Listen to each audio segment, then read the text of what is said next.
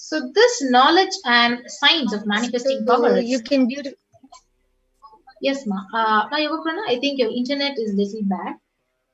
I request you to fix the internet issues. Yes, you can go ahead, ma'am. So these manifesting Shaktis passed down from one generation to the next through Diksha, initiation by the enlightened Gurus. Supreme Pontiff being recognized as an incarnation at a very young age, he was trained and taught these sciences to revive the initiations and knowledge repositories for billions to manifest signs of the power manifestation from the disciplines of Vedanta, Tantra, Sri Vidya, Yoga and Yogic powers, the Mantra Sastra, Siddha Vidya, science of Aushadha, Advaita, Bhakti Yoga, the Paramashiva and Paramashiva Jnana.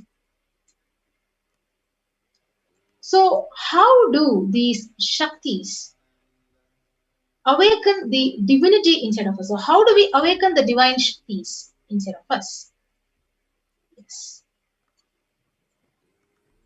So, every jnana, the ultimate truth, mapped into your consciousness, the prajna, it manifests as possibility and the power of every being, the prajnana. Diksha is the direct transfer of spiritual energy by an enlightened being through look, word, or touch. The traditional Vedic book Navaratneshwara states, Sarva samapi dikshanam muktihi phalamakhanditam avirodhat bhavantyeva prasangyastu bhuktayah. The main benefit of all initiations is moksha, enlightenment. As a side effect, health, wealth, leadership and well-being happen.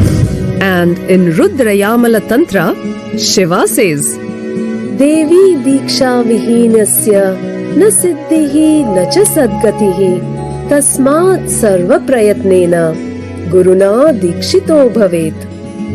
The one who is not initiated does not attain liberation nor a better future. So by all efforts, one should get initiated by Guru. What is the science of initiation? Neuroscience has proved that the process of initiation floods the brain with energy. This is the superconscious energy of Kundalini, our own highest inner potential energy. As the Kundalini flows from the thalamus to the cortex, it sets up a powerful energy loop within the brain, which awakens the latent non-mechanical parts which we have never used before.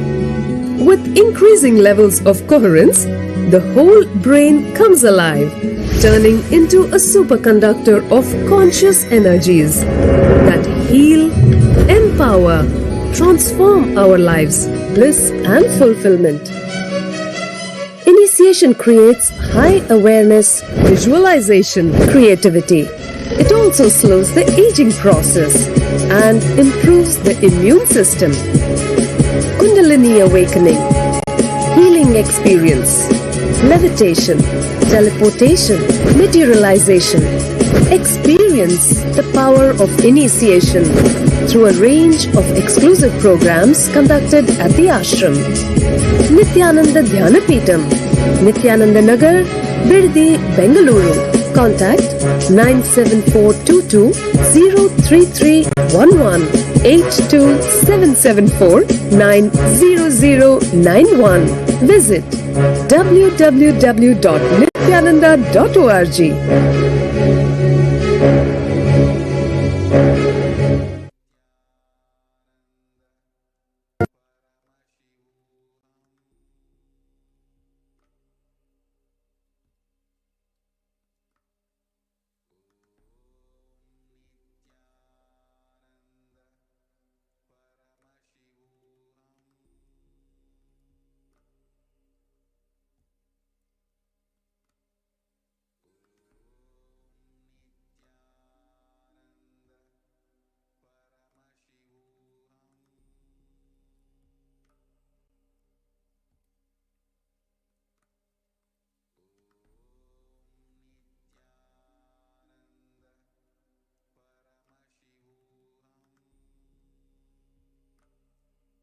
Yes, sorry for the technical glitch.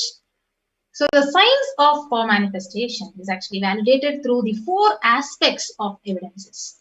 So what are they? First is the Shastra Pramana, the eternal unchangeable truths revealed in the source scriptures. And number 2 is Apta Pramana, the experiences and results of the Aptas are authorities of Hinduism, the Vedic rishis and scientists who time-tested and verified the science.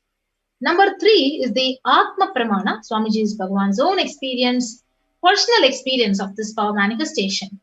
Number 4 is the Pratyaksha Pramana, or the empirical evidence from observation and scientific experimentation. Yes. Yes, So, please go.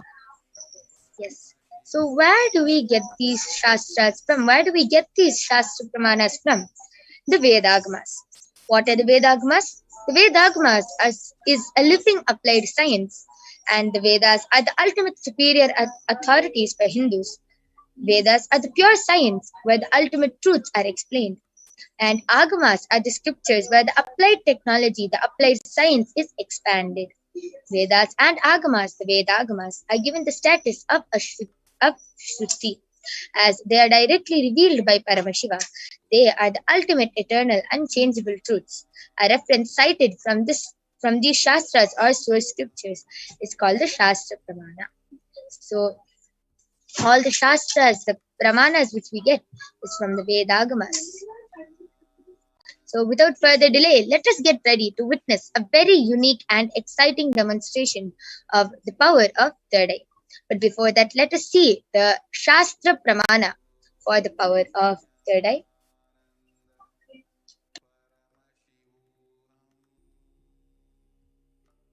Yes. Shastra Pramana for the power of third eye is Kapalantar Manonyasya Tishtan Milita Lochanaha Kramena Manasodardhyat Lakshayet Lakshyamuttamam. By fixing the mind on the inner space within the crown center and sitting stably without any movement, having the eyes closed, in succession by that stability of the mind and inner space, one directly sees the ultimate goal, Lakshya, by having the vision beyond sight that reveals one object or place, attaining the space of oneness with the source, Paramashiva. Next is the Apta Pramana, where Bhagavan Krishna initiates Arjuna into the power of third eye. In the Hindu Purana of Bhagavad Gita, Bhagavan Krishna initiates Arjuna into the power of third eye to behold his Vishwarupa Darshan, a vision of his cosmic form. And in the 11th chapter of Bhagavad Gita, Arjuna completely narrates the cosmic form of Bhagavan Krishna, which he sees through the third eye. Natu mam shakyase drashtum anenaiva swachakshusha divyam dadami te chakshuhu pashya me yogamaishwaram, but you cannot see my cosmic form with these physical eyes of yours. Therefore I grant you the divine third eye. Behold my cosmic opulence. So let us now see the Atma Pramana, where Swamiji beautifully shares in his own words how he had the 360-degree vision when he was just a mere boy. Inside and outside broke. The first experience is that I was able to see everything around me, above me, the whole 360 degree, 10 direction, below me, everything. I realized not only I was able to see, I was able to feel, experience. I felt that the skin of the stone on rock on which I was sitting and the skin of this body both carry me equally. In both I exist equally. The setting sun, rising moon, the whole Arunachala hill, all the plants, bush, shrubs, trees, everything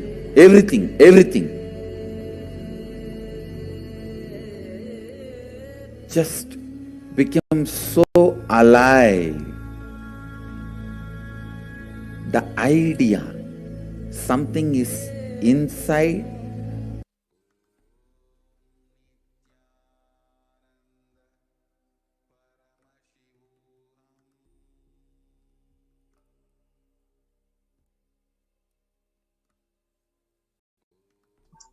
Let us now see the Pratyaksha Pramana, the empirical evidence of experimentation and scientific from observation and experiment and scientific experimentation. So the study measures compare the metabolic cell activity of the brain in the conscious and meditative states using the positron emission tomography, the PET. So you can see beautifully that when Swamiji is doing daily activities, high activity is measured in the brain where the third eye is located. And when Swamiji is in the deep state of Samadhi, only the third eye region is active and the rest of the brain is at peace. So without further delay, let us see the Sakshi Pramana, the experiences and the results of the extraordinary manifestation happening through the initiated disciples, the Balasins of the Supreme Pontiff of Hinduism.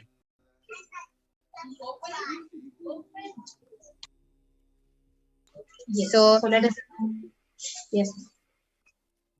So let us now witness the live Sakshi Pramana, the demonstration of the power of third eye with the Balasins and the Nithyananda yogis. So we'll be joining right back with you in a few minutes, and you will be witnessing the extraordinary demonstration of the power of third eye.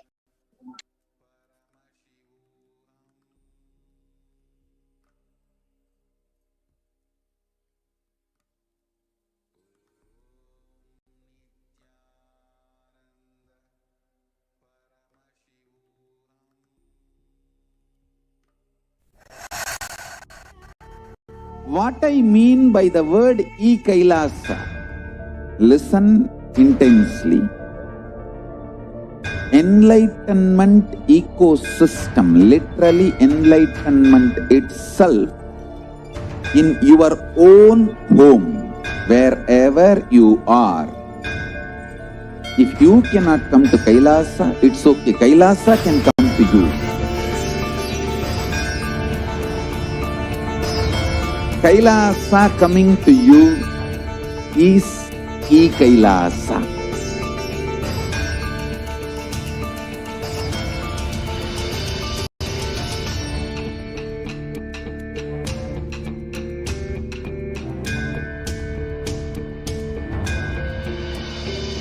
I will revive Hinduism.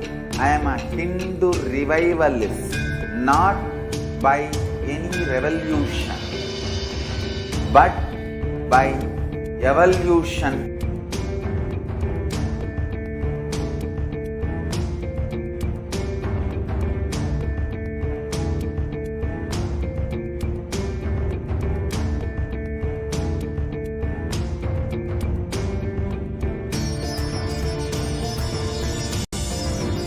And setting model community.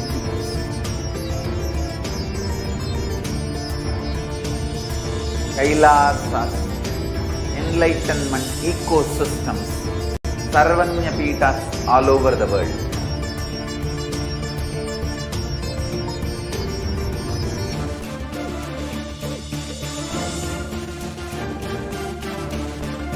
All powerful cognition, knowledge, only when you live, power manifestation and possibilities manifestation happens. This is a fundamental truth.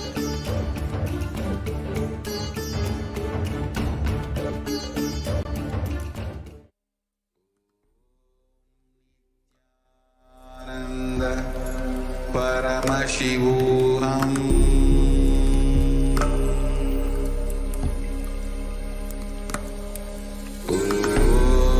Nithyananda Paramashivoham. Yes. So let us now witness the extraordinary demonstration of the power of third eye. So along with me here, I have Manitya Virijananda and Manitya Kaladharananda, who is going to be manifesting this extraordinary Shakti of the power of third eye. Nithyananda Paramashivoham.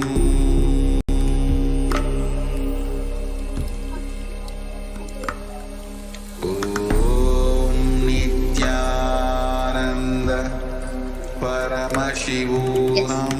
So, and Manitya Kaladharananda, who is going to be manifesting the extraordinary Shakti of the power of the third eye in front of all of you today. So, as all of you can see, I have the mind fold along with me here, and you can see in front is a complete opaque sheet, and behind is a thick sponge, and you can see that there's completely no gap. This is an ophthalmologist certified eye band tested by one of the top 10 hospitals of India, and it is completely tested and medically and scientifically proven that even with the eyes open, there is no possible way of light entering in this eye band, even with the eyes open. So this is the eye bands which we'll be placing on Manitya Virijananda and Manitya Kaladharananda.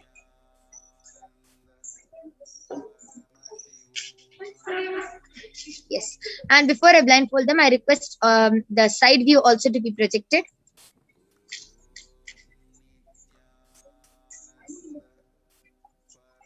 Yes, so you can see in the side view that there's nobody around Manitya Kaladharananda and Manitya Virijananda, and it is completely empty. There's nobody around them, and you can see that there's no wires connected to the ears. I request you to turn to the right, left, up, and down. So you can see that there's no wires connected or anything. There's no earphones, there's no mics, and I will even be pressing the sponge of the eye band. You can see that there's nothing. And this is the eye band which we'll be placing on Ma Virija and Ma Kaladhara.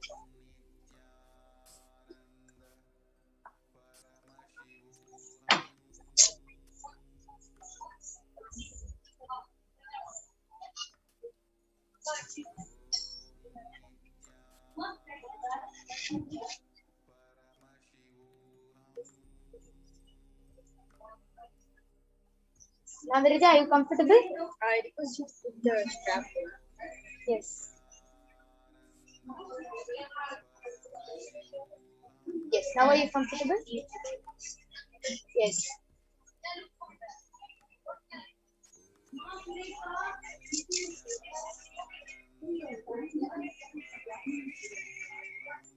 This is fine? Yes. Yes.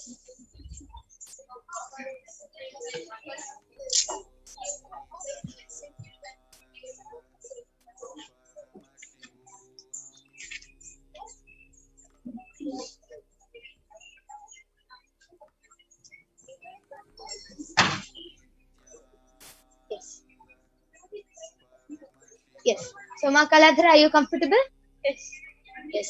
So you can see how both Ma Virija and Ma Kaladhara were only requesting me to fix the eye band for them, as they will not be touching the eye band to make it more foolproof, and we will be unmuted and the side view will be projected the whole time, so it will be more foolproof for the power of third eye. So I request both of you to turn to your right. My yoga prana. Yes. Could you just adjust my eye band to the middle, ma? Yes. Yes. Now are you comfortable? Yes. Yes. So now I request both of you to turn to your right, turn to your left, turn up, look down. Yes. So you can see that the eye band is intact from all sides and there is no possible way of light entering. So now I request all of you to start posting your comments in the YouTube. All of you can post any comments you would like to, and you can see that in front of you, Ma Kaladhara and Ma Virija will be reading out all the comments. And if you feel skeptical about this power, if you feel that it is not possible for this power to be manifested, you can yourself post a comment and you will see that Ma Virija and Ma Kaladhara will be manifesting this power in front of you, right in front of your eyes.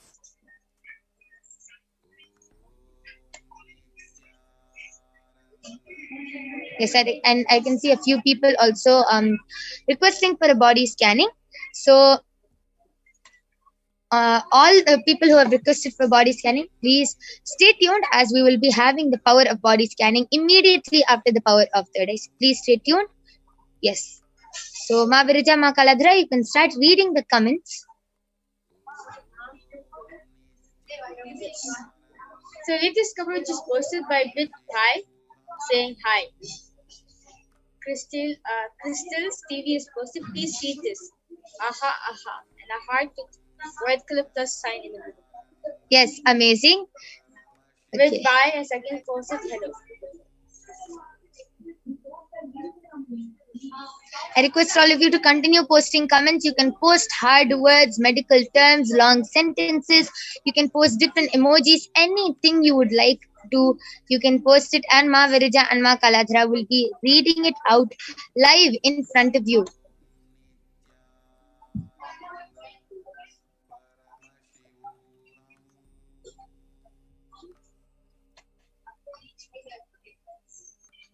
Yes, you can continue reading.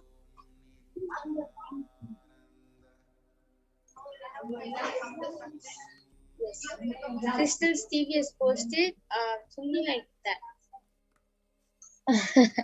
Okay, she has posted an emoji.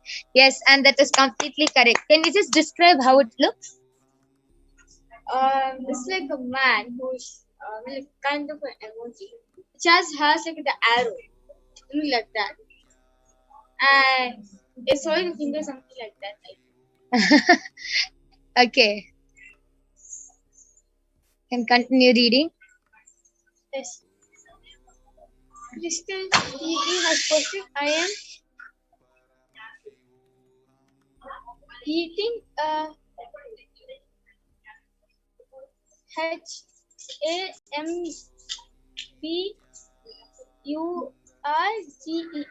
now. Okay.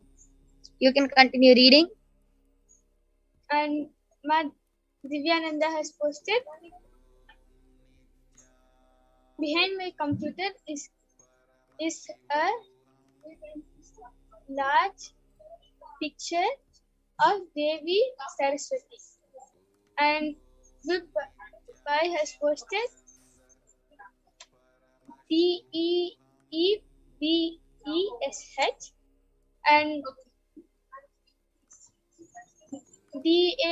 and DANIEL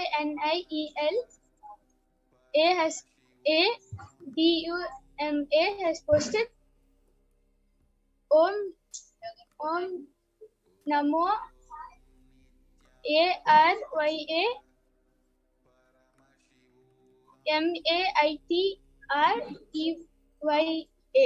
an exclamation mark. And Crystal. Yes. Ma Virija, you can also continue reading. Crystal Stevie has posted ha ha ha ha. Again she has posted vegan hamburger. Daniela Duma has posted namaste. Ma Divyananda has posted glad to hear it. It is vegan. Ma. Yes, amazing. Ma So, Prana, could you just move to the previous comment which Ma Divyananda had posted, which many emojis?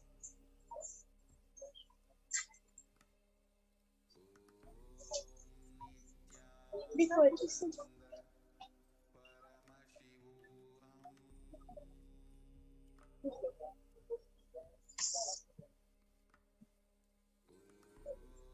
Sorry, it is not from Ma Divyananda, it is from Ma Nitya Dharmadara Ananda. She has posted 9 hibiscus emoji, which is outside it is light pink, inside it is darker than the outside, and she has posted 5 red rose emoji, 6 namaste emoji, and a 6 red color heart emoji. okay, that was amazing. Yes. So, and I can still see few people are requesting for a body scanning. All of you can all of you can just stay tuned, and we'll be having the power manifestation of the power of body scanning right after the power of third eye. Okay, Crystal Stevie, Aya has posted, I'm a boy, and a smiley emoji. Okay, so with Hi Aya has asked, how do you read? So Margarita, would you like to explain how do you manifest this power of third eye? How you read? So it's actually as oneness with Swami. Total surrender. When you surrender the ultimate, and actually the ultimate gives for you. Like as Swami always said this beautiful thing. When you take one step towards the Guru, you're going to take 1,000 steps to be with you. Yes, I request you to be a little louder. Yes. So it's always a thing that when you take a step towards the Guru, Guru takes thousands of steps to be with you.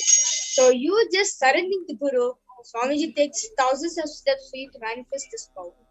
Yes, and actually it is also with the power of initiation.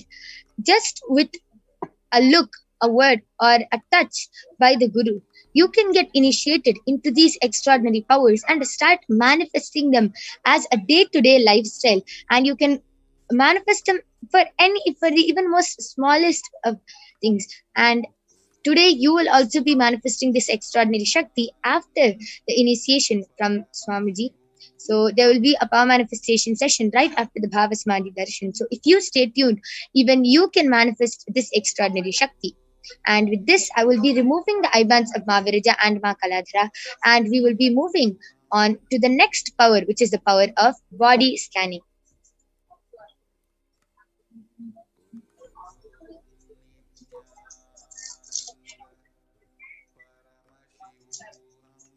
So you can see that the IBAN is intact and it is completely the same.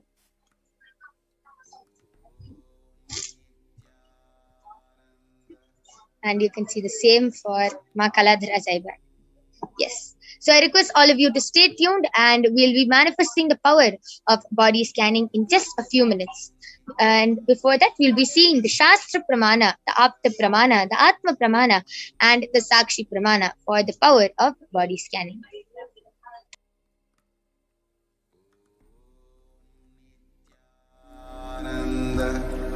Paramashivoham.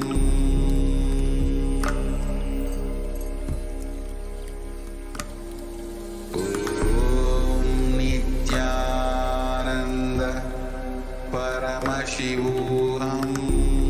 Yes. So welcome back. So we'll be now understanding the power of body scanning, and we'll be now scanning you live, the Balasans and the Nithyananda Yogis.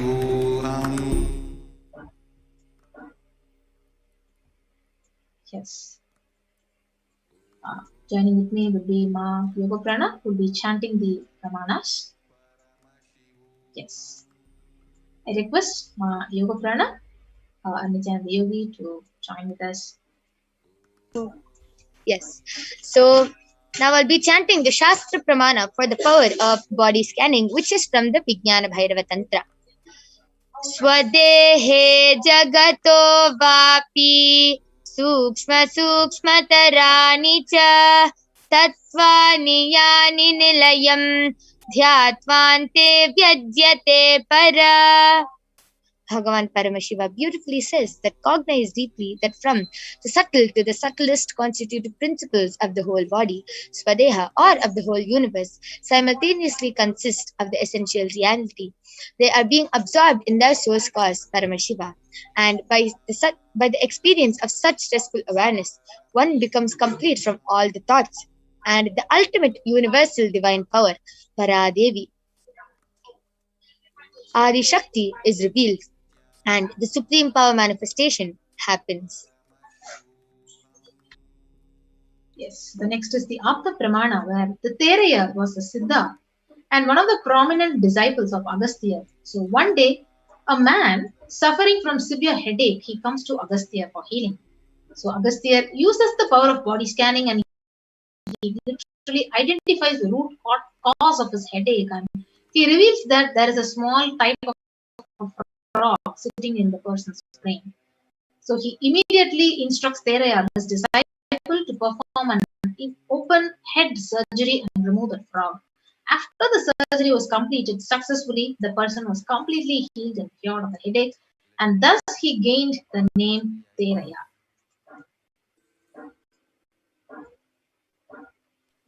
Let us now see the Atma Pramana, where Swamiji beautifully manifests the power of body scanning and the power of Shushada, living beyond pain. So on the 22nd of December 2019, the Supreme Pontiff of Hinduism beautifully reveals how he uses the power of body scanning. Paraphrasing his words, only when I had a multiple compound hand fracture was I forced to go for surgery and therefore for medical checkups related to that.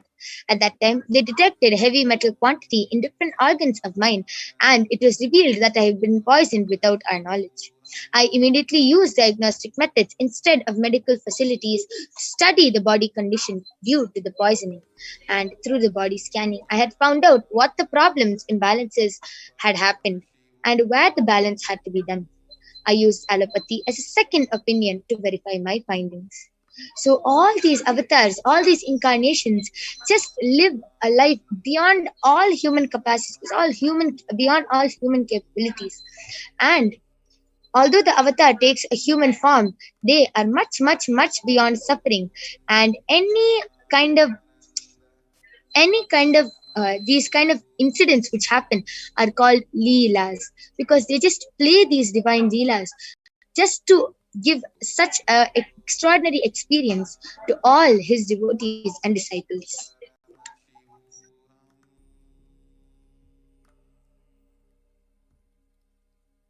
Yes, so we'll also be witnessing the Sakshi Pramana of the power of body scanning with the Parasans and Nithyananda yogis.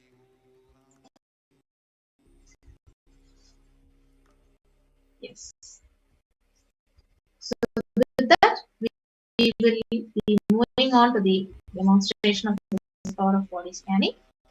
So in the next few minutes, right after a short break.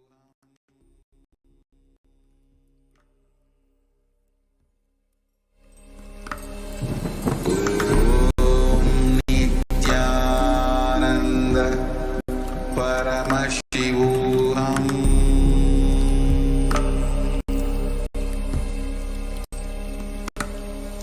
Om Nithyananda Paramashivoham.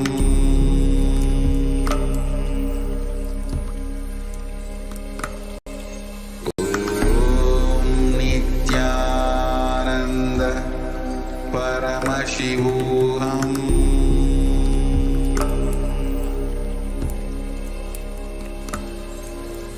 Om Nithyananda Paramashivoham.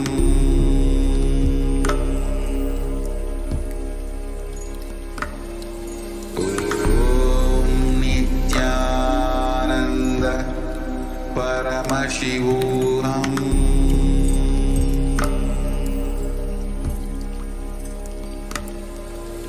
Om Nithyananda Paramashivoham. Om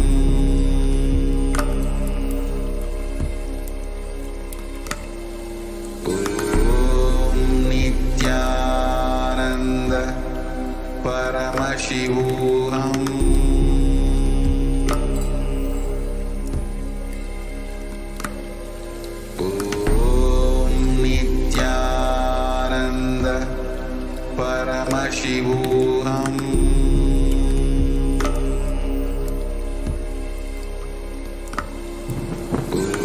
Om Nithyananda Paramashivoham.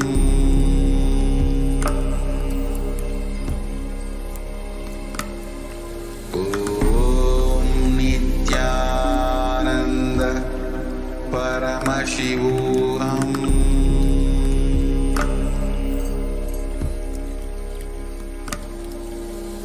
Om Nithyananda Paramashivoham.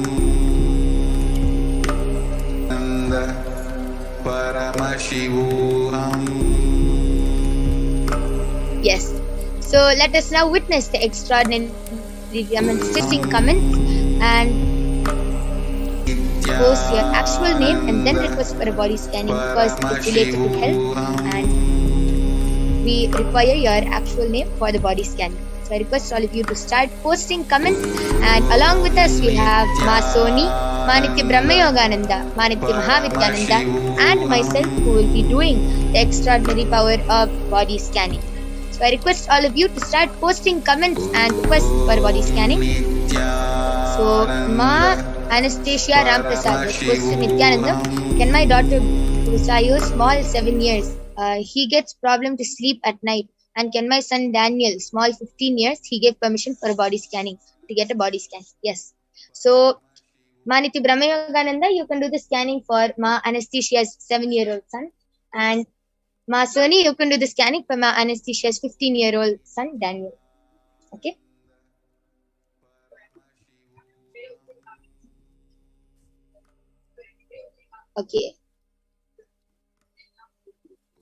Okay, so Preeti P has also requested for a body scanning. So Manitya Mahavidyananda, you can do a scanning for Preeti P. Sorry, what's her name? Busayo. It is Ma Anastasia Ramprasad's son, 7-year-old son. Yes. And TJ Surya has also requested for a body scanning. So TJ Surya, yeah, I'll be doing the body scanning for you. Yes. So I request all of you, whoever has requested for a body scanning, please stay tuned and we will be doing the body scanning.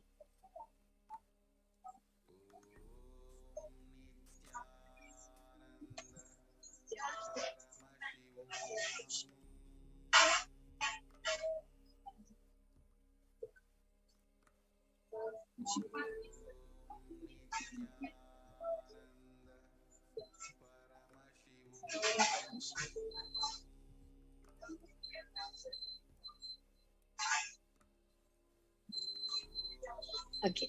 So TJ Surya Aya, Paramashiva has very clearly revealed that you are having kidney stones, and Paramashiva also revealed that your blood flow, it is actually not happening properly.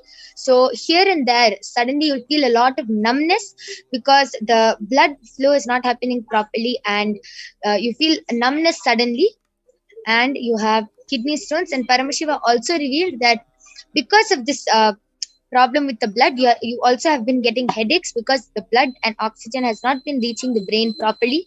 So you've been getting a lot of headaches recently. This is what Paramashiva has revealed, and the solution which Paramashiva has given is just to every day put a wet cloth on your stomach, and Swamiji has revealed just drink a lot of liquids, and Paramashiva also revealed that digestion is not happening properly. So just drink a lot of liquids which will heal the kidney stones and digestion problem. Keep a wet cloth on your stomach and on your head for the head pain to go. And for the blood flow not happening properly, Paramashiva has revealed just eat haritaki every night without fail and do yoga properly in the morning, and you will be completely healed of this problem. This is what Paramashiva has revealed. That for Busayo, she doesn't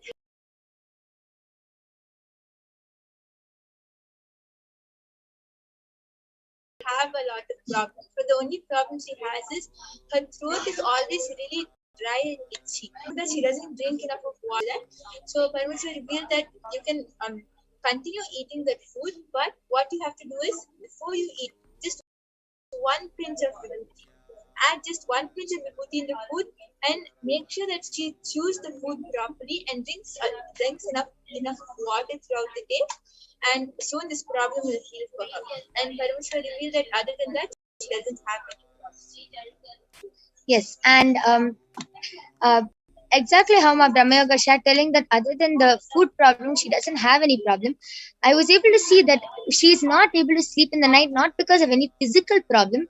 She is just having a lot of fear in the night. Some fear is that she is scared of something and she feels very insecure. That is why she is not able to sleep in the night. From past few days, from past actually few months. She has been holding on to some or the other fear, and that is why she is not able to sleep in the night. So Paramashiva showed that she should every night before she sleeps just play the Mahavakya and apply Basma on her head. She will be completely fine, She will be completely fine. Yes. And Mahavidyananda, are you ready? Sure. So for Ma Preeti, Paramashiva reveals that actually you intend to grow taller, and for that you have been doing a lot of exercise. A quick way to grow taller would be to just enroll yourself in Paramashivoham and manifest the Shakti for growing your height, and or have one of the Balasans really guide you for that. And also, what you need to do more often is take vibhuti while you are having your meals, and please also do intense yoga in the day. At least once a day will help you remain and properly digest your food and have a proper circulation in the body. Yes. So, Ma Preeti P, this is a scanning for you. I request you to get back. Ma Anastasia Ramprasad has asked a question of what is Bhasma. Bhasma is a sacred ash, Ma. So just apply the sacred ash, and if you don't have that, just apply turmeric with kumkum on her forehead, and she will be completely fine. And so Ma Preeti P, Ma Anastasia Ramprasad, and Ma TJ Surya, I request you all to get back in the chat. And Ma Preeti P has shared OMG, very true. Okay, so this is the power of the body scanning, Ma, and just follow the solution which Paramashiva has revealed. You will be completely healed, Ma.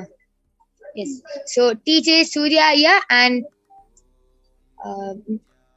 Anastasia Ramprasad, I request you to get back in the chat. And yes, Ma Soni also is ready. She is going to share about your 15-year-old son. Yes. Nithyanandam, I did the body scan for Anastasia Ramprasad's son, and Paramashiva revealed that he doesn't have any problem except that he has lot of mucus in his body, and which is directly goes in his lungs. So, and it gets stuck over there. So to remove that mucus from his body, he should take castor oil in the morning, empty stomach. It will just completely heal him. Yes. So Ma Anastasia Ramprasad, this is a scan for your 15-year-old son Daniel, and Paramashiva has revealed that a lot of mucus is there in the body, which is directly going and affecting his lungs. So just take castor oil every morning on an empty stomach, and he will be completely healed. And Ma Preeti P has posted, thank you, Ma. Whatever you said was very, very true. Yes, amazing. And okay, so I can see so many people commenting and requesting for a body scanning. And VM Rajashekaran has also requested for a body scanning. Sumaniti Brahmayogananda, you can do the body scanning for VM Rajashekaran Aya. And Shovik Chatterjee has also requested for a body scanning. Sumaniti Mahavidyananda, you can do a body scanning for Shovik Aya. And Bindu has also requested for a body scanning. And I request you to just confirm your legal name, and then we will do the body scanning. And okay, let's see. I can see many people. I request all of you to post your official name if you are requesting for a body scanning. Okay, and who else? Okay, so Shantanu Mahamuni has requested for a body scanning, and specifically has requested Nithyananda Ma, what should I do to stop agitation in my body and make it calm? So Ma Soni, you can do the body scanning for Shantanu Aya. And Justin Joseph Aya has also requested for a body scanning. So Justin Joseph Aya, I will be doing the body scanning for you. Yes. So I did the body scanning for VM Rajashekaran, and Aya, what Paramashiva revealed is that the left side of your body feels really stiff, it feels really tight, and that is because the position in which you're sleeping is not right. You're putting too much of pressure on your left side of the body, and because of that, it's feeling really stiff. And Paramashiva also revealed that throughout the day, you feel really heavy, and reason you don't feel like doing anything. You always feel really down, and that is because of the energy in the place you're living. The place you're living is not a right place to live in. So Paramashiva revealed that immediately you should change, you should move your house and you should change the place in which you're living. Then you'll see that soon everything you want to manifest will start being really active, and also you'll be able to manifest whatever you want. But Paramashiva revealed that you should not stay there anymore, you should actually change the house in which you're living in. Yes, so VM Rajashekar Annaya, this is a body scanning for you. I request you to get back in the comments. And yes, Maniti Mahavidyananda, you can go ahead. Yes. So Shobik Chatterjee, this is a body scan for you. Overall, your health condition is good, no problems. Paramashiva is showing that you have been trying to manifest sitting in Padmasana for a few days. Hasn't happened, and that has discouraged you slightly. No problem, please continue to do so.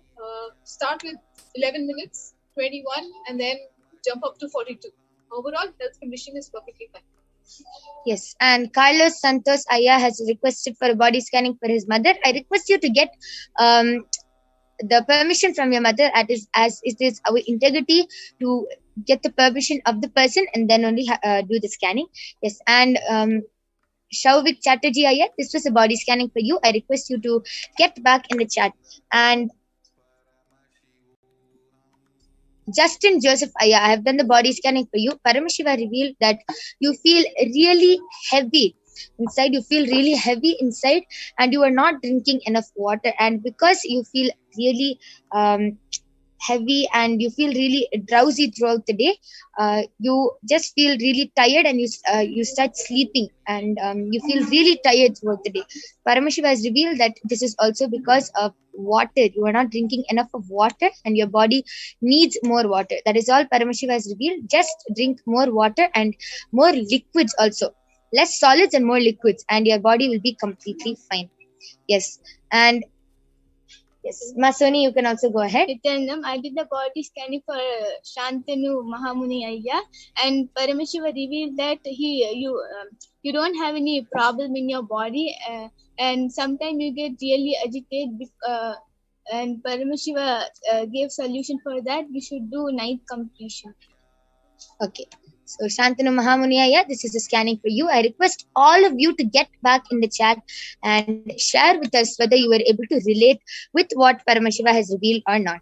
And with this, due to the interest of time, we have to finish the power manifestation segment.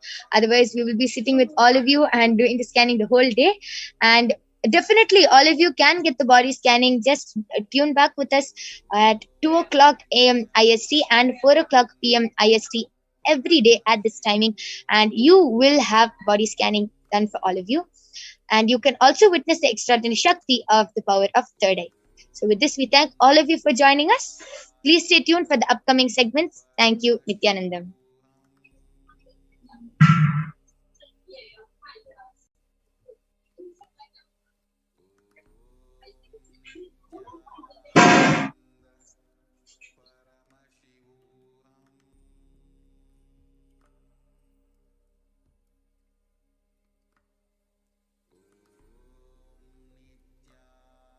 Yes, and all of you can also post if you have not gotten the body scanning because due to interest of time, you can also there'll be a link for a form posted in the YouTube comments, and you can fill up that form and you can get a body scanning by that.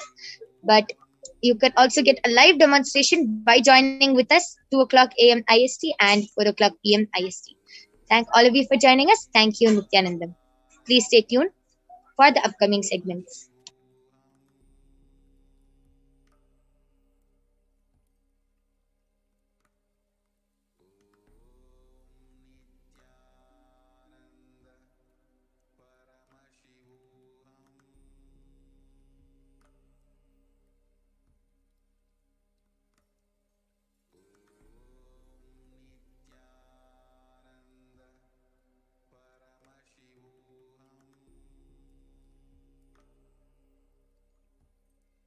Okay, so till then, I'll be explaining how the power of body scanning works.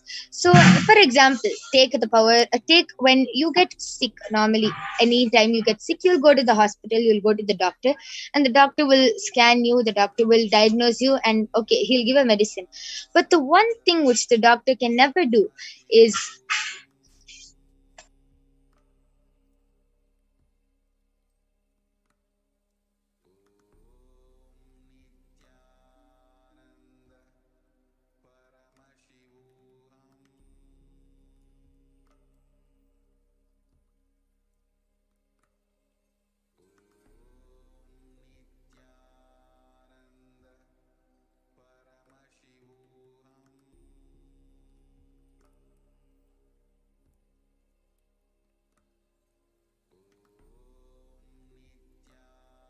Yes. So Nithyanandam, everyone, welcome back. So we had a beautiful and powerful power demonstration session by our Nithyananda yogis and Balasans.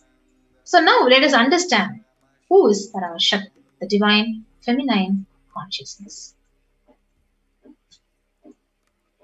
So we begin with the Dhyana Sloka for Devi Parashakti from the Moolam Agama.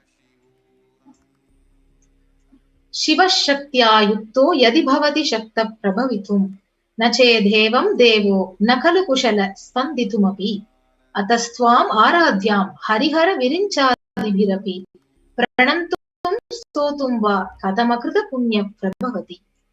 So Lord Shiva only becomes able to do creation in this world along with Shakti. So without her, even an inch he cannot move. So how can one who does not do good deeds or one who does not sing your praise become adequate to worship you, O Goddess mine, who is worshipped by the Trinity? The next Dhyana Sloka, it says, Bhavani tvam dase mayi vitara drishtim sakarunam iti stothum vanchan kadayati bhavani tvam iti yahat tadaivatvam tasmai disasi nichasayujya padavim mukunda brahmendra sputamakuta nirajita padam. If anyone has wish in his mind to pray, you, Bhavani, my mother, please shower on me a part of your merciful look. Even before he says, you Bhavani, you my goddess, would give to him a water falling from the crowns of Vishnu, Rudra, Brahma at your feet and grant him the eternal life in your world. Devi, the ultimate pure feminine consciousness. So if you see all the great things, it starts with the cosmic mother. It starts with the mother. So Bhuvaneshwari is the cosmic mother. So her cosmic womb, from which billions and billions of universes comes out and goes in. So sources where the Big Bang and the black holes go on.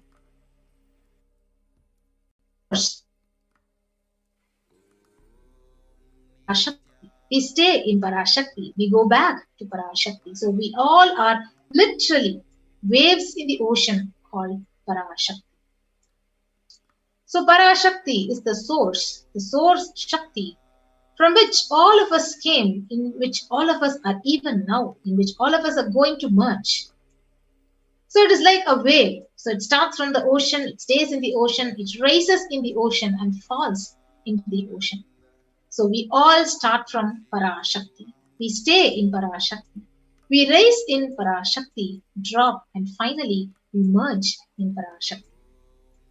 Parashakti is the main deity of the sacred feminine and the divine consort of Bhagavan Paramashiva, who is the Lord of supreme consciousness. So she is literally the embodiment of Tyaga. So we can also understand how is the divine feminine consciousness unique to Hinduism. So the unique contribution to the spiritual consciousness from the Vedic tradition is the sacred feminine worship. So even if everything from what Vedic tradition gave is lost, then just if the sacred feminine tradition is there, then the whole thing will be revived because that is the seed. So Hinduism has at least 10,000 sampradayas, subsects. And even if all the sampradayas are lost for some reason, then only this one sampradaya worship, the mother worship remains. The whole thing can be brought back. Because the whole thing is centered on this one mother worship. So mother worship, it literally carries the blueprint, the hologram, the whole Vedic tradition. The Supreme Pontiff of Hinduism, on the 17th of September 2010, he has beautifully revealed that the sacred feminine worship is a hologram of the Vedic tradition. So there is no enlightened being on planet Earth without worshipping the sacred feminine, including me. So he says, I am basically a Shakta because I myself followed Devi worship. From the beginning, if you see my biography and all the deities I carved, the darshan, Everything starts with daily worship. Yes. So Sri Ramakrishna Paramahamsa, a great avatar who lived from the 1836 to 1886, he opens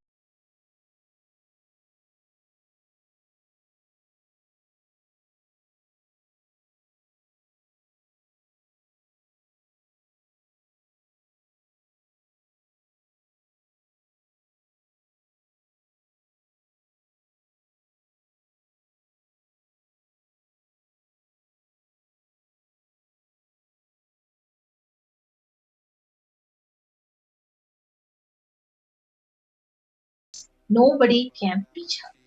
So he also describes this beautiful instance where even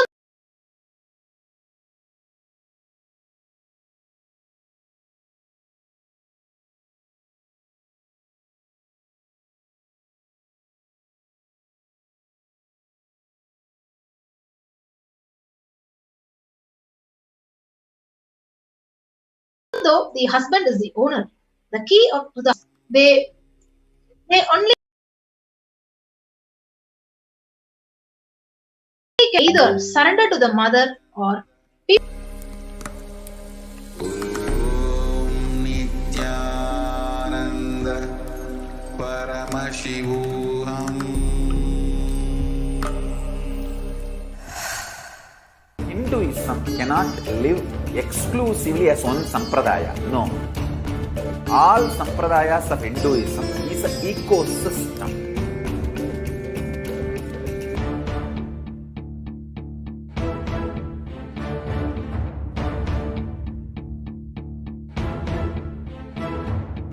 So don't keep quiet thinking that if one sampradaya is attacked, only that sampradaya is going to be affected. All of us are ecosystem.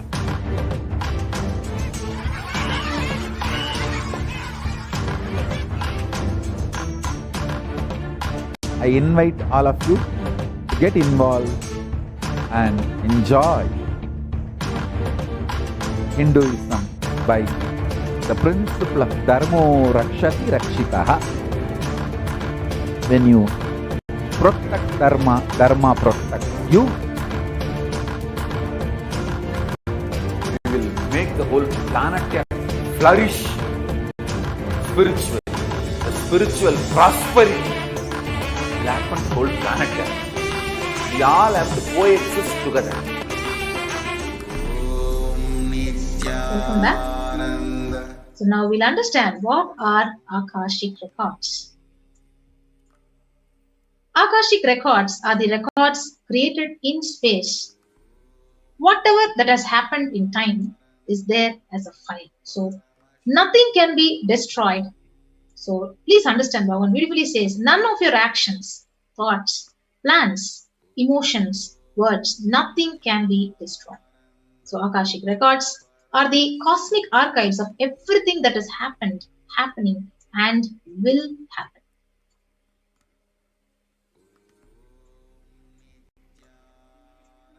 Yes. So Akashic records are the verbal, the visual, the five-dimensional document. Whatever is happening is continuously getting recorded. So all the information you collected from all your births is actually recorded in your biomemory, your DNA. So you can access some of them just to understand and not to waste the time doing the same actions again and again.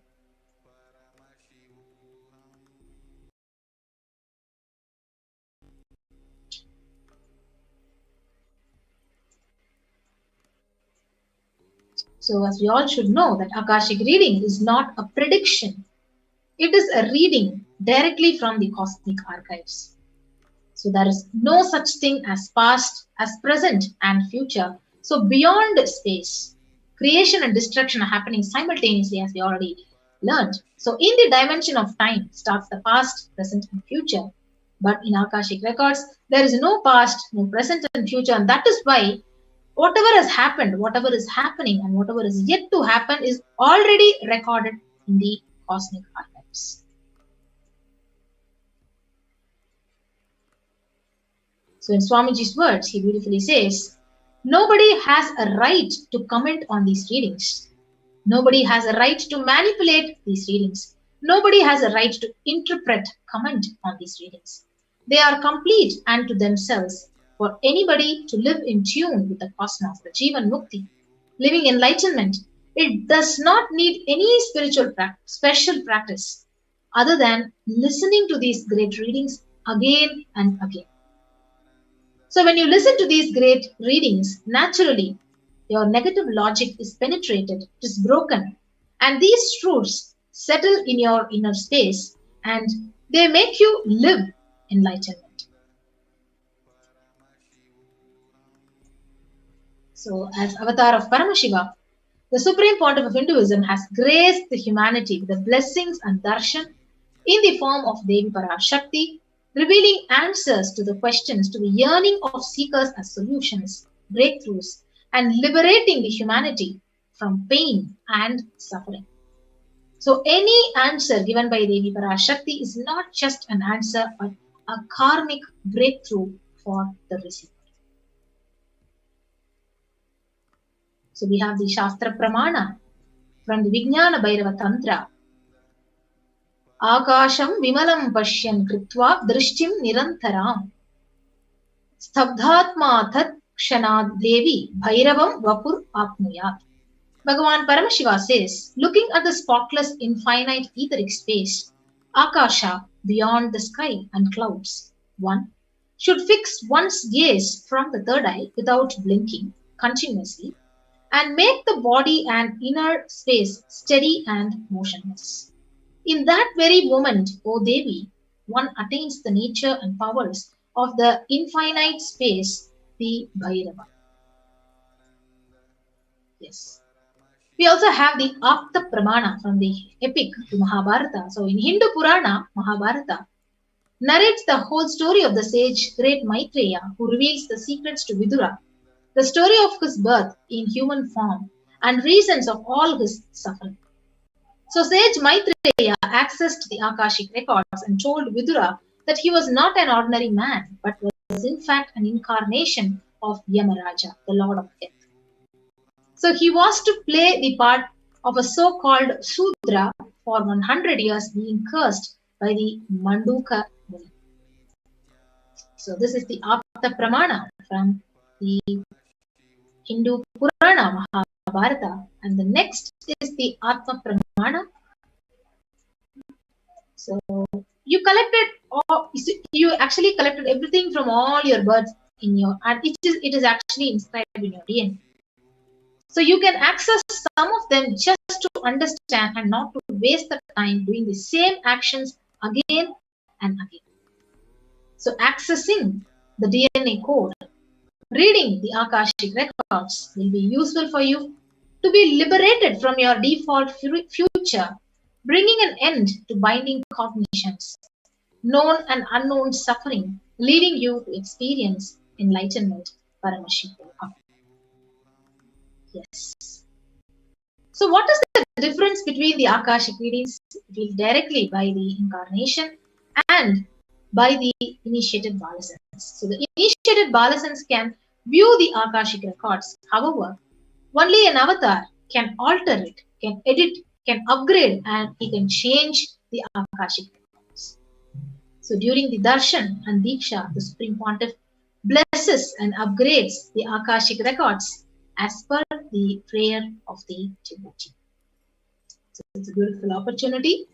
So how can you, and what is the way to ask questions in Akashic readings? How to ask? So the most accurate and unbiased answer to any question about your life, your future, your destiny, your purpose, or any everyday part of your life, and be spiritually healed of physical and emotional problems with just a look or a word. Understanding the reason behind why is this happening in my life? Why is it happening? So why am I facing all these things?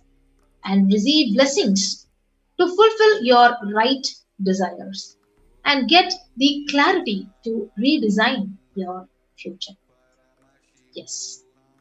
So with that, we have the wonderful opportunity to now get ready to listen to the initiated disciples, devotees of the Supreme Pontiff of Hinduism who have experienced beautiful reminiscences by the revelations of Devi Parashakti herself in their life. Let's get ready. Before we move into the next segment, we'll have a short break.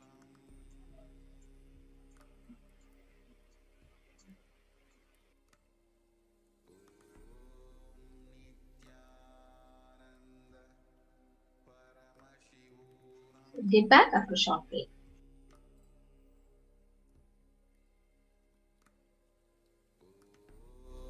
Nithyananda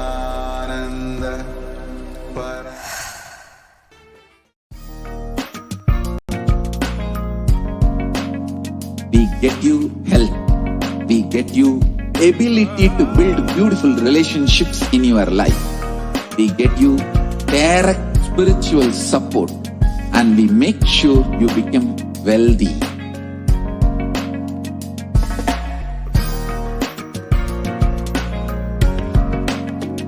We won't stop giving you just good life.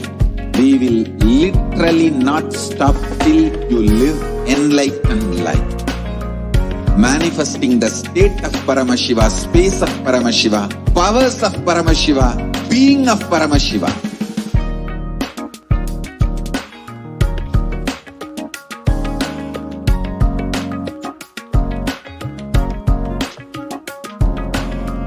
Whole world should become Kailasians. I want the whole world to know Hindus have something great to contribute to the world.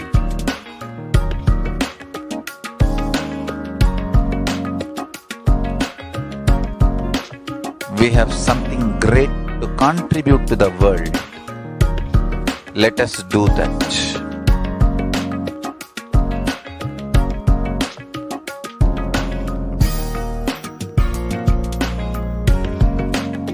Kailasa is proper customized spiritual service helping you to identify your root patterns of suffering.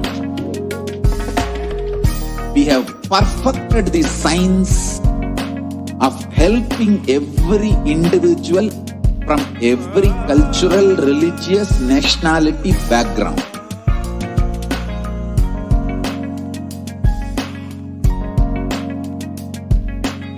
You will have lowest reactionary assumptions, highest awakened response, alive response for life continuously.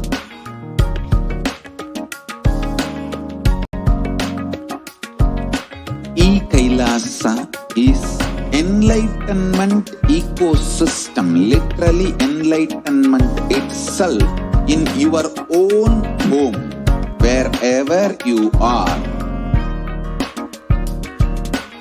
Proper customized spiritual service helping you to complete with your life negativity, withdrawal from life, self-hatred, self-denial, self-doubt, so much of tiredness, laziness.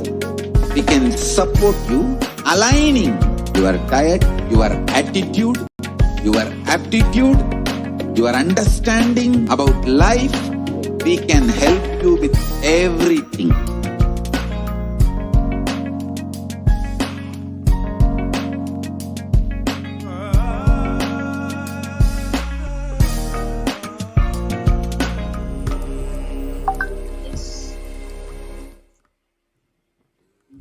Nithyananda. Nithyananda. Yes, Nithyananda. So welcome back, dear viewers. We are going to be moving to the next segment of listening to the sharings of various devotees who have been experiencing literally the love and compassion of Parashakti. Yes. So now we have Ma Riya Sangavi from Mumbai. Nithyananda Ma. Nithyananda. Yes, Nithyananda Ma, thank you for coming. Yes. So yes, Ma, please go ahead. So what is your experience in this Devi Parashakti, Parashakti's revelations, especially in your life? And what did she exactly reveal to you? So yesterday I got blessed by Devi Parashakti, and I had actually asked her for blessings since I get a lot of boils and allergies, and I have a little bit of joint pain in my body. So I had asked Devi Parashakti to please bless me, and I got blessings that there would be a kumkum or turmeric powder or bhasma right next to the Atma Murti of Swamiji. And by evening, when I saw there were particles, and I was to have a bath after applying it on my body. So I'd actually applied it on all my joint pains and where I get allergies. So I applied it there, and then I took a bath with it. And it was the most amazing feeling. Wow, amazing.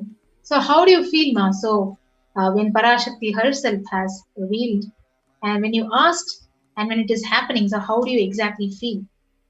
So when Devi blessed me, I was on top of the world. I was just absorbing all the energy, and there was a tremendous shift in my life. I just felt so light, happy, and yesterday's day just went by very smoothly. And I woke up also with a very good and positive attitude, and I'm feeling very light. Like yesterday was the best day of my life. Wow. So beautiful, Ma. So amazing.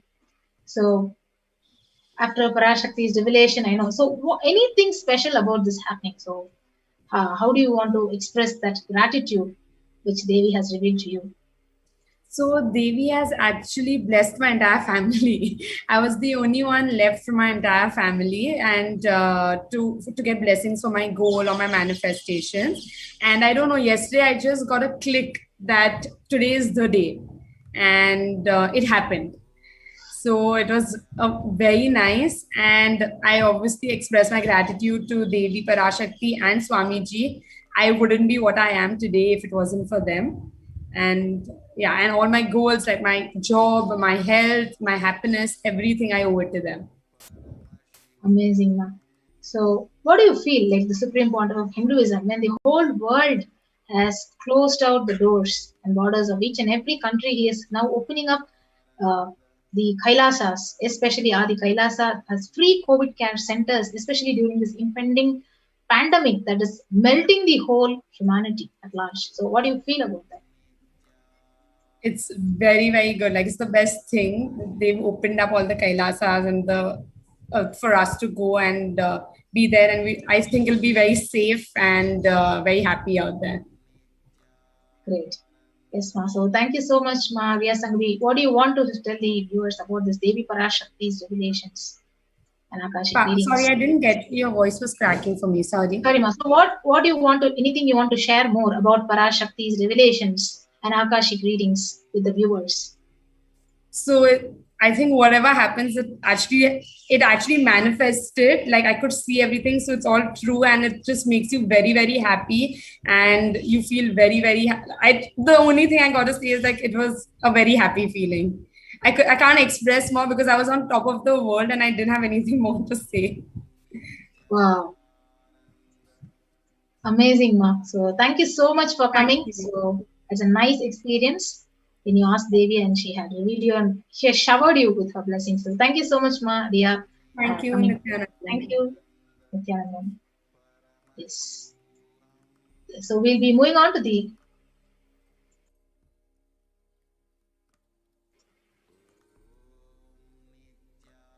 so let's gather back after a short break.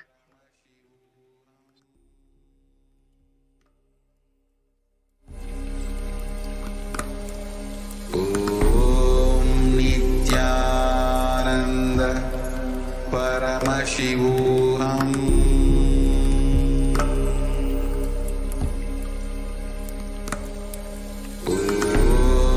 Nithyananda Paramashivoham.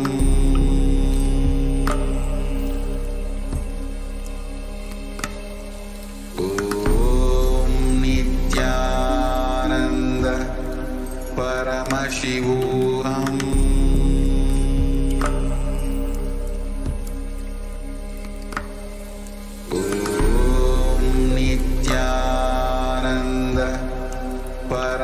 Paramashivoham.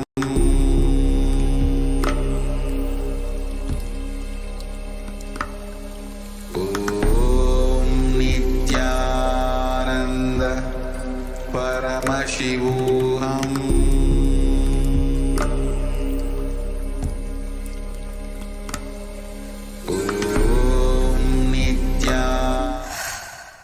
Interested in enlightenment, we will immediately bring this to you. If you are not interested, we will explain the whole science, inspire you and make you interested in enlightenment time.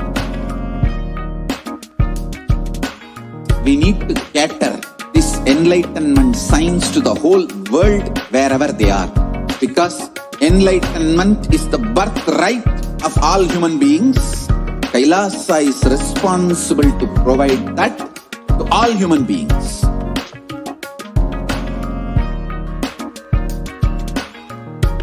Kailasa is the totality of the knowledge I received from my gurus and practice manifested in my life, perfected by teaching millions of people from all cultures, time zones, backgrounds, genders, nationality, race, from every creed.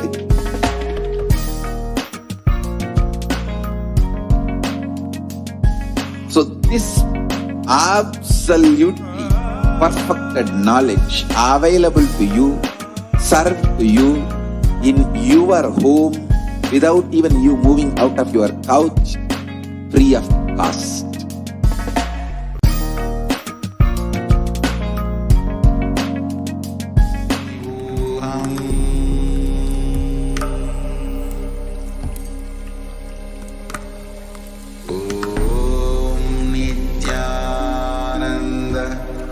Paramashivoham.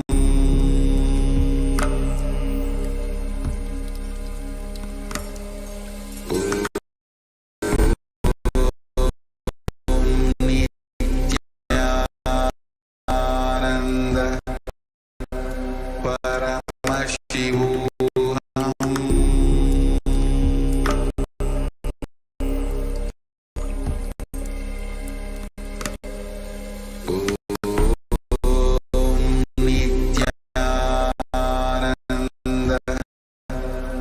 Paramashivoham. Welcome back, dear viewers.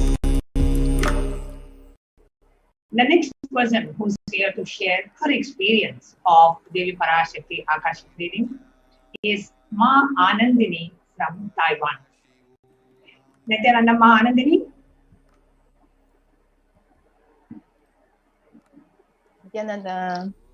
Nithyananda Ma, thank you so much for joining us live for your sharing today. Please go ahead and share what is it that you would like to share about your experience with Devi Parashakti. 请问你想分享一下，就是你与这个女神 Parashakti 有什么样子的经历呢？有什么样子的体验？请分享一下。好的，就是其实我在台湾中心就是几乎只要从这个女神达显开始，我们大概一天嘛，就至少有一次接受女神的达显。自从那次好像女神达显开始说会带来巨大的财富的时候，我们中心有一个非常大的一个变化，就是那个能量，整个那个财富的能量截然的不同。那从那一刻开始我们就积极的在显化这个 SJP。那到目前为止，我们已经有大概6-7位的台湾的同修已经在进行这个 SJP 的项目，然后也有1位已经完成了 SJP 了。那我就觉得女神她就是带来了非常这个丰盛的这个财富，必须要经由我们来显化，然后带来这个就是让这个凯拉萨的这个建设呢能够在一直往前的前行。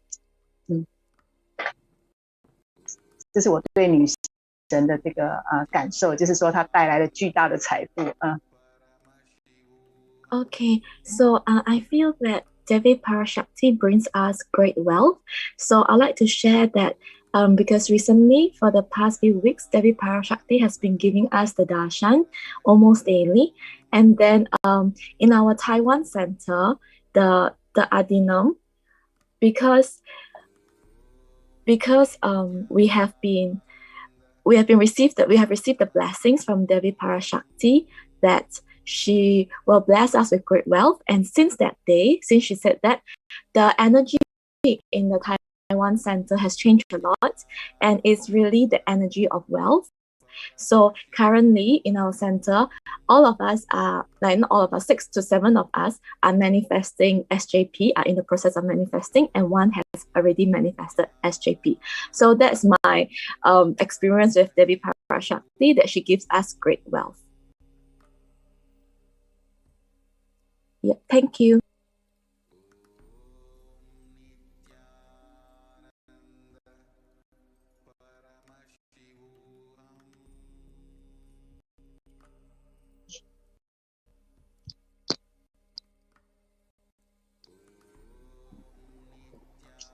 Yes, Manandini, I also have Adhuta. If you can translate for Manandini, I do have a question for Manandini. She shared about the manifestation of great wealth, and people in the Taiwan Center are in the path of manifesting Sarvagnyapita Ejaman. Now, what makes them wanting to be Sarvagnyapita Ejaman? Can you ask Manandini what made her take that step or make the decision to become a Sarvagnyapita Ejaman? OK，妈Anandini，所以请问一下呢，是什么？就刚才你所分享的，就是在台湾的中心有很多人现在在想要显化这个 SJP， 那请问是什么东西促使他们想要成为 SJP？ 是什么东西促使你想要成为 SJP 呢？请您分享一下。好的，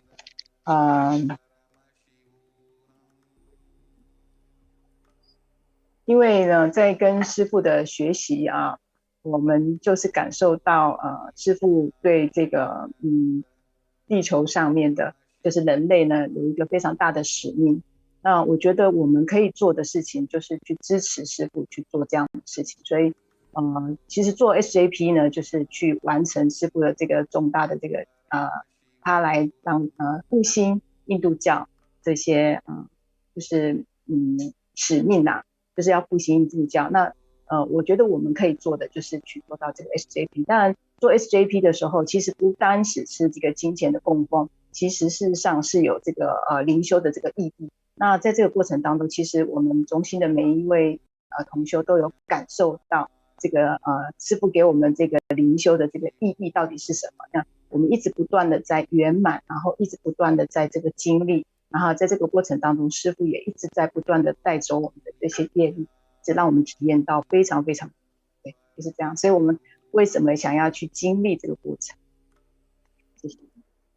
好，so Ma Anandini was sharing that she and the rest in the Taiwan Center wanted to manifest SJP because Swamiji has a great mission for humanity, which is to revive the Hindu civilization. And so they think that they can do their part to help Swamiji in his mission in reviving the Hindu civilization by becoming SJP and donating to the cause. So another reason beyond that will be that there is actually spiritual significance behind this SJP, the process of manifesting SJP. So what they realize, that all of them realize, is that when they are manifesting SJP, they realize that they will see their incompletions, and Swamiji will also help them to break through on their incompletions. And so through the process, they will be able to manifest SJP. So therefore, this process of manifesting SJP is a process to help them to also have a spiritual breakthrough by breaking through their incompletions. Yes.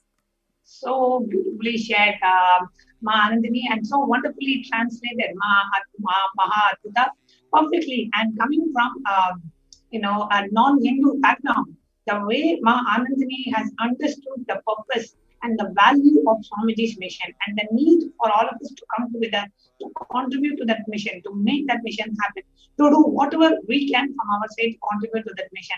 I'm so touched, Mahadbuddha. Please share with Anandini. It is so touching to know and how much everybody from all over the world, and especially from Taiwan and from a completely different culture, understanding the need for the revival of the enlightenment ecosystem for the benefit of humanity. It is so touching. And thank you so much, Anandini and Mahadbuddha, so beautifully shared. And what is it would you like to share with our viewers who are yet to experience Devi Parashakti's Akashic reading, or who are yet to be called by Devi Parashakti? Is there anything Anandini would like to share with them? Anandini，我觉得你是身为一个非就是新都教徒呢，就是你从出生的时候哈是非新都教徒，然后我非常的感动，就是你能够明白大师这个想要重建卡拉萨的这个使命，所以我觉得非常的就是美丽，还有非常的就是感动。然后除此之外呢，也非常感谢你的分享。然后我还有一个问题要问，就是说，请问你有什么东西就是想与正在观看这个女神答显的这些观众们分享吗？有什么关于这个答显的东西，你想要跟大家分享的 ？OK， 好的，其实每天呢，如果能够来参加这个答显的话，其实我们可以沐浴在这个女神的这个慈悲跟爱当中，因为当她每次出来的时候，都是带来非常就是欢乐的能量给我们。即使现在疫情是这样的情况，但是呢，我们只要看到女神出来，我们就是内由的发出这个开心喜悦，然后也接受到她满满的能量。自从我们接受他的祝福之后呢，几乎我们每一天我们的手上或者身体手背上面都有那个金粉的产生，这个让我们每天都非常的雀跃。所以我希望就是更多的同修或是不认识女神的这些其他的朋友们都可以来加入这个女神的答显，一定也可以感受到她的这个慈悲的爱的能量，甚至可以带来那个巨大的财富。谢谢。Okay, so Ma Anandini would like to share that she thinks that by participating in Devi Parashakti's darshan on a daily basis, she feels that she can feel the compassion, great compassion and great love from Devi Parashakti, and it makes her as well as the people in the devotees in Taiwan feel that they feel very joyful and a lot of bliss coming from their hearts. And they feel that even though the pandemic is really sweeping, causing a lot of damage to the world, but even in such a situation, wherever she sees Devi Parashakti, they are all able to feel a lot of bliss and innate happiness and peace and the great compassion. So other than that, since Devi Parashakti's darshan every day, for them in Taiwan, they have actually manifested gold powder on their palms and on their hands every day. So she also feels like by attending Devi Parashakti's darshan, you can manifest a lot of wealth as well. Yes. Wow. Not just materialization, richness in the inner world, which is happiness, bliss, peace, and richness in the outer world in the form of wealth. So beautifully shared, Ma Anandini. Thank you so much for coming live and sharing your experience with us. And Maha Advitananda, you so beautifully translated what Ma Anandini shared. Thank you so much, both of you, for coming live and sharing your experience today. Thank you. Nithyananda. Thank you. Nithyanandam. Nithyananda. Paramashivoham.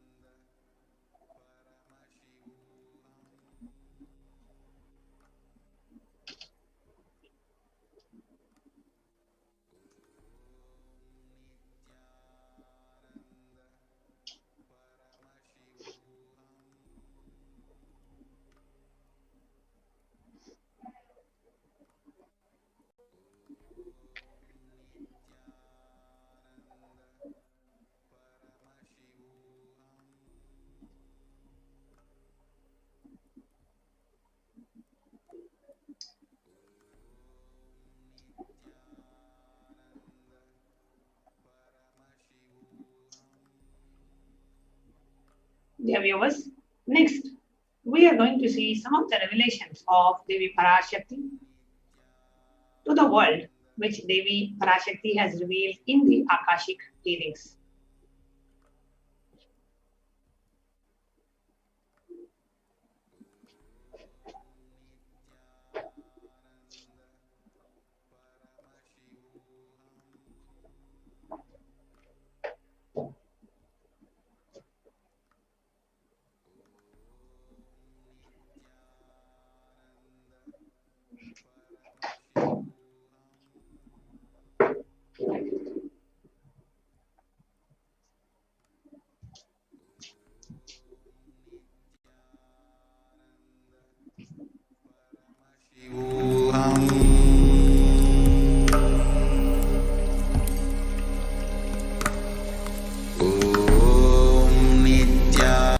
Nithyananda Paramashivoham.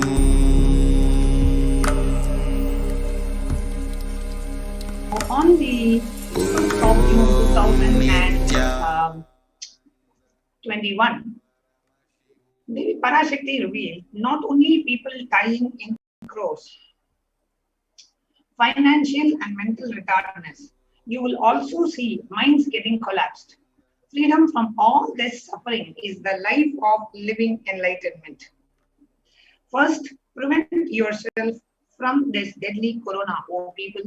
Do the job of saving your life as the first priority. So now what we are going to see is some of the media articles after Devi Parashakti did his revelation.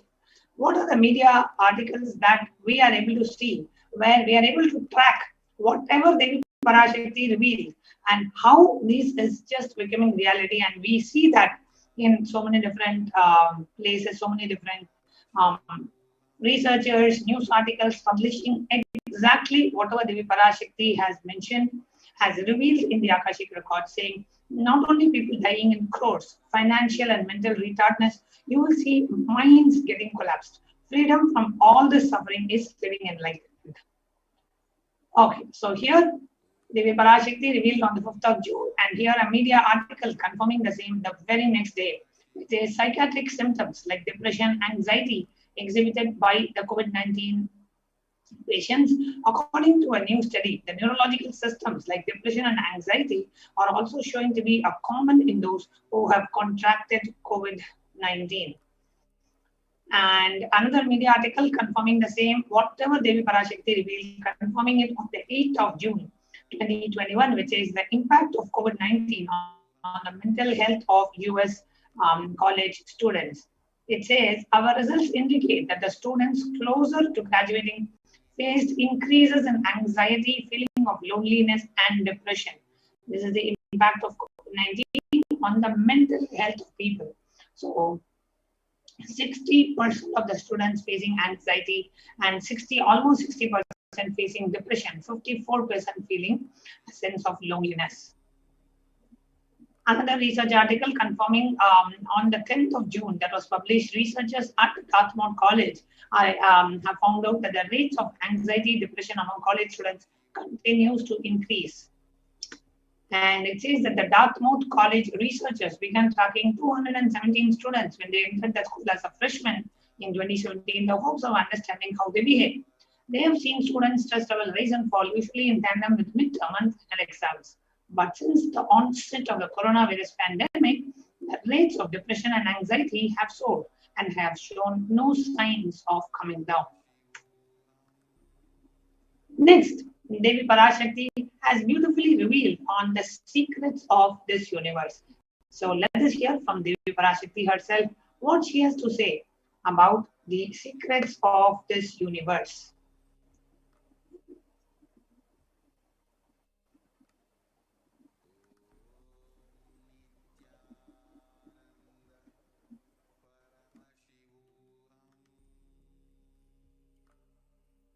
Listen intensely. I will reveal the secret of the universe and its expansion. Life consciousness in you does not end while your body drops dead. It moves from different universes, vertical time zones, lives in different time zones as per its free will, knowledge, desire, but ultimately to get enlightened, complete liberation, Paramashiva Padam, your soul has to come back to this karma bhumi, the Bhumandala. This Bhumandala and the Jati ecosystems, the caste ecosystems, Hindu, Jnana, Sannyasa, Yoga, Grihastha, multiple spiritual ecosystems are created for the souls to come back and rebirth and grow more and more towards enlightenment easily, quickly, in accelerated speed and space. Now, too many souls from the cosmos is landing into this Bhumandala to be part of Kailasa and to manifest Kailasa. That is the reason the rate of expansion of the universe has been accelerated. An intense ecosystem for great enlightened beings and incarnations to land is being manifested by me through my Nijavatara Nithyananda and this Kailasa. All the blessed fortunate beings will be attracted to Kailasa and experience liberation. Kailasa is the space where Sanatana Hindu Dharma, cosmic science, is nationalism. This cosmic law is the country law. Sanatana Hindu Dharma is nationalism. These cosmic truths will be the truths of the country, society, ecosystem. Society, country, judiciary, ecosystem, all this of Kailasa will be aligned to the cosmic law, the cosmic energy, universal existential truth. Because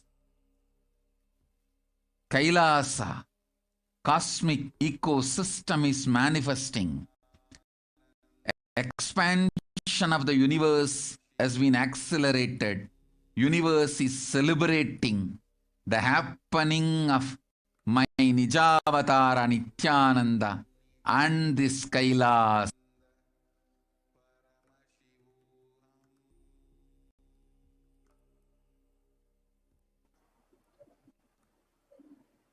So beautifully, the Supreme Pontiff revealed in English itself for all of us to understand the Parashakti manifesting through the Supreme Pontiff and the secrets of the universe, where very beautifully it says the soul has to come back to this Karma Bhumi, the Bhumandala.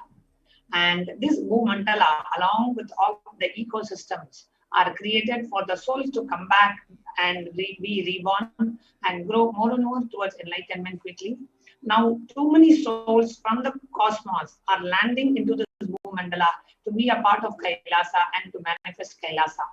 That is the reason the rate of the expansion of the universe has been accelerated.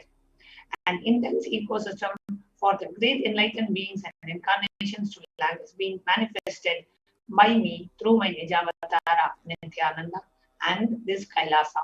All the blessed fortunate beings will be attracted to Kailasa and experience liberation. Kailasa is the space where Sanatana Hindu Dharma, the cosmic science itself, is the nationalism.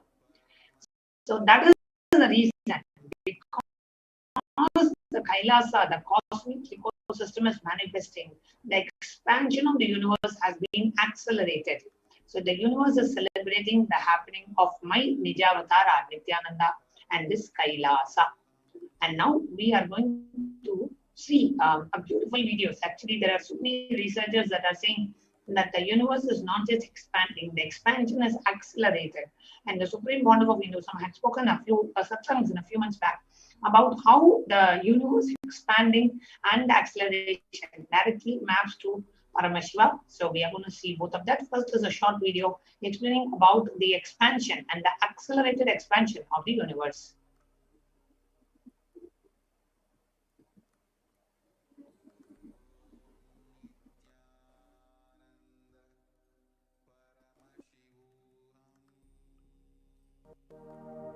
You are looking at the most detailed three-dimensional map of the universe known to humankind, and it's called the Sloan Digital Sky Survey.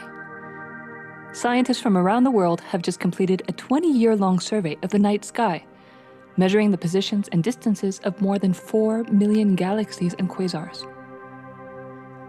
This detailed map will help scientists shed light on the remaining mysteries of the universe.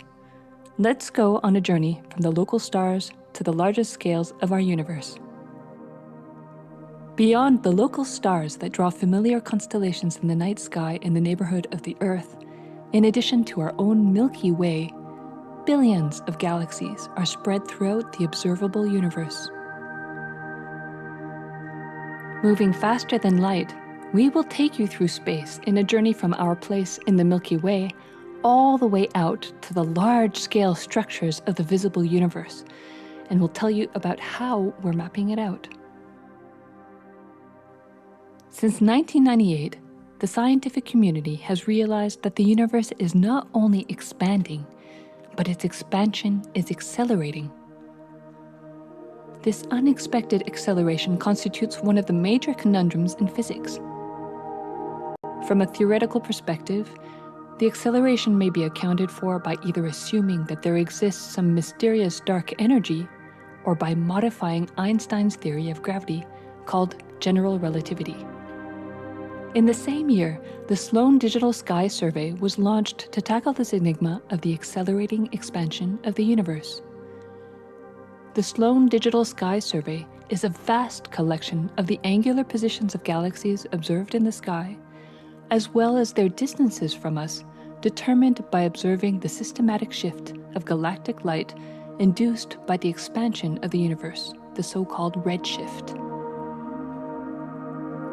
In this new map of our universe, the large dark patches are mostly regions obscured by the Milky Way that cannot be observed. During the last 20 years, through 4 exploratory phases, the Sloan Digital Sky Survey has created the most detailed 3-dimensional maps of the universe. To achieve this, it focused on different classes of galaxies: nearby galaxies, red galaxies, more distant star-forming galaxies, and superluminous distant active galaxies called quasars. The 4th and latest Sloan survey took place from 2014 till 2020. During this time, the new project called the Extended Baryon Oscillation Spectroscopic Survey, or EBOS for short, continued previous Sloan mapping of the extragalactic sky and just recently finished measuring distances for 1 million galaxies and quasars. These successive surveys allow scientists to trace the large-scale structures of the universe up to a fraction of its horizon, represented by the cosmic microwave background emission, seen here as a colorful pattern projected onto a sphere.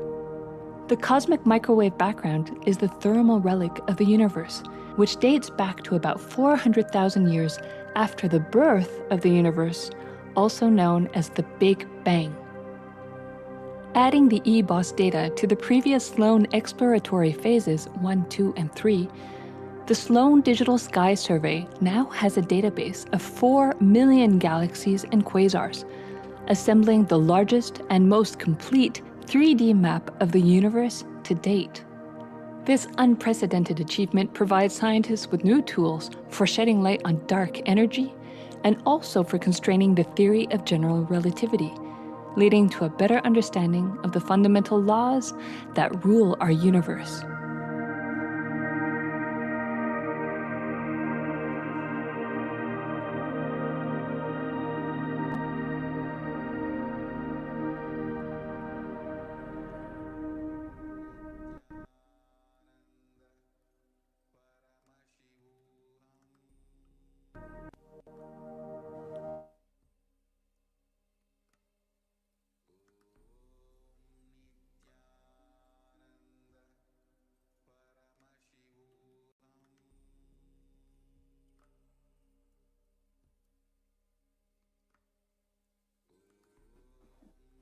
We are able to see various research articles from leading research labs, which are able to now explain that the universe is not just expanding, the expansion is accelerated. Here we are seeing an article from the National Geographic, which says that the universe seems to be expanding faster than all expectations.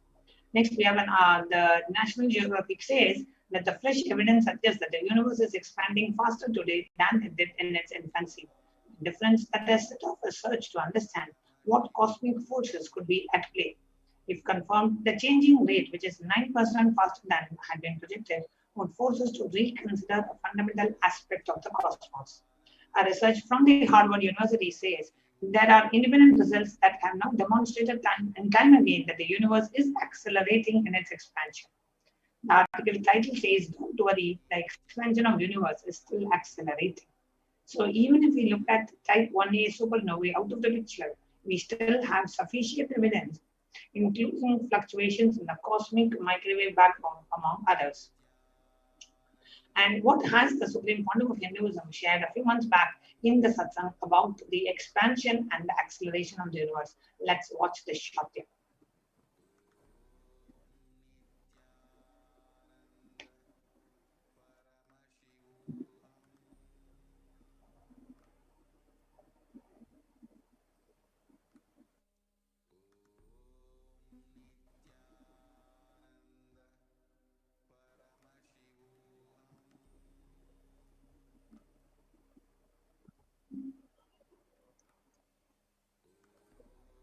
Listen, the key information, the key line I wanted to bring all your attention through this video is universe is not just expanding, its expansion is accelerated. Please understand. Last few years, I am screaming in top of my voice that superconscious breakthrough is happening. Please understand. It is not only just the physics level, the universe expansion is accelerated. It's a dark energy, the dark matter, in that level, the unmanifest, in avyakta, unmanifest level itself, the expansion is accelerated intensely. Please understand. The expansion is accelerated intensely in the dark energy, in the dark matter, unmanifest, avyakta swarupa of Paramashiva. See, Paramashiva's manifest form only is this world which we are all enjoying, experiencing. There is an unmanifest form of Paramashiva, dark matter, what we call dark energy, dark matter. The triggering of expansion not just expansion, acceleration of expansion is happening from that dark energy, dark matter. Because scientists are using the word dark energy, dark matter, I am using the same word. But if you ask me to give a right word, I will say Swatta Sutta Swayam Prakasa Jyoti. I will call it a superconscious energy, superconscious matter. See, because the human eyes can't cognize, human beings are calling it as a dark matter. But because human eyes can't cognize, but third eye can cognize, I am calling it as a Swayam Prakasa Jyoti. Jyoti, light, superconsciousness, is the word rishis, enlightened beings, will use. But unfortunately, scientists have their own limitation. With the two eyes, when you see something which is not seen, you call it as dark. With three eyes, when you see something and you know it cannot be seen by the two eyes, you call that as Jyoti. Sutta Swayam Prakasa Jyoti. Jyoti Mandala. What we show as Jyoti of Arunachala, what exists as unmanifest of Paramashiva, is one and the same. Please listen. This acceleration of expansion is from the unmanifest, avyakta Sarira of Paramashiva, the unmanifest space of Paramashiva. From that, the acceleration of expansion is happening. Now, the superconscious breakthrough is imminent. It has to happen. It is happening. I have been sent to planet Earth to facilitate this only.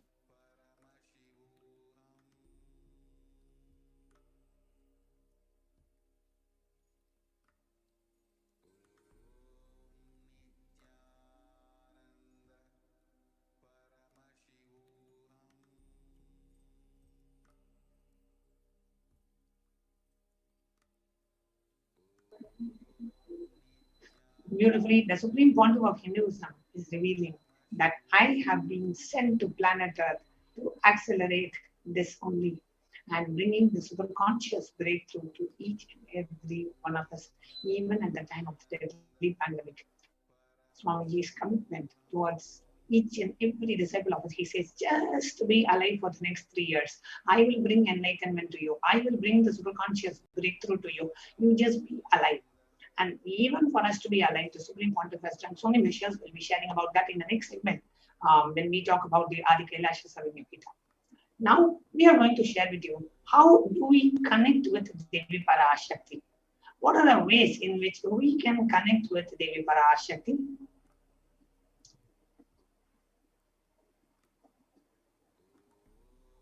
So, in the next segment, we are going to share with you how do we connect with Devi Parashakti? What are the different ways we can experience that deep feeling connection with Devi Parashakti? What are the different offerings that we have for Devi Parashakti?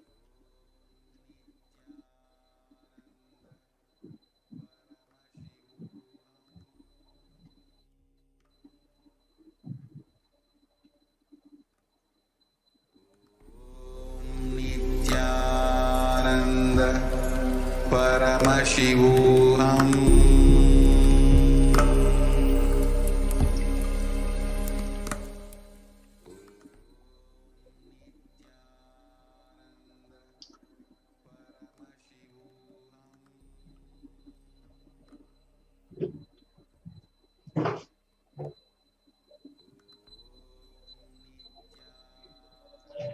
Now, let us first take a look at the Dhyana Shloka for Devi Parashakti. The Dhyana Shloka of Devi which describes that very form. It says,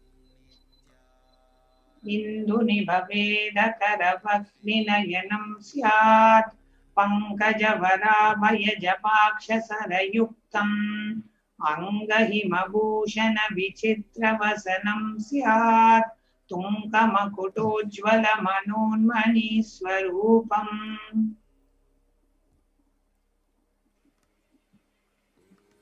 Yes.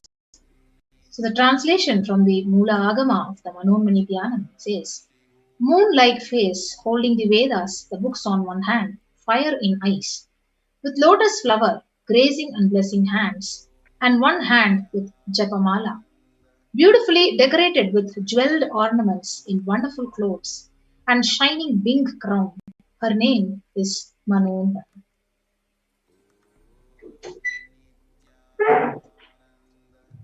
Jaye devim trinetram sashini bhavadanam vedahastam dadhanam savye patmam varadamapare chabhayam sakshamalam divyairavharanair vibhushitatanum brahmadibhih puritam devi me manim pratidinam kamattadatrim shubham. The translation says,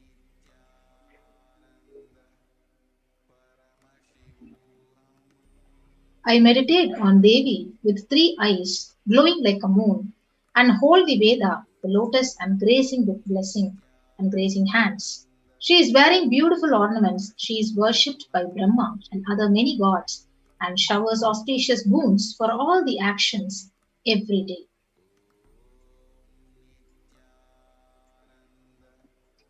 Now, what is the significance of offering the divine element gold?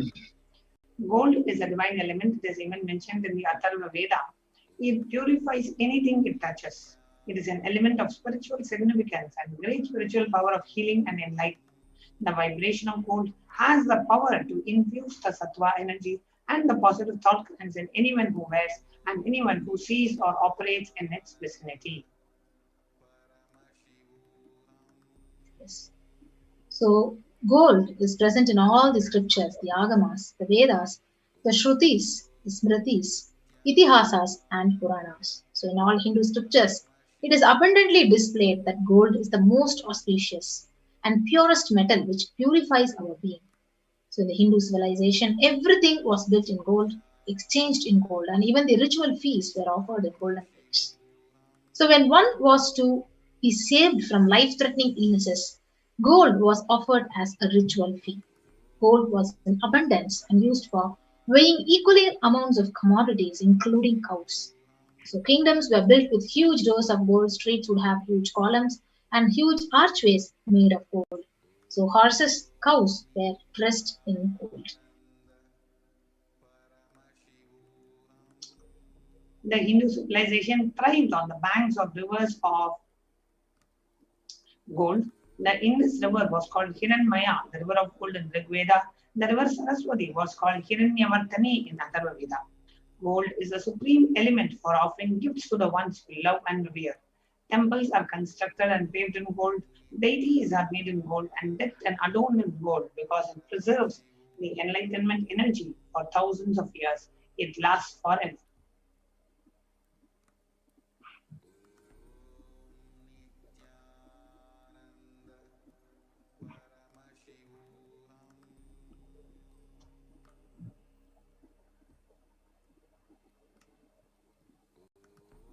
Now, next offering we have is the offering of E-Hundi to Devi Parashakti.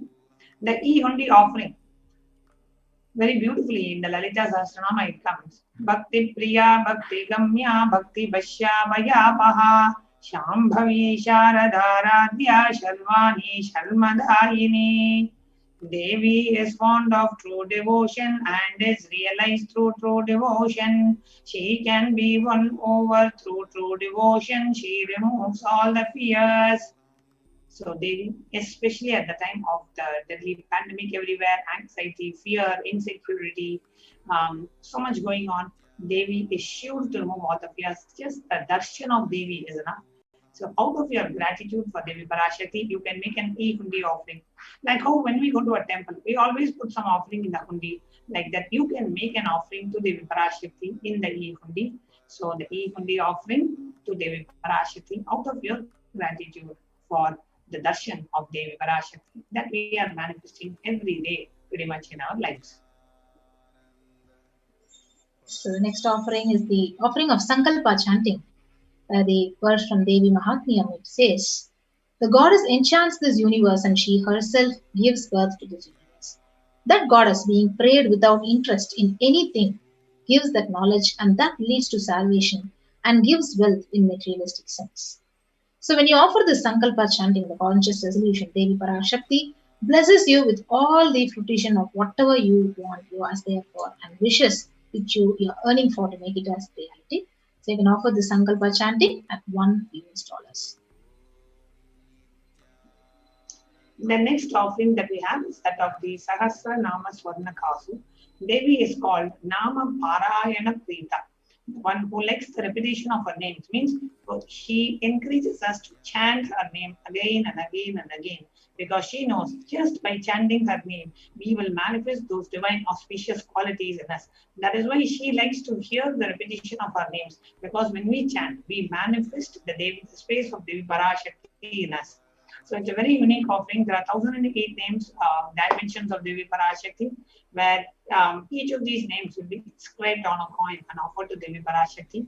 So you can offer the Sahasranama Swarna Kasu and a gold coin offering, and it can be small sizes $75, medium sizes $151, large sizes $251, and you can decide to make this gold offering.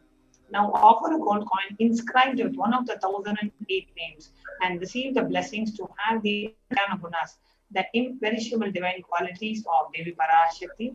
And if you would like to offer a gold coin to Devi, you can go to tiny.cc/Devi-offerings.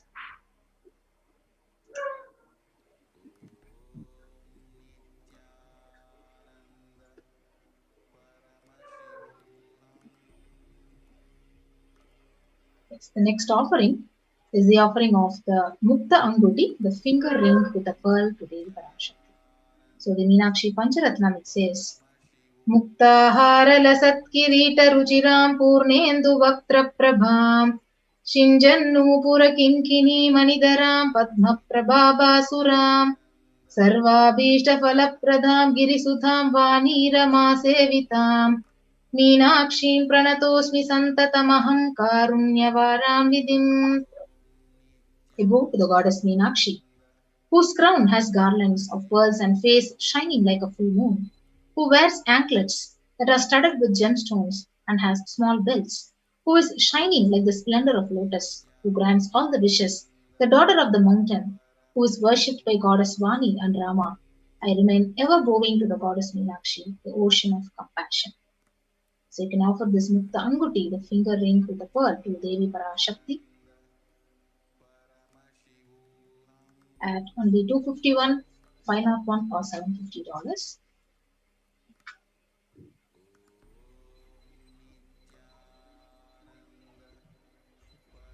An offering of the finger ring with a pearl to receive, to be showered by the love and compassion of Devi Parashakti and to manifest it in all your business endeavors. The next offering that we have is that of the Swarna Padma Pushpa, the golden lotus. The reference from the Kamikagama, it says, Ashta Vidyesha Rupeta Kumbhavarna Samyutam Sarve Sasutra Vastadya Hema Pankaja Bhushitaha Sapi Dana Shakuchascha Pakvavilva Balapradaha Snapanodhyaya Samsiddha Pramanena Samanvitaha. All the kalasha should be worn around with a suitable thread and covered with a new cloth. They should be adorned with a lotus flower made of gold.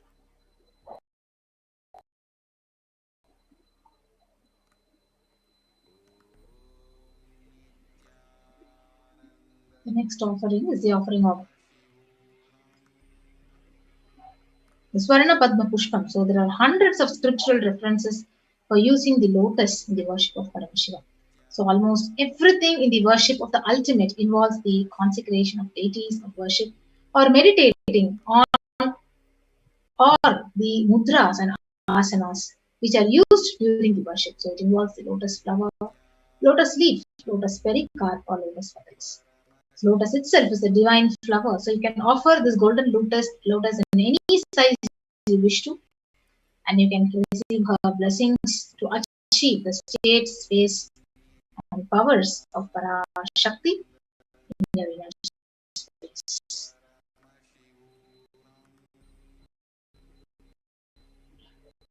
The next offering we have is that of Spanamiti, the golden touring. Nakadi Didi, Samchanna Namajana Tamuguna, Padmatwaya Pravajala, Parakrita Sarurha. Lalita Sahasranam beautifully says, you whose brightness from the toenails destroy the darkness of ignorance from the minds of the devotees who prostrate at your feet. You whose brightness from your 2 feet overpowers that of the lotus flower. So offering of the Meti, the golden touring, to be in the space of constant gratitude for receiving her blessings in even the most difficult aspects or adverse situations in our life. The offering of the Swarnameti is just $750. Just hold on to the Guru's feet, hold on to Devi's feet strongly by offering the Swarnameti and be eternally graced by Devi Parashakti. So the offering of the golden touring is just $750. You can go ahead and make a decision to make the offering.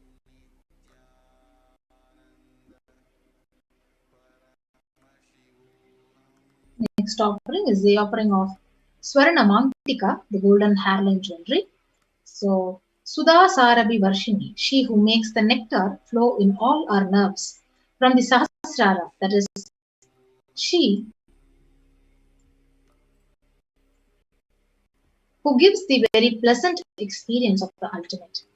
So you can offer the Swarna Mantika to Devi Parashakti and you can receive her blessings of achieving the blissful state of overflowing gratitude and space of complete completion. So now for this Swarna Mantika to Devi Parashakti only at $750.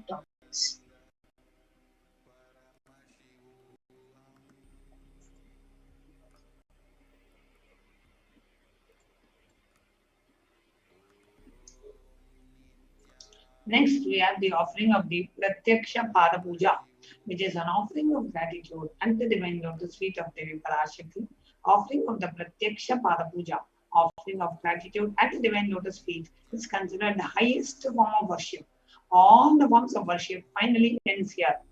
It is the Puja Moolam Guruppadam. In Guru Gita, Paramashivoham says that the ultimate worshipping the feet of the Guru. Never miss Pada Puja on the day of Guru Purnima. You can register yourself and get a special blessing on the day of Purnima, the day where disciples offer their gratitude to the Master. Yes. So along with the Pratyaksha Pada Puja, you can also offer the Vastra Seva and receive the blessings of Parashakti. You can offer a deep gratitude and devotion at the feet of Parashakti with all the auspiciousness and blessings of the Supreme Pontiff of Hinduism, Jagat Guru Mahasannidhanam, Divine Holiness Bhagavan Nithyananda Paramashivam. So you can also offer the Vastra Seva, $1,008. So these are the various sevas that we have. The offering of e-hundi can be for any amount. The Sankalpa chanting is just $1. The Devi Sahasra Nama Kasu, which is $75, $150, or $250. Mukta Anguti, the pearl finger ring to Devi Parashakti, is $251, $501, or $750. The offering of Swarna Padma Pushpa, the golden lotus, is $600, the smaller size. Swarna Meti, the golden touring for lotus feet of Devi, is $750. Swarna Mantika, the golden hairline jewelry, is $750. The Pratyaksha Pada Puja and the Vastra Seva is $1,008. Now, how do you register yourself? You visit the online link tiny.cc/Devi-offerings and to choose what is the seva that you like to offer. And after the payment, you can fill the form tiny.cc/Sankalpa 2021.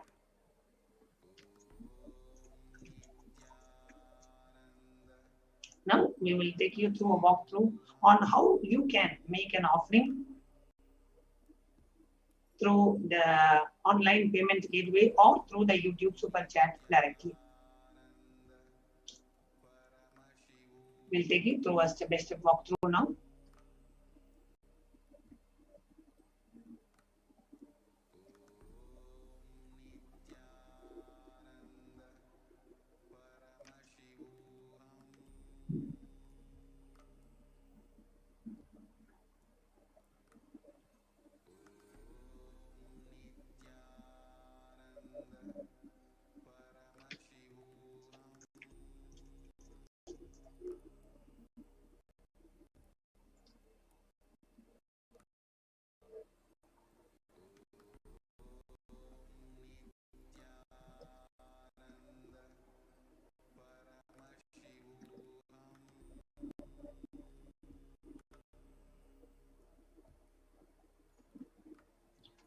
So here we are seeing the YouTube screen, and next to the live screen you will see a chat window, and below the chat window you will see an emoji and then a dollar symbol. Now if you click on the dollar symbol,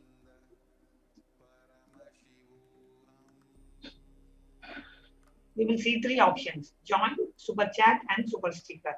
So the super chat and super sticker option are for you to make any kind of a contribution to Kailasa, offering your gratitude to Devi Parashakti in the form of a e-Undi offering. So let's say we click on super chat. You can offer any amount. You can offer $1, you can offer $2, you can offer $20, $200, $2,000, $20,000, whatever. So let's say I want to offer $108. So I click on 108. If I want to enter a message, I enter the message there, and then I click on buy and send. Now, as soon as I click on buy and send, it's going to open a pop-up.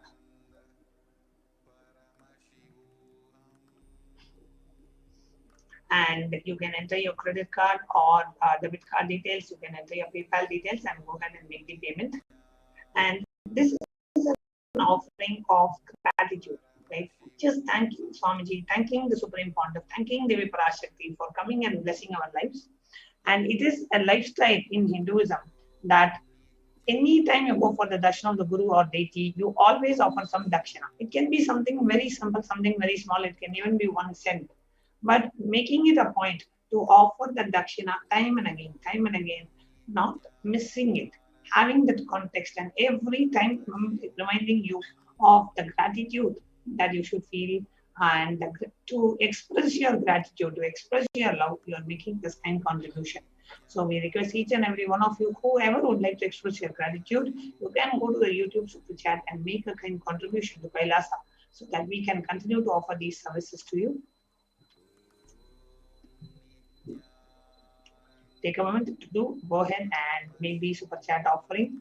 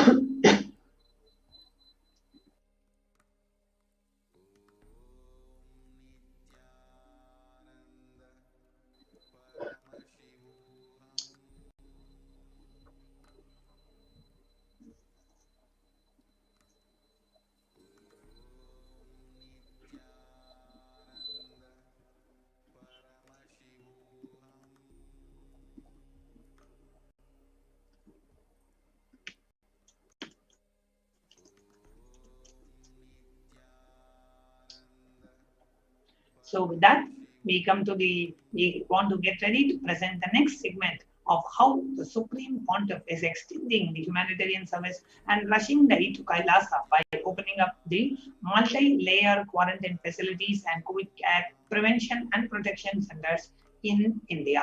So before we move on to the next segment of today's program, let's take a short break.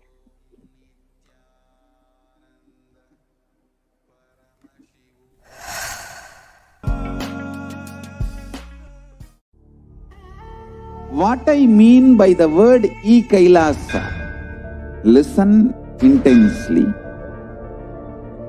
Enlightenment ecosystem, literally enlightenment itself, in your own home, wherever you are. If you cannot come to Kailasa, it's okay. Kailasa can come to you. Kailasa coming to you is Kailasa.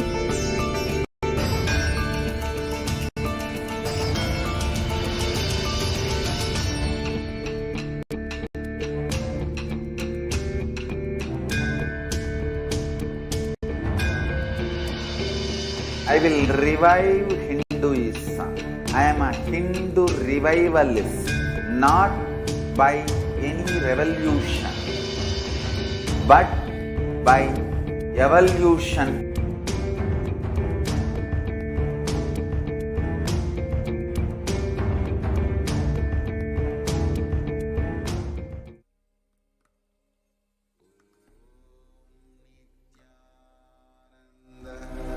Paramashivoham.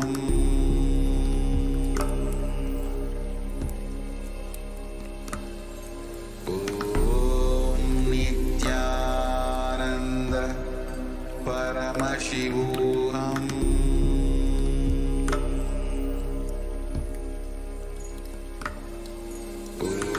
Om Nithyananda Paramashivoham.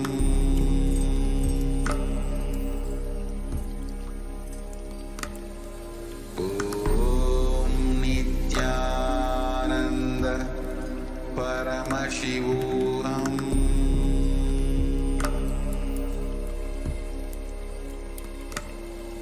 Om Nithyananda Paramashivoham.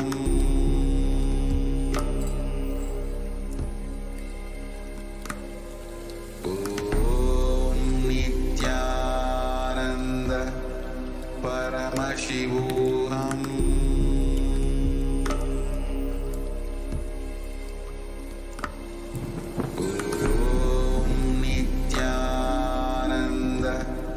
Paramashivoham.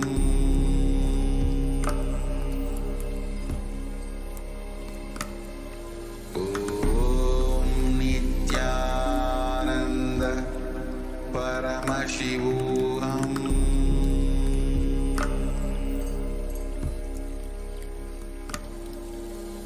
Om Nithyananda.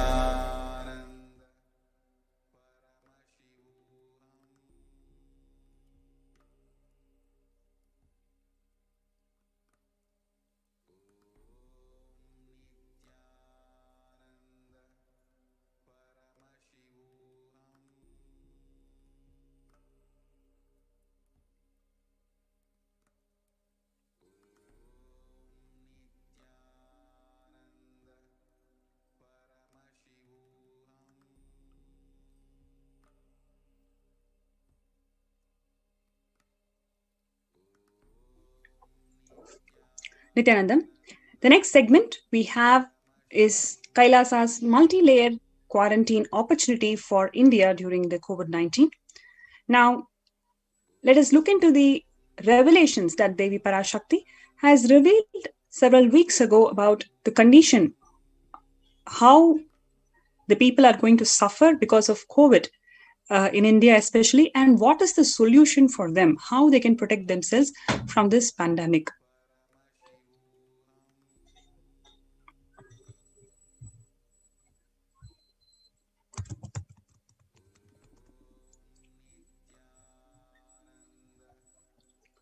India is the biggest spiritual land where enlightened beings happen again and again, flower as enlightened beings and benefit the entire world. We cannot afford to lose only Bharadam. We cannot lose the enlightenment womb. India is the biggest spiritual land where enlightened beings happen again and again, and we cannot afford to lose the enlightenment womb. In order to save the cosmos from the cosmic deluge, I built a ship called Adi Kailasa. Devi Parashakti says that she built a ship called Adi Kailasa. In order to protect the humanity from the cosmic deluge, I gathered together all the spiritual energy of the cosmos and built the ship called Adi Kailasa.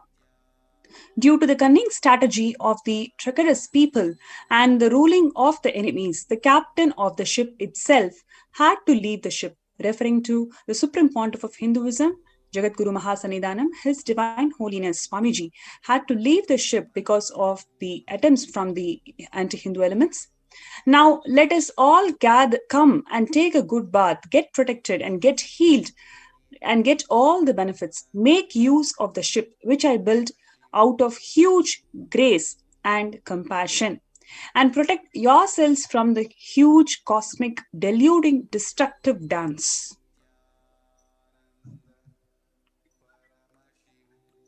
For India, I made a ship as protection, the Nithyananda Navapashana Lingam in Vaidya Sarovar. Go to Adi Kailasa. Crores of people will come there looking for health.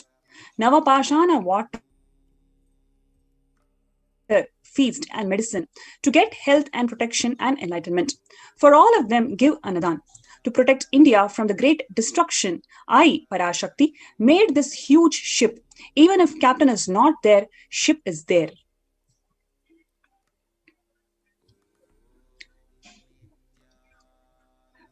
Swamiji further revealed that at least 6 months back, I became aware that the multi-layered quarantine is needed to protect people. If you are in India and you want to protect your immediate family or the extended family, anyone who will listen to you, get them immediately to our campuses.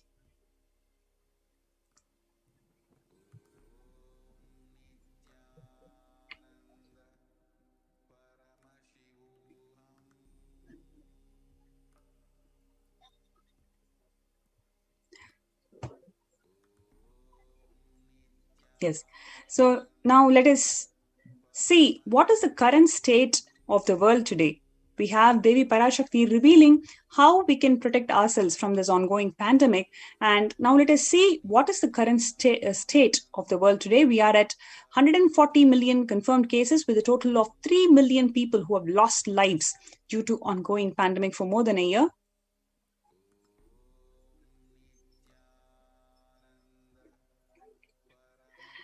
And we have here India struggles to track COVID variants. India's woeful tracking of COVID variants could jeopardize the world's fight against COVID-19. Several experts warned even as a variant first found here spreads its claws overseas. With less than 0.1% of COVID positive samples were sent for the genetic studies, India ranks behind over 100 countries. One of the issues that India is facing today is its inability to find and track the COVID variants, and therefore the medical diagnostics. People who are tested negative, they still have the symptoms, and suddenly on one fine day they have breathlessness and they get admitted into the hospital and lose lives. This has been the story of many of the people. That's because of the lack of medical diagnostic procedures and its inability to track the COVID variants from the second wave.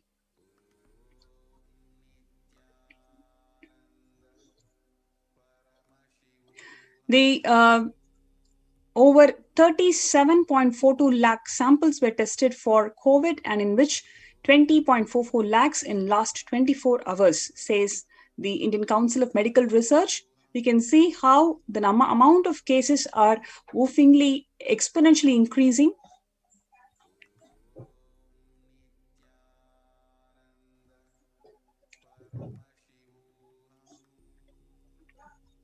India's corona cases recede, but high death toll still a concern. So this has also been published in many of the dailies, saying that the government is underplaying the stats for various reasons, and there is not allowing people to come in terms with the reality. And all of a sudden, they go through these issues, especially lack of medical infrastructure and lack of facilities which can take care of their basic medical needs, but the high death toll is still a concern.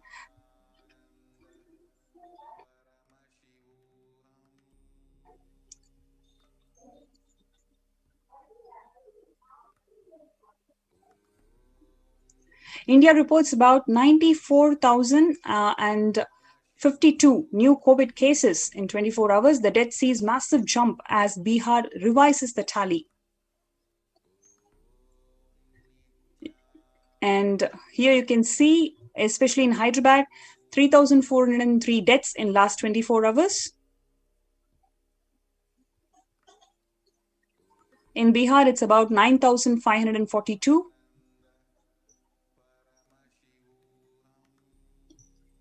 And here it talks about the airborne transmission, a primary contributor to COVID-19 spread. Till last year, it was water droplet transmission is the method of transmission that has been admitted by the medical experts. But now here they are saying that airborne transmission is also a primary contributor for the COVID-19 spread. A few weeks ago, on 31st of May 2021, Devi Parashakti had revealed that it is an actually airborne virus. And weeks later, the medical experts confirmed that it is airborne transmission, which is the primary contributor to COVID-19 spread.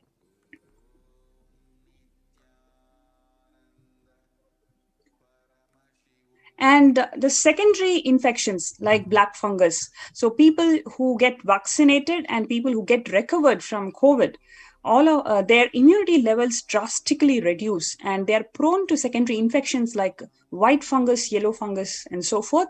And especially in the case of black fungus, the secondary infection rate is so high such that the mortality, such that it grew up to 150% in 3 weeks. To 31,000 deaths over 2,100 people. And the sad state of affairs is that because we have not found we are in shortage of the antibiotics or the key drug that can fight against this black fungus infection, the mortality rate is about 70%.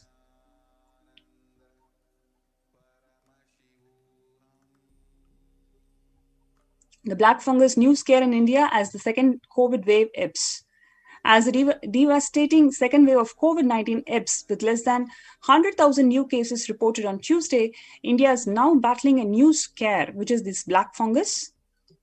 And the health minister has already told that it'll be 28,000 cases of this black fungal infection has been reported so far. And when the first world countries close their borders during this massive global emergency, it is Kailasa, it is the Supreme Pontiff of Hinduism, Jagadguru Mahasannidhanam, His Divine Holiness Swamiji. He has opened his doors of Kailasa to all, without exception, to all living beings. He has opened the doors of Kailasa to protect themselves from the ongoing pandemic.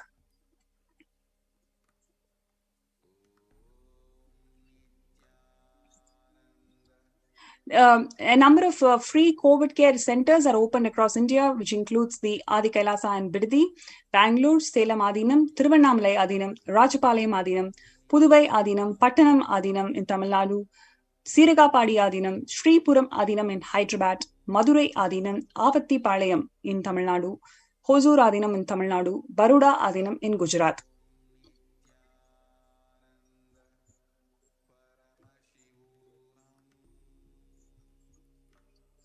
And in these COVID care centers, like we mentioned, there are multiple free COVID care centers are open across India. Various social services are offered during the pandemic in Kailasa's de facto spiritual embassies across India. Spiritual services along with the social services are also offered in these spiritual embassies. And more than that, the cosmic revelations on global pandemic, the Devi Parashakti has been revealing so many important revelations that makes people to prepare themselves on this ongoing pandemic. So the number of social services that are being offered during pandemic in Nithyananda ashrams across India includes medical care, which is allopathy, Ayurveda, Siddha medicine, fire safety equipment maintenance, infrastructure to accommodate thousands. So currently in Adi Kailasa, we are preparing the infrastructure to accommodate at least 10,000 people, and accommodation for the multi-layered quarantine.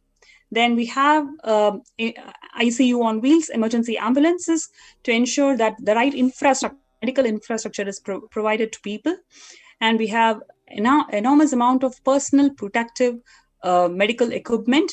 And to ensure the food insecurity issues are being addressed, we have groceries that are collected for Annadan for about next 3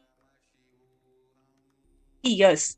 And to ensure that sustainable practices are in place, we have organic farming in the Adi Kailasa COVID Care Protection Center.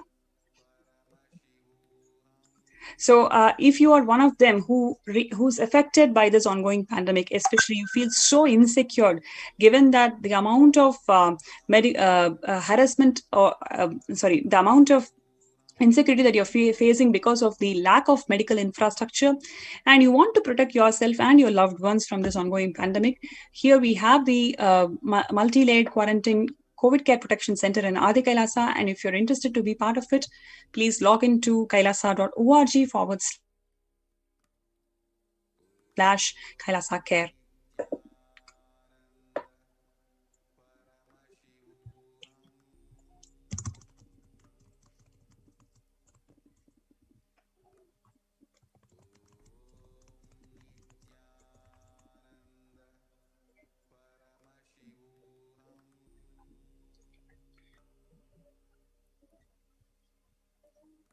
Yes, the next.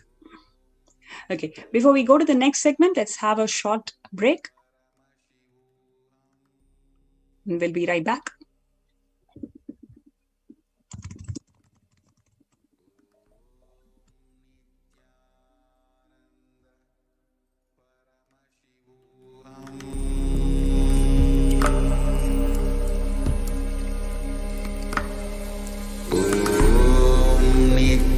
Nithyananda Paramashivoham.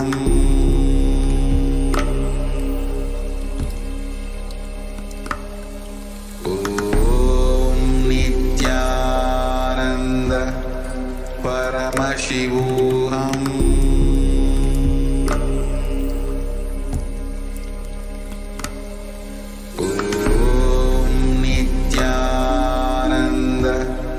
Paramashivoham.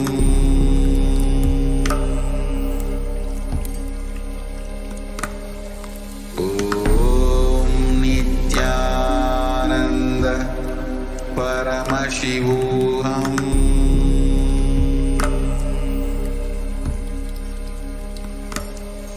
Om Nithyananda Paramashivoham.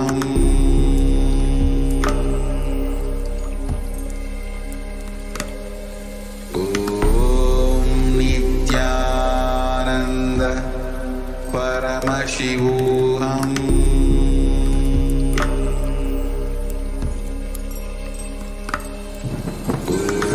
Om Nithyananda Paramashivoham.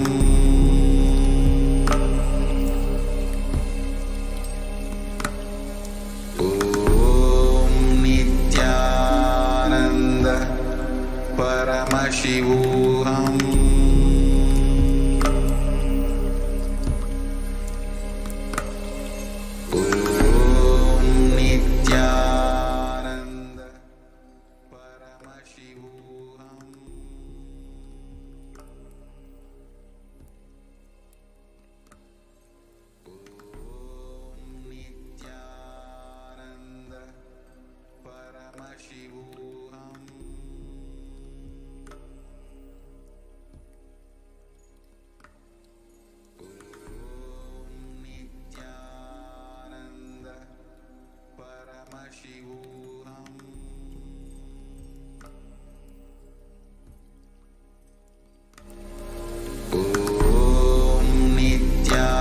Nithyananda Paramashivoham.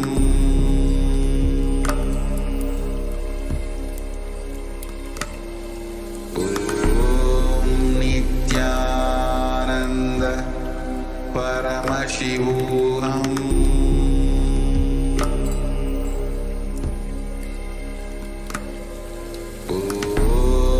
Nithyananda Paramashivoham.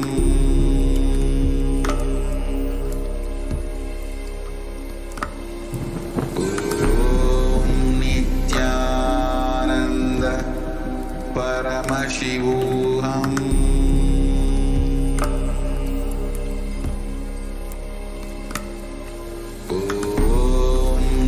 Nithyananda Paramashivoham.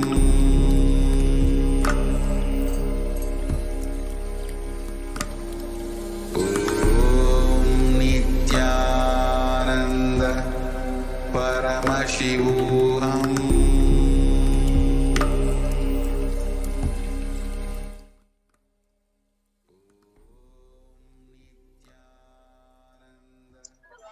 Nithyanandam, and welcome back one and everyone.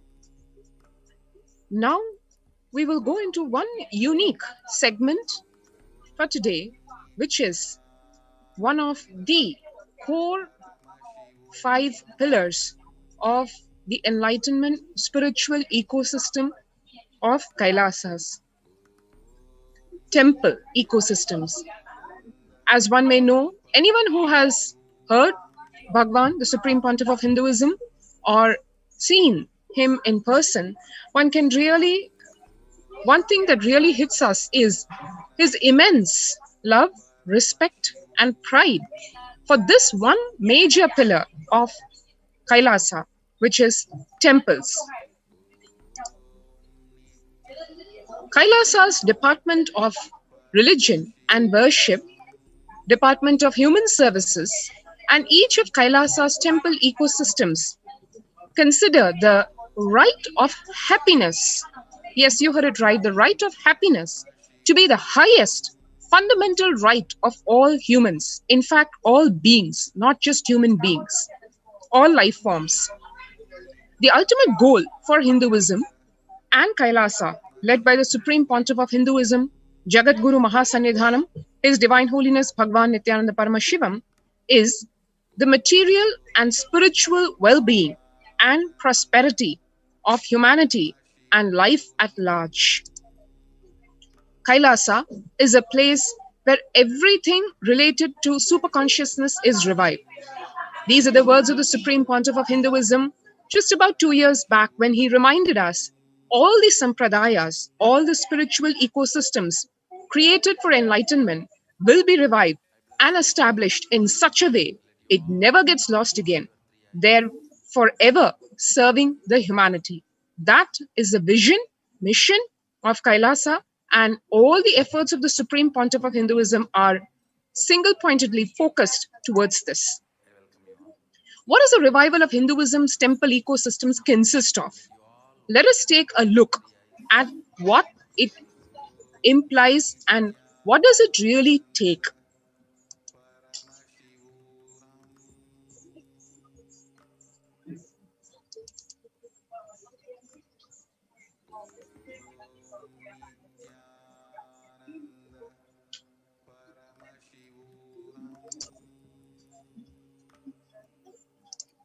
Ecosystem. I'm going to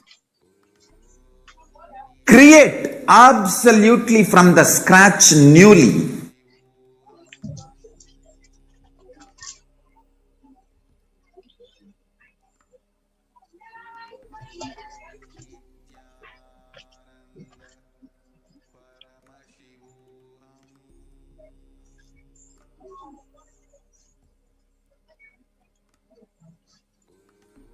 Sorry for the technical glitch. Just about, we'll hear Bhagwan himself say what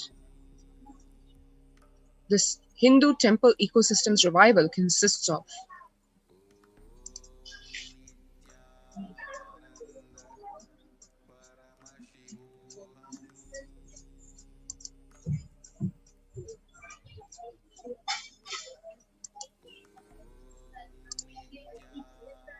revive Hinduism by setting up a model community, enlightenment ecosystem. I'm going to create absolutely from the scratch newly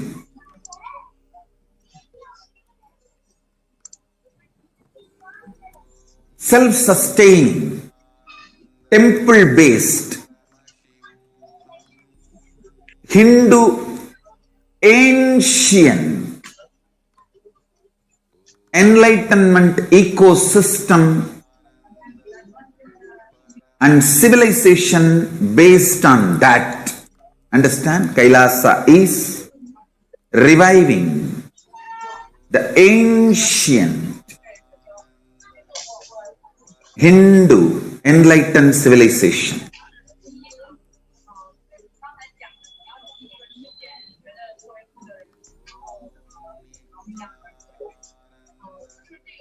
Paramashiva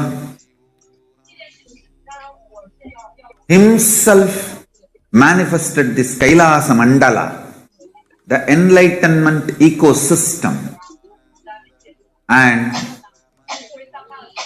the lifestyle. I am going to revive this whole enlightenment ecosystem, Kailasa, by creating a model Kailasas all over the world.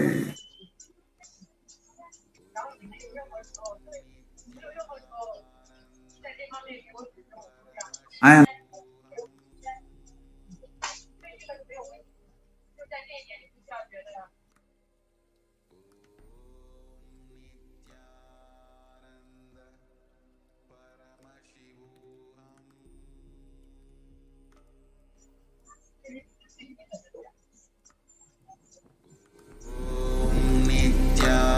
Nithyananda Paramashivoham.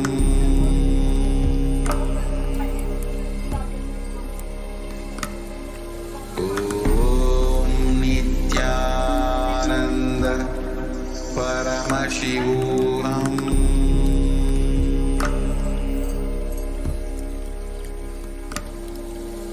Om Nithyananda Paramashivoham.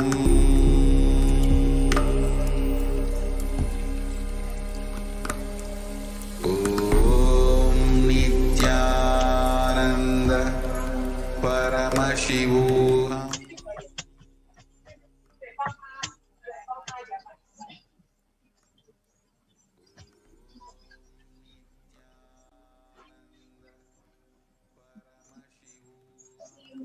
And we just saw a brief glimpse of what the revival of the Hindu temple ecosystems involves. Contrast that with the sheer necessity of why it's needed today. The adulation of violence in recent lifestyle has enabled disruption in several nations, affecting millions of lives with mental distress, physical health ailments, defalcation of food supply, pinpointed destruction to the infrastructure of several countries. The Supreme Pontiff of Hinduism, Jagadguru Mahasannidhanam, His Divine Holiness Bhagwan Nithyananda Paramashivam, has dedicated his life and made it his mission to bring global peace right from the ground level through the Kailasa's Department of Religion and Worship and the Department of Human Services.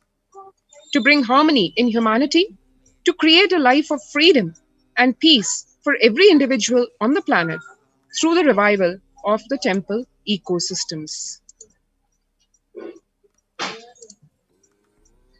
Just to give a relevance, so-called, in the modern world, Joshua Gordon, director of the National Institute of Mental Health, NIMH, pointed out that environmental factors present both risk and protective influences on mental health. He actually grouped such factors into three types. Individual factors such as the microbiome. Natural and built components include green spaces, housing, and highways, which may play a role in health disparities. Social factors like family structure, poverty, and other social determinants of health. This is from the National Institute of Environmental Health Studies in March of this year. This is what today the world is recognizing as what is fundamentally needed. And this is exactly the fulcrum, the core of what formed the basis of the ancient Vedic civilization, Sanatana Hindu Dharma, which the Supreme Pontiff of Hinduism is reviving in its absolute glory and tradition. And the Leelas of the Supreme Pontiff of Hinduism in his avataric mission.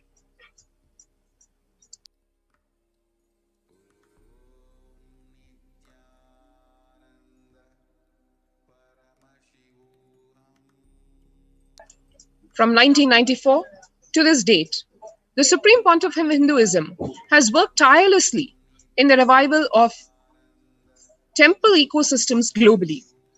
Through the Kailasa's Department of Religion and Worship and the Department of Human Services led by the Supreme Pontiff of Hinduism, this lifelong commitment to the mission and vision of bringing global harmony, sustainable living, and reproducible ecosystems has been proven in building active, contributing temple ecosystems around the world. One can see here visual glimpses. Way back in October of 2006, meditation under the sacred Kalpavriksha in Adi Kailasa, the peacekeepers of Kailasa, along with the children of the Nithyananda Gurukul, the traditional school, celebrate the auspicious occasion of Deepavali. On here, you can see the picture of the fireworks, the traditional fireworks, and the citizens of Kailasa undergoing meditation processes, spiritual alchemy processes under the guidance of the Supreme Pontiff of Hinduism. Beautiful celebrative activities where the peacekeepers of Kailasa and the participants of the meditation program take part in the celebrations of a traditional flag hoisting ceremony. December of the same year, the Supreme Pontiff of Hinduism conducting the Life Bliss program level 2, which was called the NithyanandaSatsang program, a meditation workshop, as one can see in Chennai and Tamil Nadu in South India, attended by thousands, tens of thousands of people. Day in and day out, the Supreme Pontiff of Hinduism conducting meditation workshops, yoga workshops, spiritual counseling, providing these powerful life solutions to one and all, one by one, reaching out to every human being and teaching this life science, this eternal cosmic truths to enable humanity to live happily in a blissful way and contribute so that the planet Earth becomes a blissful place to live in.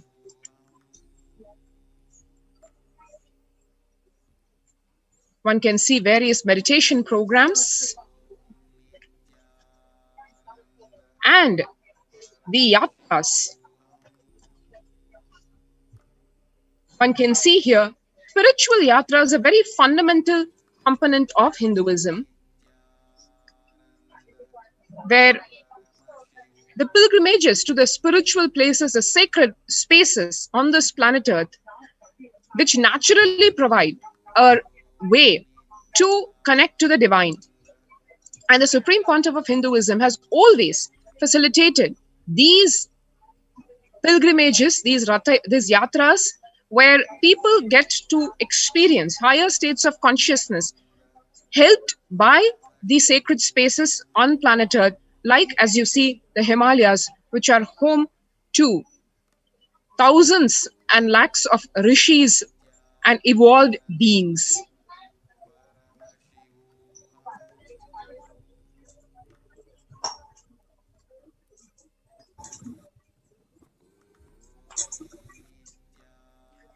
Here you can see the temple ecosystems of Tiruvannamalai, which serves as a driving factor in maintaining the lifestyle of health, wealth, and well-being of denizens of Tiruvannamalai, one of the remaining living enlightenment ecosystems. Here, the Supreme Pontiff of Hinduism is inaugurating the Kodikan Ratha Yatra, which is one of the ancient traditions that the Supreme Pontiff of Hinduism had revived to ensure that the temple ecosystems are revived.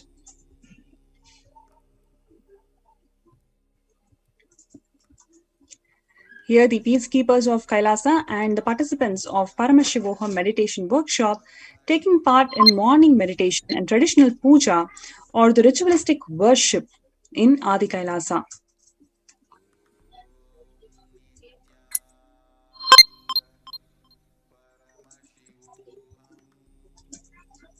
The distribution of sweet butter as part of Krishna Janmashtami celebrations. You can see every single level, in all levels, the Supreme Pontiff of Hinduism was reviving these temple ecosystems to ensure that peace, harmony, and the authenticity of Sanatana Hindu Dharma is always revived.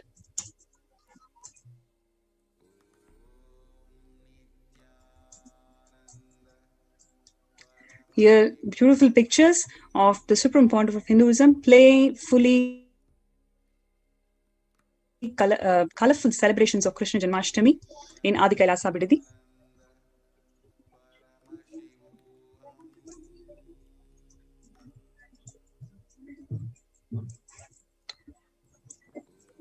As part of the same Krishna Janmashtami celebrations, the peacekeepers of Kailasa distributing free organic food to public.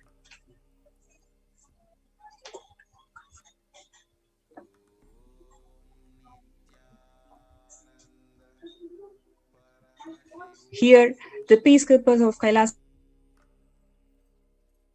led by the Supreme Pontiff of Hinduism, takes part in Karaseva, the voluntary contributions of physical service towards the cleaning or the construction of the sacred Hindu temple. Here one should understand that this is multifaceted contribution or teaching done directly by the Supreme Pontiff of Hinduism. One, in so-called modern words, where literally every brick of Adi Kailasa's ecosystem has been built with the Supreme Pontiff of Hinduism's sweat and blood, literally. And here he's also teaching us that particularly for the temple ecosystem, for Paramashiva's temples, as per the agamic injunctions, as per the ordainment of Paramashiva, temple to Paramashiva has to be built by the devotee himself, by the devotees themselves. It is not about money, being able to get the people or the workers or the material needed to build the temple. It is about involving oneself directly, physically, and building the temple with one's devotion, with one's space. This is what the Supreme Pontiff of Hinduism was teaching to everyone, all the citizens of Kailasa, by taking the shovel and the pickaxe in his own hand and laying the foundation stone for the Golden Temple and Adi Kailasa.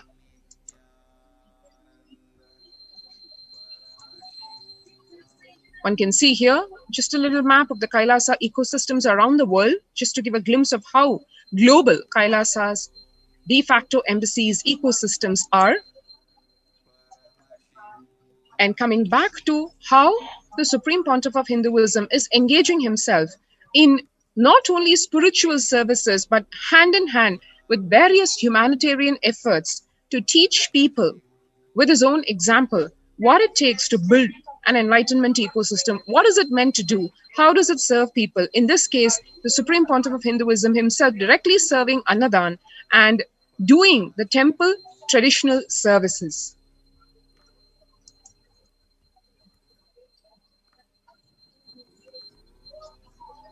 The Adi Nithyananda Peetham, Tiruchengood Sarvanya Peetham, the very first temple ecosystem established by the Supreme Pontiff of Hinduism, Jagat Guru Mahasannidhanam, His Divine Holiness, Bhagwan Nithyananda Paramashivam, at the age of just 23, on the banks of the sacred river Kaveri in 2001. This was the start of the borderless Hindu temple ecosystem, the enlightened civilization today that we know as Kailasa.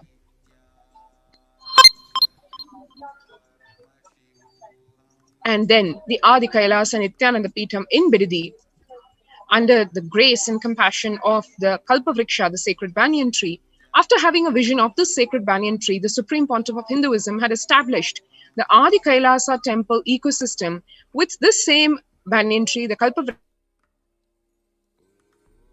main headquarters, the spiritual headquarters of Kailasa, and the foundation stone of this being laid way back in 2003.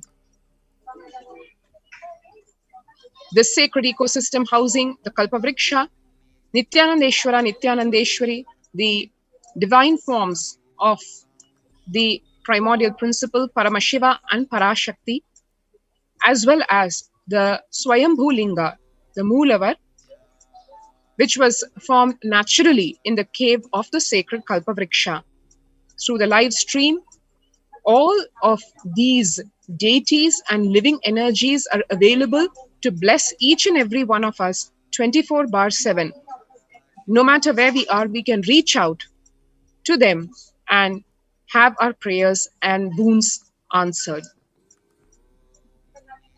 The various religious services being offered in the Adi Kailasa Nithyananda Peetham in Bidadi, continuous flow of worship and temple services that happens 24 hours as per the Veda Agamic injunctions. And similarly, Kailasa ecosystems worldwide. In Los Angeles, the Los Angeles temple, first inaugurated in 2005 and then established in its permanent location in 2007, houses the largest Shivalinga and Rajarajeshwari Devi in North America. Here, at a 25,000 square feet temple complex housing 80 plus deities, it is one of the largest Hindu temple ecosystems in the West.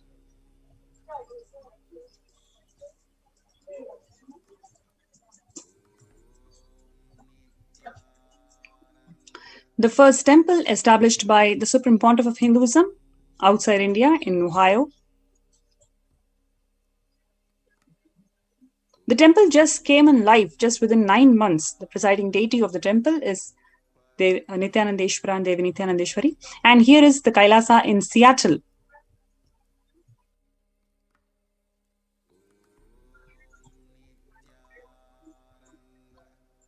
You can see a blissful dancing form of Ganesha, and the largest living Nataraja deity outside of India is housed in Kailasa in Seattle.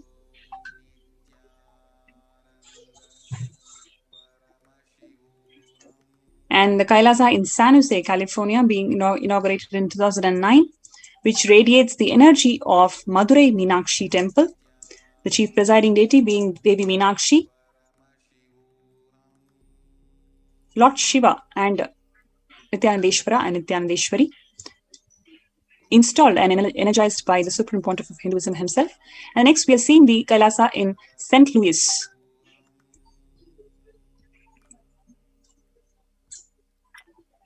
So this is a beautiful landscape among woods and rolling hills of Missouri, stretches to about 20 acres.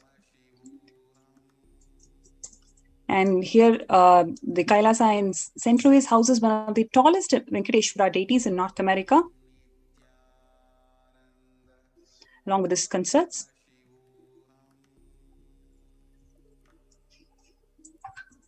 Next, we have Kailasa in Phoenix, Arizona, which is a home for 21 deities and a temple structure of 2,500 square feet. Kailasa in Phoenix, it's directly established by the Supreme Pontiff of Hinduism, and it's been serving the people in Phoenix for over 7 years.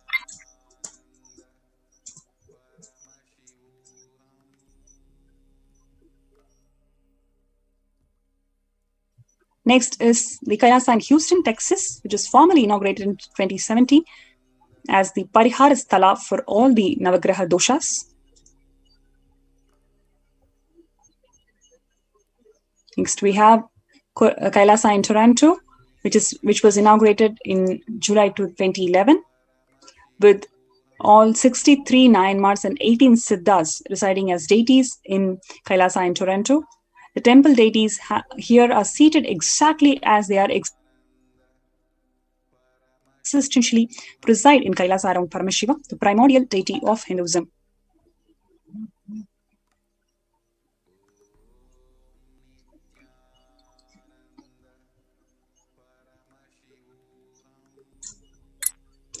And from then onwards, the Kailasa in Toronto has been radiating the super conscious energy of Kailasa in various socio-spiritual activities, including Annadan and traditional Hindu ceremonies.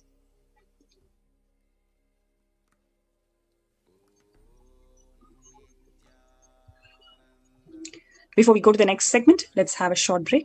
We'll be right back.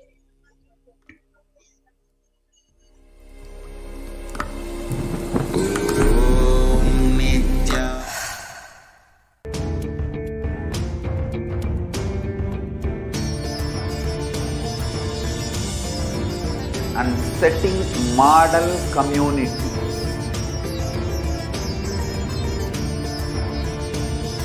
Kailasa enlightenment ecosystems, Sarvanya Peethas all over the world.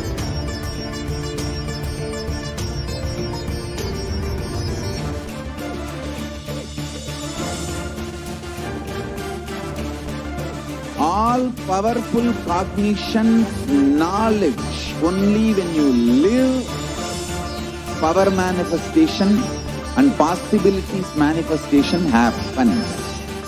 It's a fundamental truth.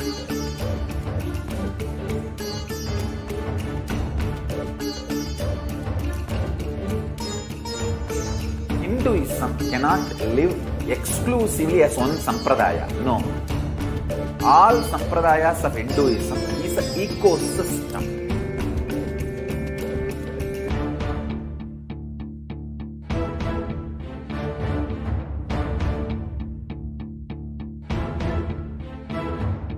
So don't keep quiet thinking that if one sampradaya is attacked, only that sampradaya is going to be affected. All of us are ecosystem.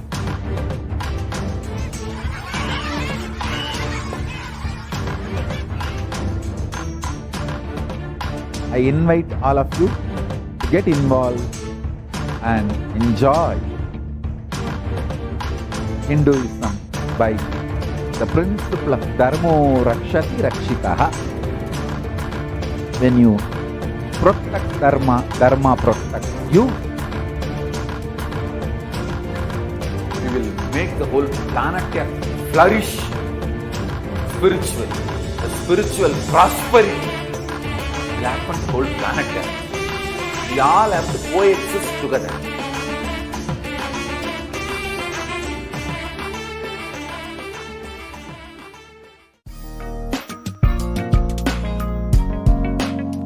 We get you health. We get you ability to build beautiful relationships in your life. We get you direct spiritual support, and we make sure you become wealthy.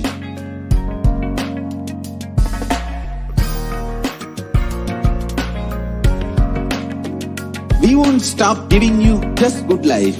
We will literally not stop till you live enlightened life. Manifesting the state of Paramashiva, space of Paramashiva, powers of Paramashiva, being of Paramashiva.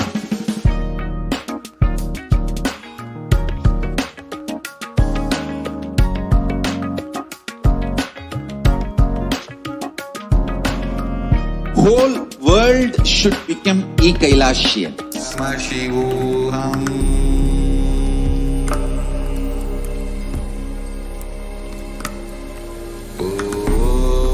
Nithyananda Paramashivoham.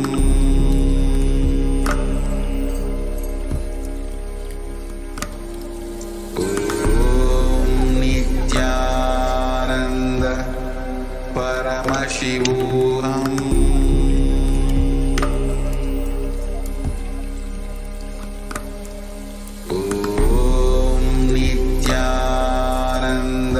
Nithyanandam. And let's resume the next segment. The making of these Adi Kailasa Sarvanya Peetham, historical in every way. Actually, the uniqueness of the Adi Kailasa Sarvanya Peetham is it embodies every aspect practically of the Hindu enlightenment ecosystem.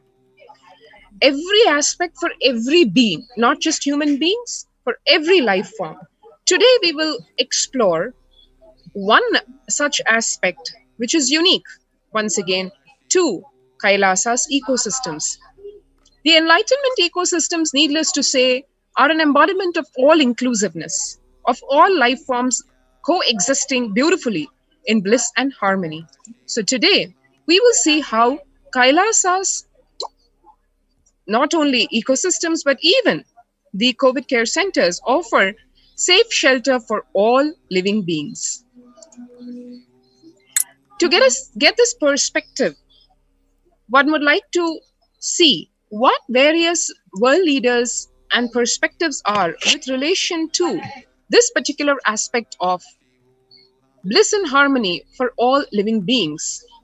As Antonio Guterres on the climate crisis says, we're coming to a point of no return. Before meeting the leaders of the world's major economic powers at the G7 summit in the United Kingdom, Antonio Guterres said he was concerned that the richest nations have pumped billions of dollars more into fossil fuels than clean energy since the pandemic, despite their promises of a green recovery. Being green is all about being inclusive for all life forms, be it flora, fauna, trees, plants, insects, animals, everything. One can see the currently how we are treating animal life. The sperm whale here, as you can see, washed ashore, dies on Shell Island. This is as late as just a few days back on June the 8th. The animal was severely emaciated. This is what Holmes Douglas had to say. We get animals in poor body condition that are sometimes just skinny, but this animal was definitely emaciated. It's been many years since we've dealt with a large whale. These strandings can be caused by anything. It could be contaminants, weather conditions, natural toxins. We haven't seen any signs of human interaction. This has come in the News Herald story where the sperm whale being washed ashore. And now COVID spreading from humans to animals. The novel coronavirus has hit the human race hard for over 5 months now, but we are not the only species that is suffering. The effects of COVID-19 on animals came to the forefront when cats, dogs, and even tigers tested positive for COVID-19. One can see here in the news, one lion died of the COVID-19 pandemic, and 9 other lions have tested positive for the virus at the Arignar Anna Zoological Park in Vandalur. The zoo authorities on May 26 had said that 5 lions housed in the safari park area were reportedly showing anorexia, that is loss of appetite, and occasional coughing. This is again news from this month on 4th of June. One can see even elephants being victims of this COVID-19 pandemic after the lion's death. 1 lion died of COVID-19 and 9 other lions tested positive, and then about 21 tigers in a zoo in the eastern state of Jharkhand underwent virus tests last week after a 10-year-old tiger with a fever died. And the local media had to report this, that every life form, even literally the coronavirus spreading wildly, even among wildlife.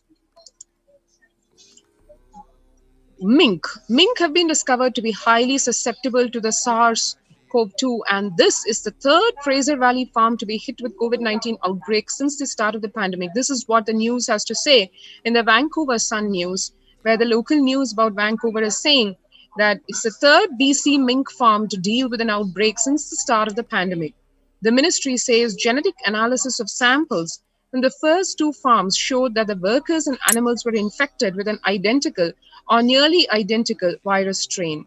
The strain detected in those cases had been circulating in people in BC, indicating COVID-19 spread from pills and not the other way around, the ministry said in a categorical statement. In early November last year, more than 15 million mink farmed for their fur were culled in Denmark as they had caught COVID-19. So all the way across the Americas, Canada, Europe, Asia, it's all out there.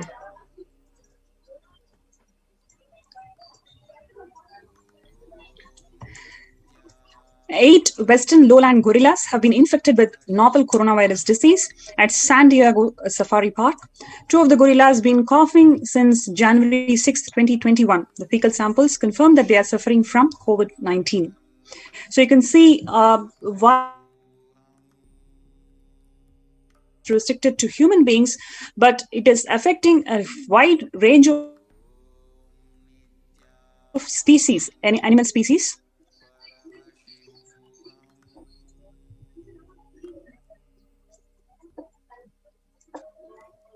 On 5th of April 2020, a 4-year-old Malayan tiger at New York City Zoo has been infected with COVID-2 second strain.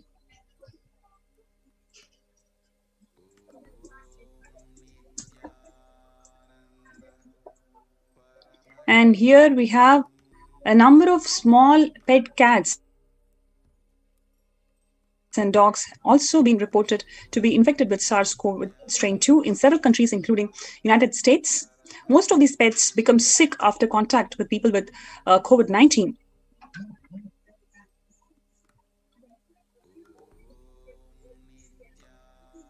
And not to mention, the world has not accounted the number of deaths, especially in this species, how many other living beings have been dead because of COVID-19. And here in South Africa, a puma, tigers in a Tennessee zoo, they have been tested positive for showing these signs of respiratory illness.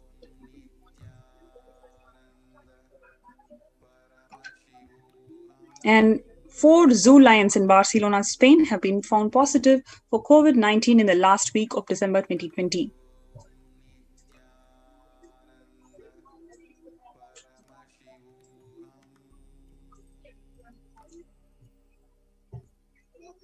The risk of virus spreading from animals to human is incredibly rare. It appears, however, the virus can spread from people to animals in some situations, especially during the close contact. So in the cases of all the zoos, and it is mostly transmitted from the staff who are taking care of the animals, and from them it's been transmitted to these living beings.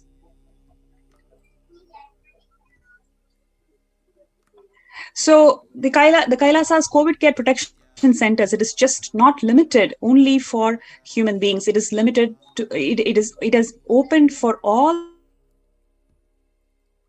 the living beings.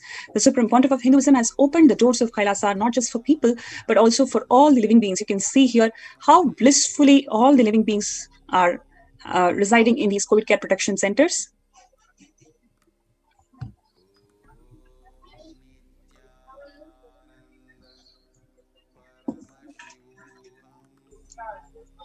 One can see here, this is just a few pictures from the COVID Care Protection Center's housing. Beautiful birds. The Kailasa's Department of Environment and Animals welcomed the first animal members of our COVID Protection Center who arrived as pets of the first batch of quarantined members. And the Supreme Pontiff of Hinduism has welcomed all beings at our campuses always, and ensured the provision of sanctuary facilities for the pets and the animals who will be cared for in an extremely non-violent, absolutely non-violent and purely vegetarian lifestyle, even for these life forms. One can see here very pretty pictures of these birds and the life forms enjoying their food and stay at the COVID Care Center Protection Centers of Adi Kailasa. And the residents, the citizens of Adi Kailash also enjoying their blissful presence. The kids of the Nithyananda Gurukul, the students playing and having a fun time with these animals, birds. One can see here like extremely even small life forms like turtles being nourished and given protection for their life, not only from the outside world, but also from their other fellow members in the form of other life forms. And as actually one of the yes, yeah, Ashla Swami, sorry, I just remembered one of the comment made by a participant from Kanchipuram, COVID care, who came here to Adi Kailasa for COVID care protection. She mentioned that the last 1.5 years, she's been just within the 4 walls of her apartment. She has not been out in the nature. And as soon as she entered Adi Kailasa, she was so happy and blissful to see so many dogs, cats, monkeys, and birds. That kind of ambience that which she was missing for last 1.5 years, she felt so comfortable and really blissful to watch how living beings also enjoy the sacred space of Adi Kailasa, which is directly blessed and energized by the Supreme Pontiff of Hinduism, Swamiji. And one can see here, as many of us would have heard the Supreme Pontiff of Hinduism recount to us how Adi Shankara when he witnessed the sacred space of a frog and a snake coexisting, where the frog was about to deliver its offspring, and the snake found, and it was raining, and the snake raised its hood to protect the frog. The coexistence, the peaceful coexistence of various life forms, including so-called natural enemies. That is when Adi Shankara felt that was a space where he had to establish the Shankara Mat. And similarly, one can see in the pictures over here various so-called natural enemies, be it a cat and a bird like a parrot, sitting and enjoying and practically playing with each other. This is a very common scene which one can see in Adi Kailash because of the extremely non-violent space created by the Supreme Pontiff of Hinduism, where every life form exists as literally an obedient servant to Paramashiva himself.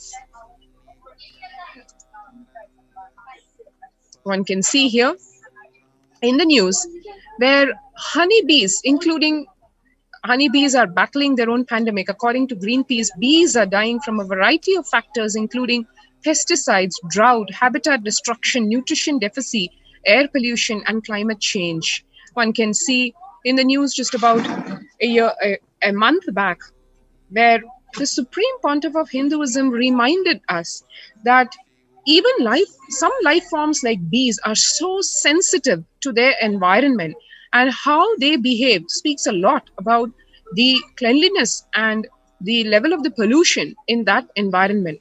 What Bhagavan revealed was, for a bee to survive, 4 things are required. 1, the ground cannot be polluted. In polluted ground, if a flower grows, if the bees drink that honey, it will actually die in a few seconds. First thing, the land has to be pure.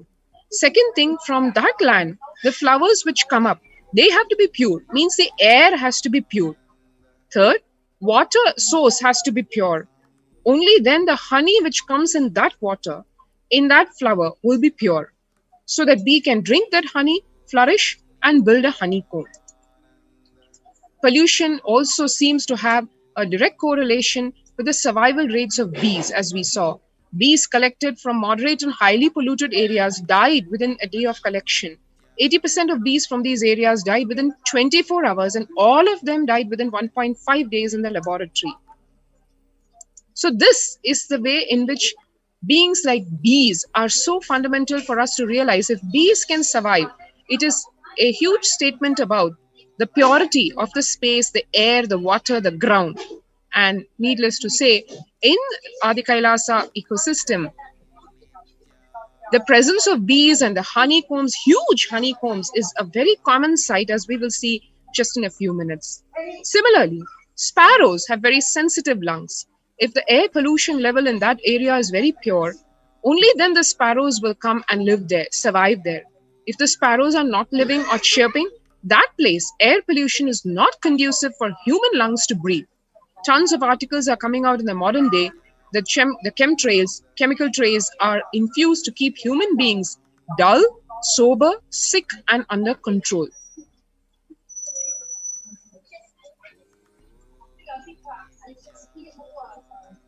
The Supreme Pontiff of Hinduism, way back in March of 2018, said, "You breathe only poisonous air, then what is the use? You live in a place where the sparrows cannot exist. Adinam, everywhere honeycomb, from Nairuti, the banyan tree, near the banyan tree now, especially with the new temple construction, so many, until the Ishanya, that whole diagonal, 1,000-bed dome. This whole diagonal, you can see honeycombs, means the whole area. Water, level, ground, air, all 3 are pure. You can see ducks, all of them, squirrels drinking our kitchen wastage out, the wastage water. From our kitchen, the wastage water comes out. Early morning, you can see they will all be drinking. Cranes, doves, squirrels, all of them drink that water and survive and enjoy. That shows our whole kitchen is running in the organic level, which can be handled even by an animal's intestine. So one can see here an enormous number of sparrows coming and chirping in the wee hours of the morning. And then here you can see right above the 1,000-bed dome, which is part of our multi-layer quarantine, new hives being built in the 1,000-bed dome. Hives of all kinds, ranging from the big to the small, and all kinds of colors and shapes and sizes.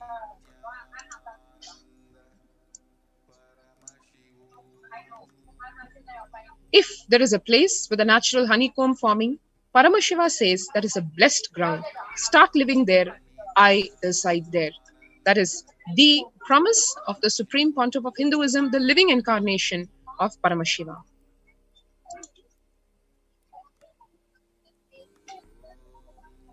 One can see here, Kailasa campuses are micromanaged directly by the Supreme Pontiff of Hinduism to revive this enlightenment ecosystem as defined by Paramashiva that keeps the environment in its best possible health and potential.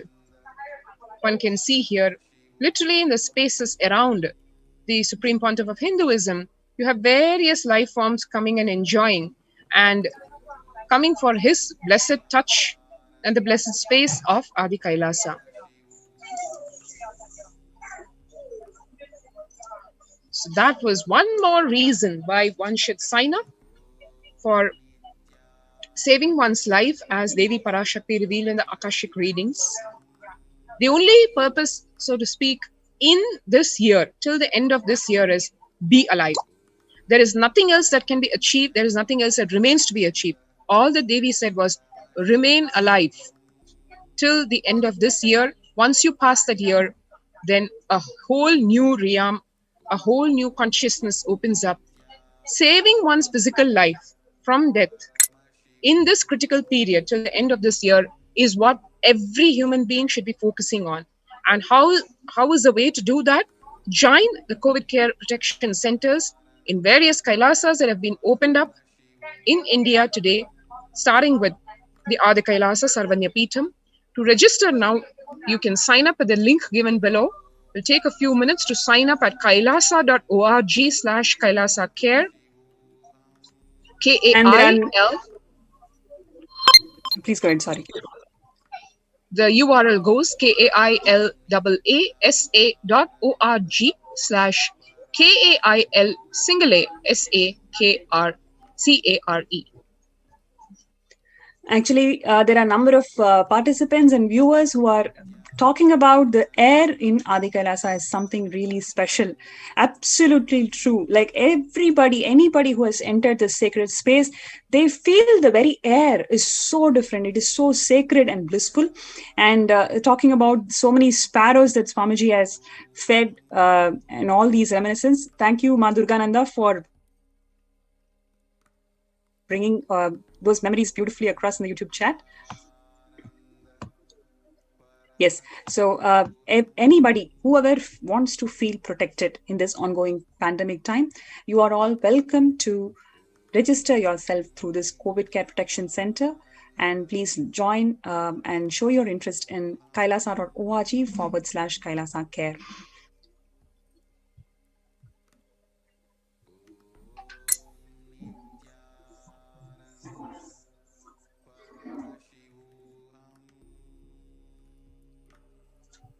Yes, with this, would like to go to the next segment where we have participants from the Adi Kailasa who have joined us for this COVID Care Protection Center, who are all here to share their experiences of what made them to come and how is the situation out there in Tamil Nadu and how is their stay so far. So before we go to that segment, let's have a short break.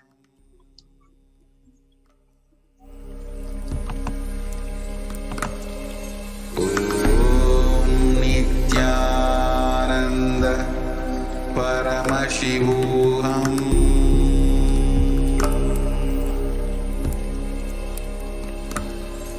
Om Nithyananda Paramashivoham.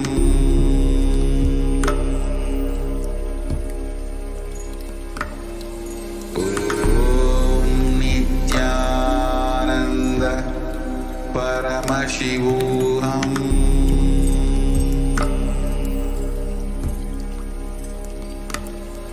Om Nithyananda Paramashivoham.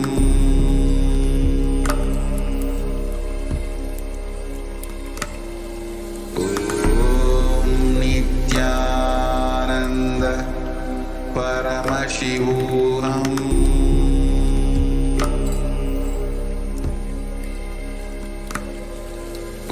Om Paramashivoham.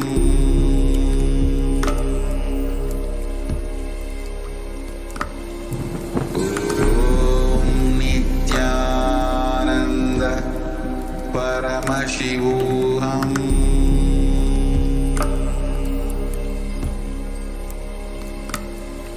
Om Nithyananda Paramashivoham.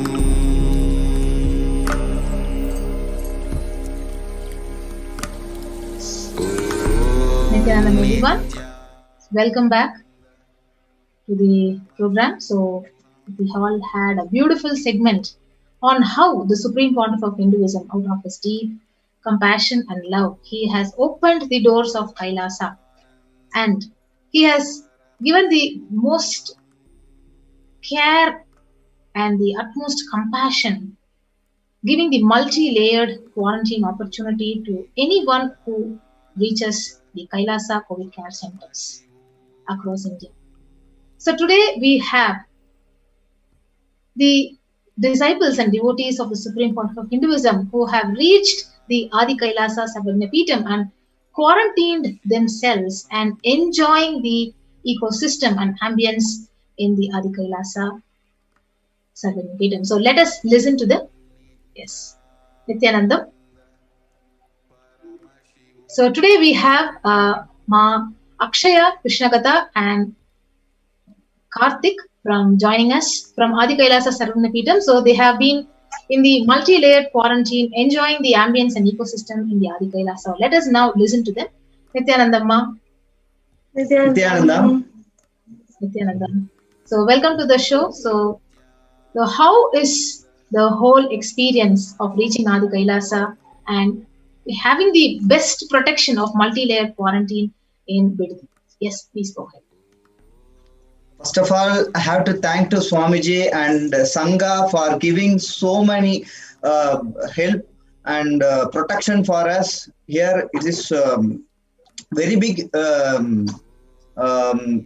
situation is going in outside because of the corona and this huge pandemic. So no one is safe in outside. But Swamiji is giving very compassionately giving this opportunity for us to save our life in this, especially in Adi Kailasa. We are literally enjoying and not even heard about the word of corona here. We are literally enjoying the place and space of Kailasa, Adi Kailasa, and especially we are aligned with the routine.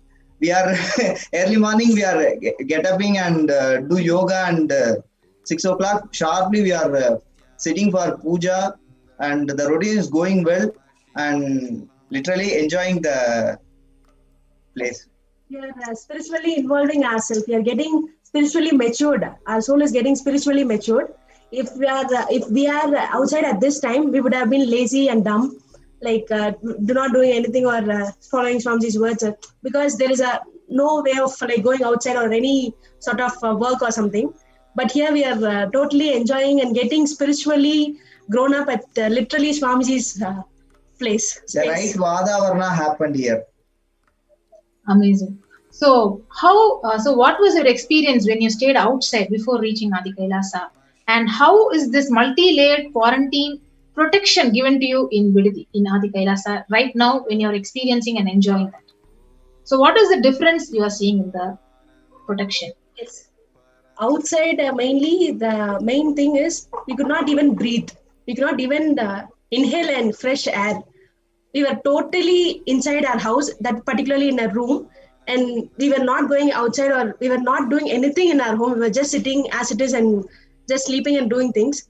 But here we are totally free and we are just living, getting aligned with the nature, and we are totally enjoying the space at Adi Kailasa. And that's what, as Karthikeya said, we do not have even the fear of the word corona. But if we are outside, we would literally like every minute and every second, we will have the fear that there is some pandemic that is going on outside. We could not step out of our house for any purpose, even for one meal, we will be suffering so much. Somehow, like one of our family members has to go outside and they have to get the things. And of course, it is a very, like the situation will be very hard. But here we are totally enjoying things, and we are literally multi-layered. Like we are for 15 days we were in quarantine, and now we are just living this space. Yes. And we are just enjoying the space outside. We are doing gardening, and main thing is we are not wearing mask because outside we could not inhale a fresh air. We will be wearing the mask all the time, and if we are wearing the mask, we could not even breathe freely. It will be like so suffocated inside. But here we are really free, and we are outside. If we are meeting some new person, we are not seeing that person. We are thinking that hey, Corona is coming near. We could have that space here. So that here we are seeing everyone is a Sivagana and enjoying others. Really the Sangha people are really taking care. It cannot be imagined. So too many of caring here. So cannot express in words that Swamiji giving that experience. Yes, amazing. So there were so many obstacles, like when you, as you said, there is only single layer quarantine and home quarantine, which is not much safer to travel around. Even if you are at home, you are at the highest risk of getting the COVID-19 pandemic affecting you. But what made you exactly take this decision to come and reach Adi Kailasa and have this multi-layered quarantine protection for this COVID-19 especially? Actually, my father-in-law and message Swamiji in that YouTube that Swamiji is kidding and giving command like Odia, come on. We don't have much time. We come as early as possible. So we just took the decision in a day, within a few hours, and we didn't even think of we should go later or in a few days we will be going to Adi Kailasa. We just took a decision immediately that we should be there in Adi Kailasa, and we just packed everything and came. It was like actually in Tamil Nadu that time was full lockdown on Sunday, every Sunday. Swamiji given that command on Saturday morning. After that morning, see if the government is releasing that lockdown, they have to announce one day before, right? But in that Saturday, after Swamiji's command, immediately afternoon only that government is announcing that today, that Saturday and Sunday is removing all the lockdown, and people can move. People can freely travel. So after that from Monday onwards, they are fully locked down. So that announcement has came in the news. So immediately we took action and went for the corona test and get that negative test report on the Sunday afternoon. And we started at 4 o'clock on Sunday, and we reached here at 12 o'clock midnight. So it was a sudden decision, immediate decision that we should not drag Swamiji's words. We just took a decision and just came. The moment we took that decision, we have to move. Or immediately in the news, they are announcing that tomorrow is free from that. People can travel from anywhere to anywhere. There is no restriction or no lockdowns. So it was like, then they can say yes to Swamiji, and he just cleared all our obstacles, and we just came. And one more miracle happened during that Karnataka border, that enter. Actually, my brother went there. The officer is asking so many questions from other peoples, but my brother told that we are going to Nithyananda Swami Ashram for doing service for COVID-19. They said immediately they approved for us, and we just move from there. But others are not allowed. The people front of my brother and back of my brother, they are not allowed. But my brother got permission, and immediately he moved from there. Exactly. So if you see, when you take a decision to make Guru work happen, so how Swamiji says, I just rush towards you thousandfold, manyfold times before even you just put one step. So you just need to just decide. So as you see, like a lot of viewers are watching this program. So what would you want to tell the viewers about the importance of reaching Adi Kailasa and to take this multi-layered quarantine as a definitive protection for your life itself? So what would you want to share with the viewers? See, apart from the corona, we have right Vadavarana here. apart from corona, we have right Vadavarana, this 6 month, this time duration, we have to build our yogic body, Vedic mind. See, the Bhagavad Gita class is going on there. So it is not possible for us if we are in our home, it is not possible. We are not sitting, we don't have time. If we have time, we are, because of the laziness or tiredness, we are not spending mind for learning this kind of things.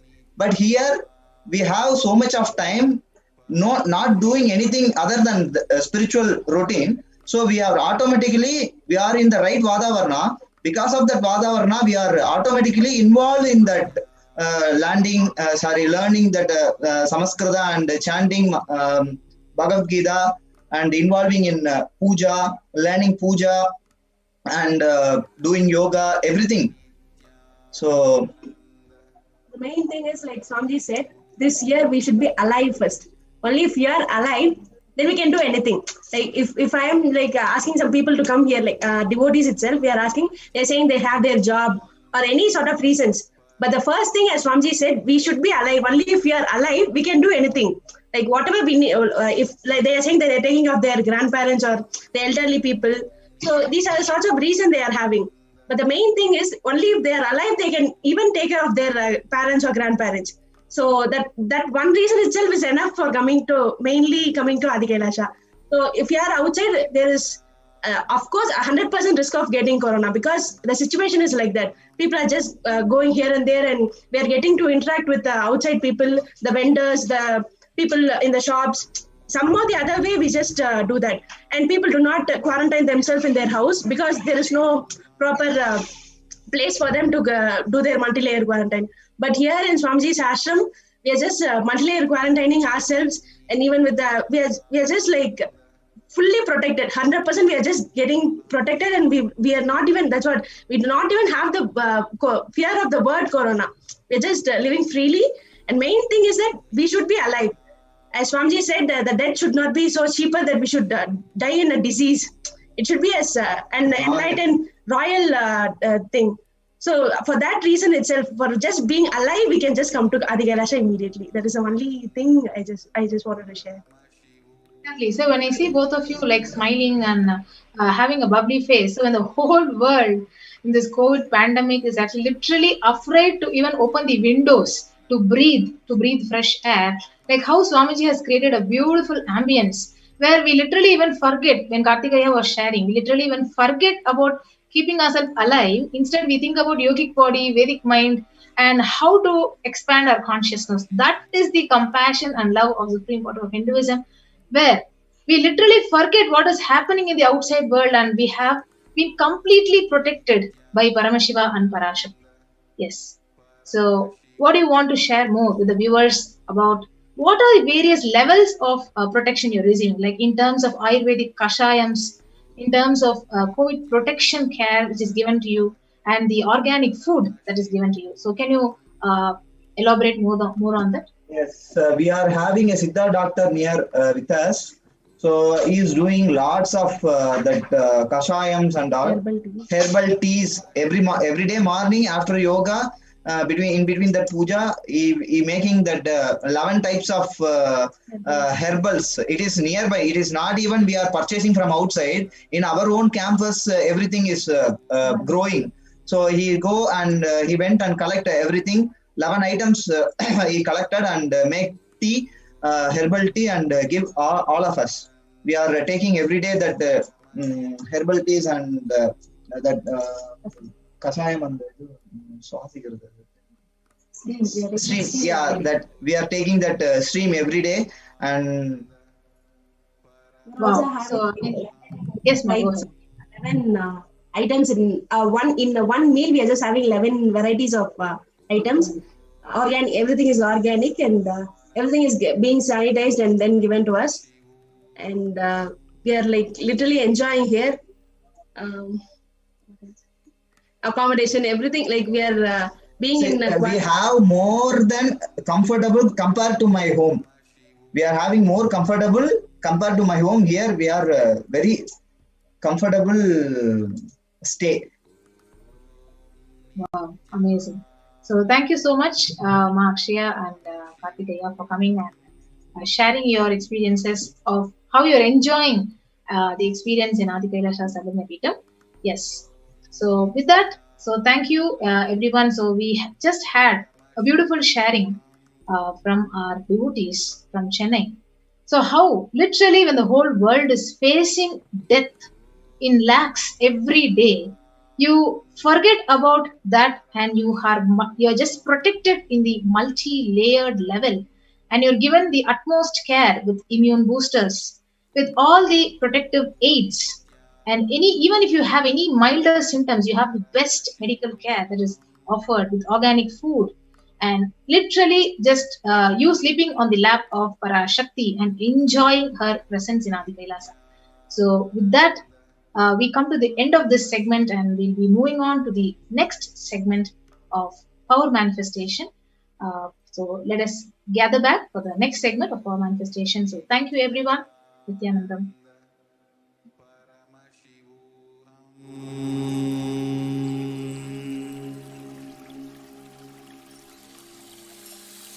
I bless you all. Let you all open all your three eyes.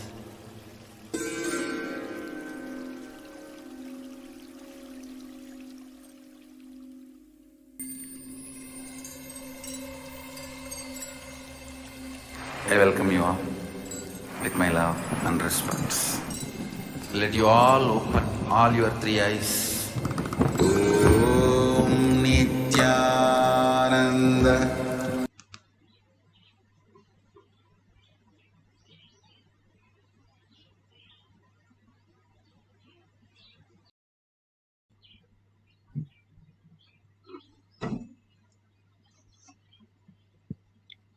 What is power manifestation? Let's hear from Bhagwan himself explaining what is power manifestation.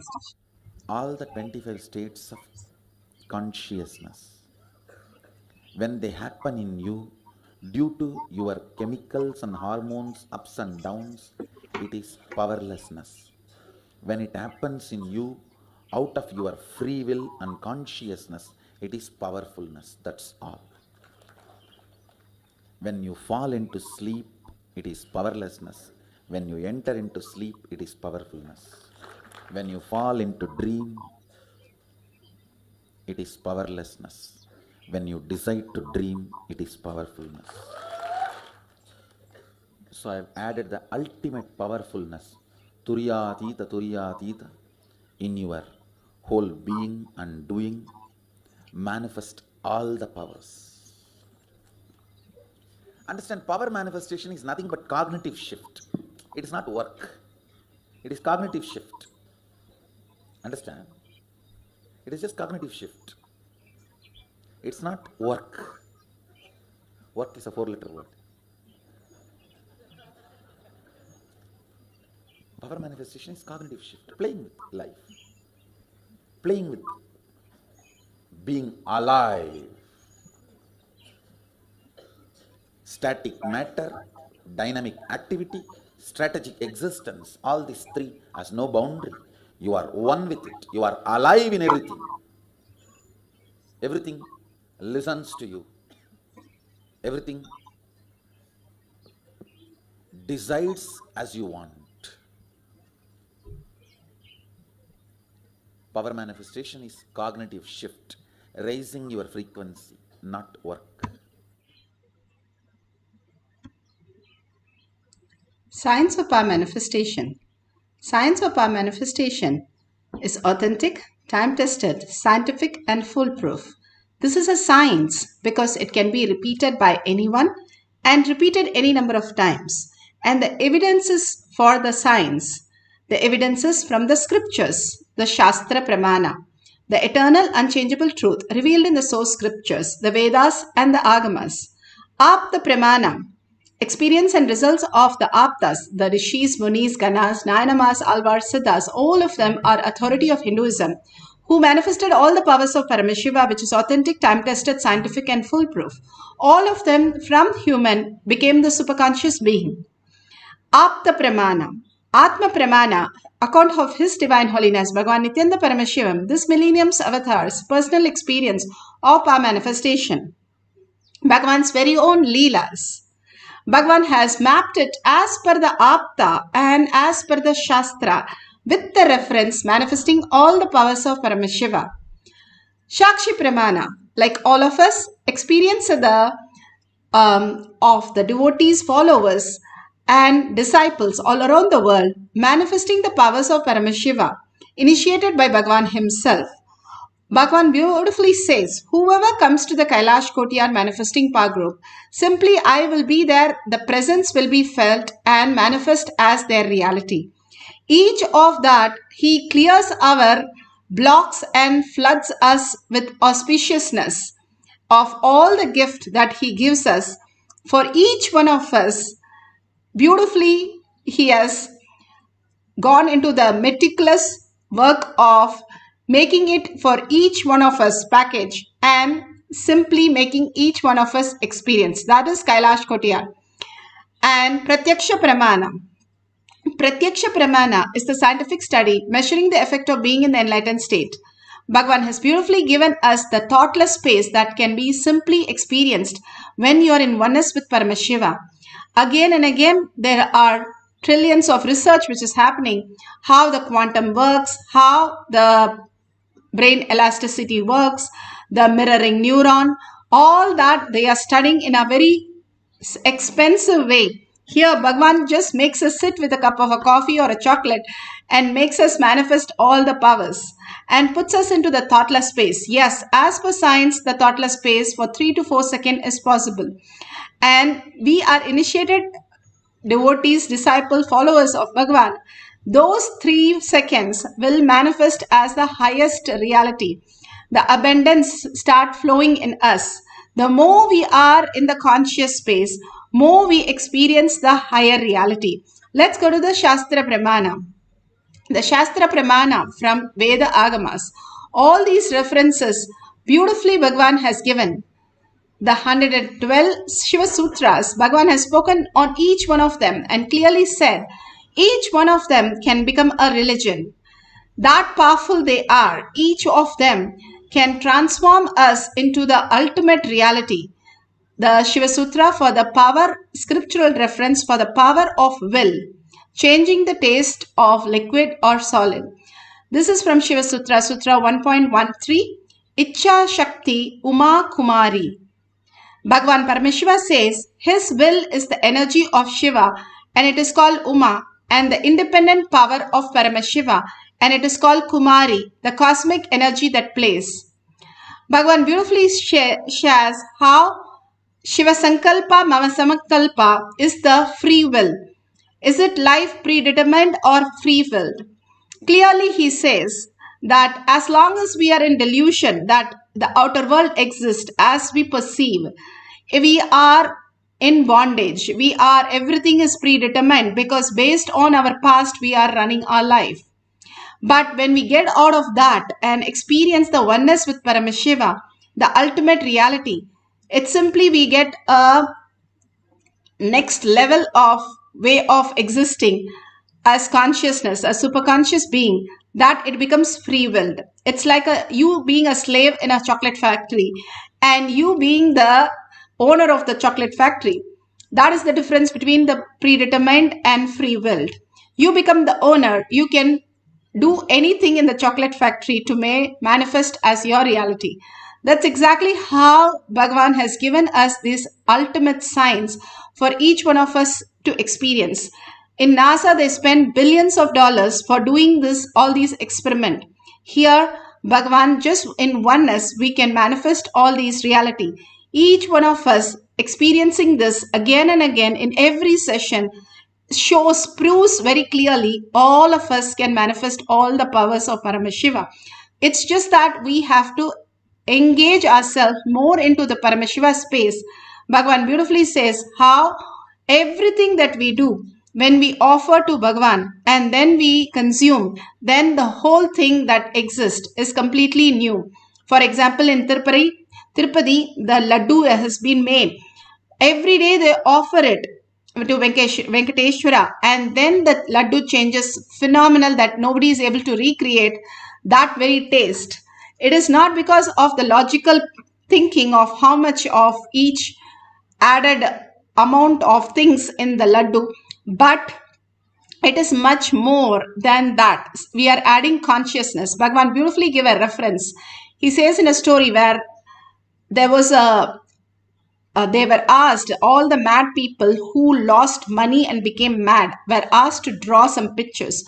And all of them landed up drawing the same kind of pictures.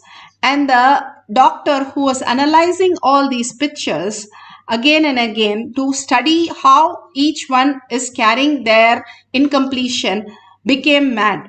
When we are engrossed in something, we become that. The Vata Varna is so important because unconsciously we are imbibing all these, whatever is presented to us, much more than consciously we are understanding what's going on.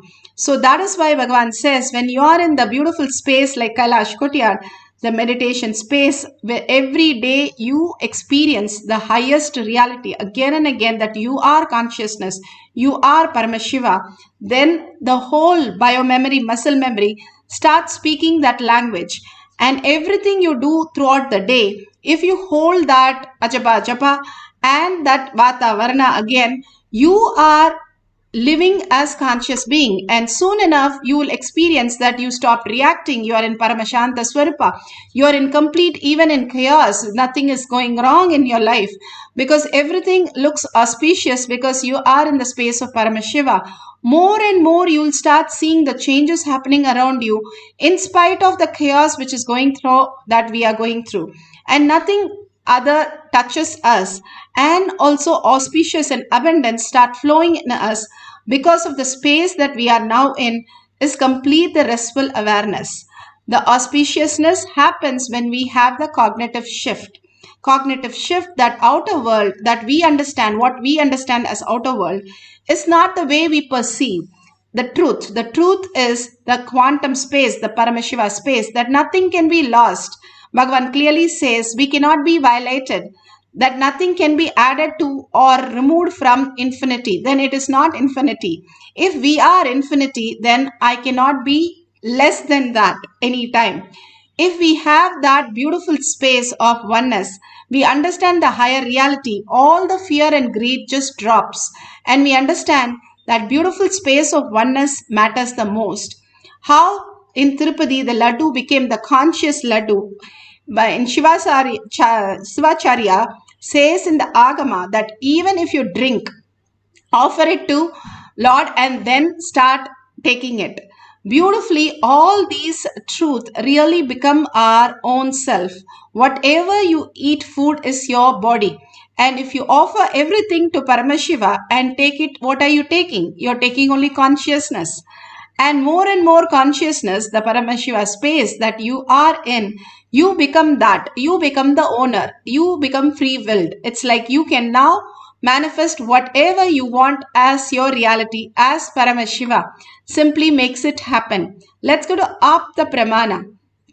The power of will is so powerful that you can go beyond all the Panchabhuta. Here, there was a huge storm. This is from Sai Charitra. This is chapter 11. Baba, they all ran to Baba because there was so much of thunderstorm, so much of flooding, and they could not do anything in the village. So many things. You can see how Baba manifested the higher reality. And simply he told the storm, stop your fury and be calm. That's all. To the storm. Not to a human being, to the storm, he said, and simply it settles down and the moon came out and everybody went back to their routine. This was all possible because Baba is in that space of superconscious space, or simply Paramashiva manifesting through him. All we need to do is, all of us can experience this. Who said it's not possible? So many millions of them are experiencing again and again and again. And same, we can also experience. We don't have to drop anything. We have to drop which is not there, which is the fear and greed. And the incompletions go along with that and causing so much of trauma in our life. The pure space that we are. How Dhruva, he was so intense. He told Miss Mother, I am going to go and meditate on Vishnu. The mother said, till he appears physically, don't stop it. So dedicatedly he stood, and he stood for 3 months. He stood on one leg. He stopped sleeping the next month. He stopped eating the next month. Then he stopped breathing. Literally all the lokas started shivering and shaking. A small kid could hold that level of integrity to the space. I have to see Vishnu in physical form, not in my third eye. That very powerful statement that he grounded himself for the higher reality, simply shook the lokas. Bhagavan says, if Brahma has to appear, he will appear. If you are very clear with your cognitions, the clarity in that small child, other than that thought, he didn't have any other thought. That was the power of will. Power of will is something you have cognized, like you know the colors, you know the shapes, you know the places, so many things. Like that, if you have the power of will to cognize, you are Paramashiva. Very clearly, Paramashiva has to happen to you. There is no other go.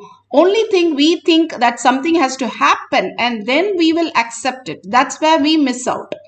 If you clearly define Paramashiva will happen, life is contribution for others, simply you will see life just unfolding and manifesting as n dimension for you as reality and auspiciousness. Now let's hear Bhagavan speak.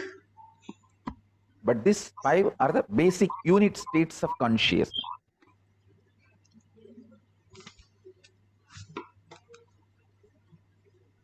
Your concept of life, death, sex, wealth,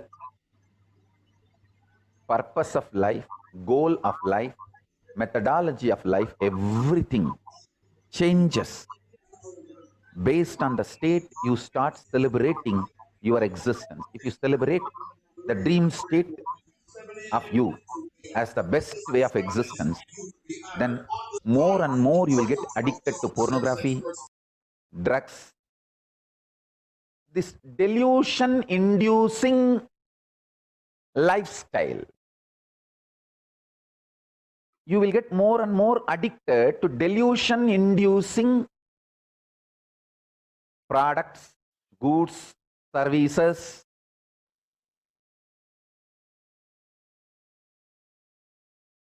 Pornography and drugs. Don't think it's a coincidence that both of them are always together. It's not coincidence. Both of them are dream inducing. Both of them induce the same kind of taste and state in you. That's why the drugs and porn are very closely associated. The state you enjoy decides. The state you enjoy decides the products, the lifestyle, the purpose, the goal, all this you are going to entertain, engage in your life. Person who enjoys his dream state or deep sleep state can never tolerate neem juice or castor oil. If you start enjoying neem juice and castor oil every day, your body will never let you destroy, waste your life in dream state or deep sleep state. You will have deep sleep the number of hours you need to keep yourself healthy. Maybe maximum 2 or 3 hours only deep sleep you need. Another 2-3 hours dream state you need to keep yourself healthy. Cope up with the reality and all 5 states of consciousness. If you take regularly these few herbs, Adimaduram, malic acid, castor oil, neem juice, you don't even need 3-4 hours of dream state. I tell you.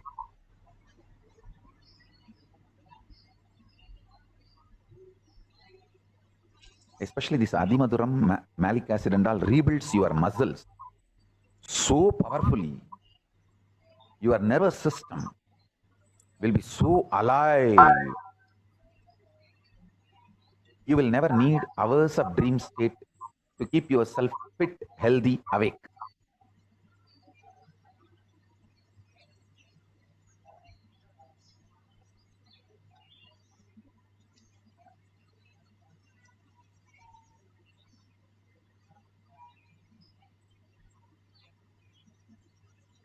I insist at least all my disciples to add these few items in your food directly or indirectly.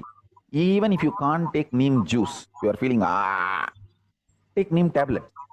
The neem tablets are available, very organic neem tablets are available all over the world. Take 2 tablets. That is okay. That is enough. You will see that the quality of your consciousness starts raising. Understand, the food is directly responsible for the quality of your consciousness.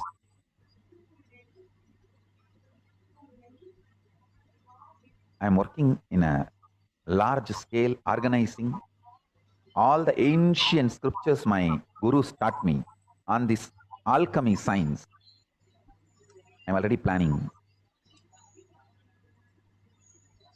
Hindus have a great thing to contribute to the humanity. The alchemy science of states of consciousness is unique to Hindus and Hindu tradition just by the herbs.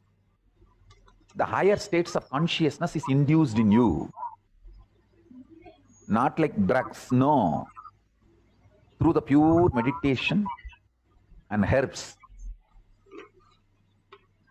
The highest states of consciousness is induced, and whatever you see in that state of consciousness will be directly manifesting in you as powers.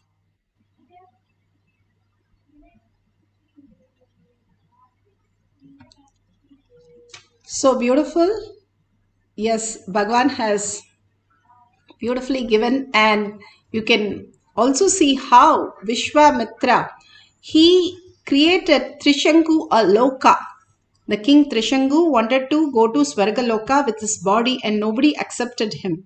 And so he created just by the power of will.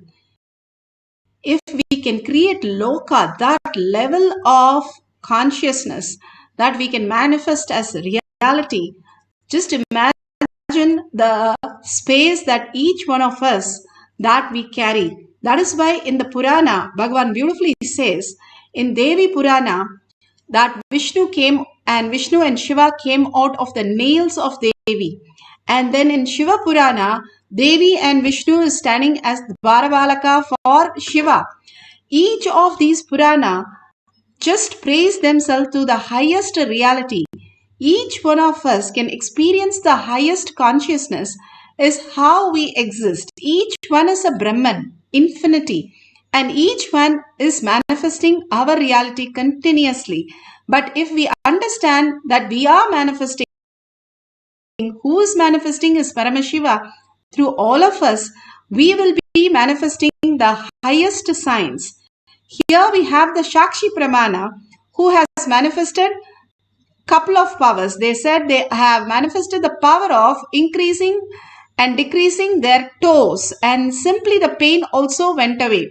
Bhagavan says the pain is the most thought lie in the world, because as consciousness there is no pain. Quantum does not have talk about pain anywhere. It is only the frequency. So where is the pain coming in? Because we think we are the body and consciously we are not thought that pain is a lie to focus where is the pain. Bhagavan says wherever the presence is, pain cannot exist. If you sit and focus where the pain is in your body, where it is paining, simply the pain disappears. And you keep doing this again and again, you master the pain. Like Balasans, they master the pain. Many of the Balasans have had fracture, not one or two. And simply they do not experience pain. Same way they are, Dira and Maria is explaining that they changed the water. First it became bitter and then sweet. For Maria, it was sweet both the times in both the cycles. All these were possible when we understand not only our thoughts, thinking we add in our recipe, we can add consciousness also. And when we add consciousness more and more, it becomes blissful food. So let's go to the instruction to manifest the power of will, the most beautiful space that we can experience. And really we can see it in reality. This is one of the beautiful power that Bhagavan has given, where we can experience it with our senses. How your eyes, your nose, and your experiences all can experience that there is a consciousness which is manifested as powers. And it is not matter. A dead body is also a matter which has 5 senses. The minute the person is dead, can we pour a juice and ask them to experience anything? Nothing happens. There is something which even the 5 senses experience, is the consciousness. If we understand more and more the higher science, there is something more. We'll get curious about it. We don't have to define anything, but just get curious about it. That is enough for us to get into the higher space. Now let's go to the guidelines. If you have the camera ready, please set the camera with the timestamp. These are extraordinary moments that you cannot record. NASA spends billions of dollars to record all these things. You are sitting with a mug of coffee and enjoying Parashakti, and you are experiencing all these powers. Even as little powers as once in 15 days you experience, it is worth recording all these things. And if you have the Jnananjan in your Kantamala, if you've got the Kantamala, you can apply in your third eye and your temple. If you do not have, that's okay. You can have the Basma. If you don't have the Basma also, the turmeric, apply the turmeric every day to detox the third eye, Bhagavan says. In the night and the day, if you apply, it will detox the third eye. If you have a partner, wonderful, or you're going to do it by yourself. It can be liquid or solid, but clearly keep the liquids. Taste it a couple of times and take strong ones, like you can take cardamom, you can take coffee or tea, you can have different things kept, and please write what you want it to change, or a plain glass of water. And if you want sweet taste, you can write, I want to change this as sweet, and put a label clearly so that you can take a picture, and after the change again test it twice to make sure authentically it has changed the taste. You are offering the Naivedyam and you're going to have the Prasada. And all these, the greatest science, everything when we offer to Bhagavan and when we receive that, simply the whole dimension changes. In Indian cooking, what they used to do, of course, long ago, every time they start cooking, they'll make a mound, like a mound, a small hill, like so much, and they will keep it as Ganesha. And then they offer everything as Ganesha. Everything will cook and come back with correct taste, correct salt, correct sweet, everything perfect. So all that we are going to do is hold Parashakti in your inner space and manifest the power of will. The power of will, static matter, that everything that exists, everything that you know, you don't know, everything is Paramashiva. Strategic exists, the dynamic activity that happens is the Devi, Parashakti, constant vibration happening as reality. The third, the strategic existence, the power of will, how you decided to walk, talk. Whoever decides whatever in their life, they master that, they become the best in that. Here, Bhagavan is holding that powerful space. Yes, Bhagavan is residing in me and he will manifest whenever I ask. You're $1 trillion child. Be very clear, if you are in Kailash Courtyard, you are blessed. Blessed to be in that space of meditative space and be in the Paramashanta Swarupa space and not have any of the reactions that is going on, because you are the chosen one, Bhagavan says. Unless we are the chosen one, we can't come here for hearing these words. We would have switched off long back saying, oh no, I don't want to do all these things. But we are here and we understand our brain is able to catch something more than logic. Be very clear, Bhagavan says, go do an Anga Pradakshina and go round yourself and thank Bhagavan and thank yourself for creating that space for you. Now let's sit straight, head, neck and spine in a straight line. Bring Paramashiva, Parashakti, the deep meditative space that Bhagavan has given this beautiful space for all of us. And he says in Kailash Courtyard, I myself will be present, and you can feel the presence of Bhagavan, Parashakti. Hold yourself with the 25 heads of Devi. Yes, you has 25 heads and 75 hands and 50 hands and 75 eyes. Drop your cell phone. After that, you can hold your cell phone with the hands. Now, hold that Parashakti in your third eye. Few minutes, a deep meditation. Let's see what happens and what we experience. Absolute unclutch from everything you know as your outer world. What could happen? Just experience that. Only I will hold Paramashiva Parashakti. That is Thyaga. Sacrifice is not Thyaga of something what you have. Bhagavan says, what you don't have is what I ask. The confusion and chaos and all kinds of trauma we don't have because nothing is gone. We are, each of us are Paramashiva. If we understand that only the mind dies, the birth and death cycle is for the mind, not for us. We will realize that who we are is the Paramashiva space, which is constantly available, the eternal nectar, the blissful space, constantly holding Devi and manifesting Devi. Just tasting that nectar, you would never want to do anything other than be there in that space. So absolutely oneness with Paramashiva, Parashakti, intensely chanting the Mahavakya, few minutes. After that, it will start becoming Ajapa Japa. Ajapa Japa means moving without moving your tongue and making the sound come in your throat.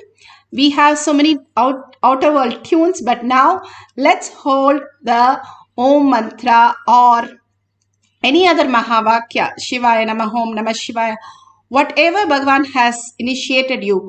When mantra becomes Mahavakya, you merge into the mantra. That is the speciality of Mahavakya, Bhagavan says.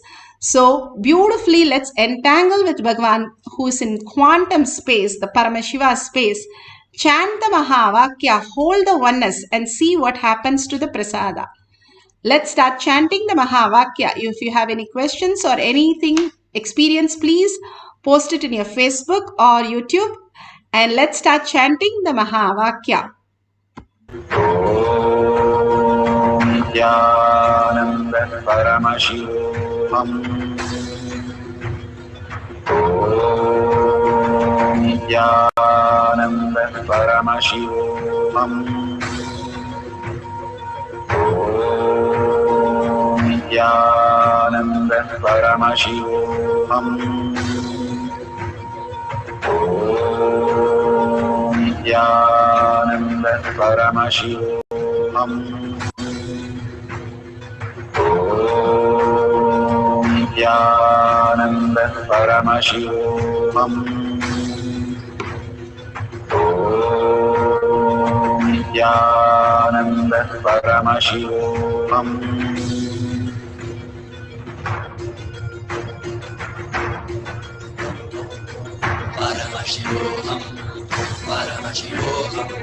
Let Paramashiva's third eye manifest in all our third eyes. Let the Amrita pour, let the Varni open up, manifest in all of us.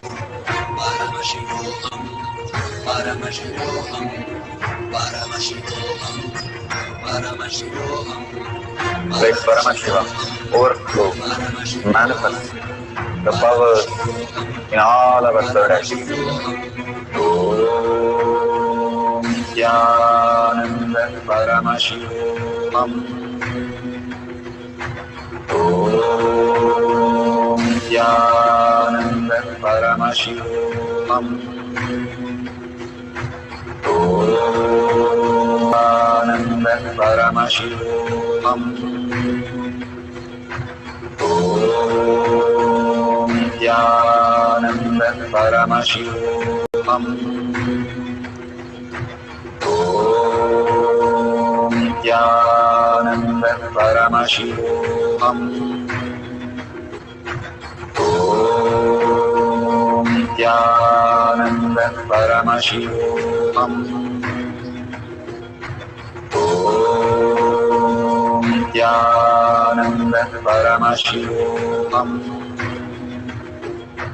Om Nithyananda Paramashivoham. Om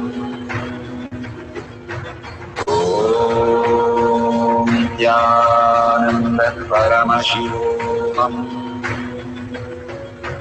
Om Nithyananda Paramashivoham.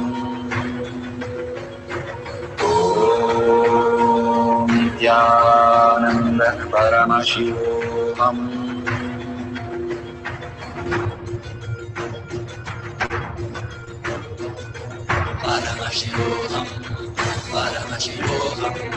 Let Paramashiva's third eye manifest in all our third eyes. Let the Amrita pour, let the Varni open up, manifest in all of us.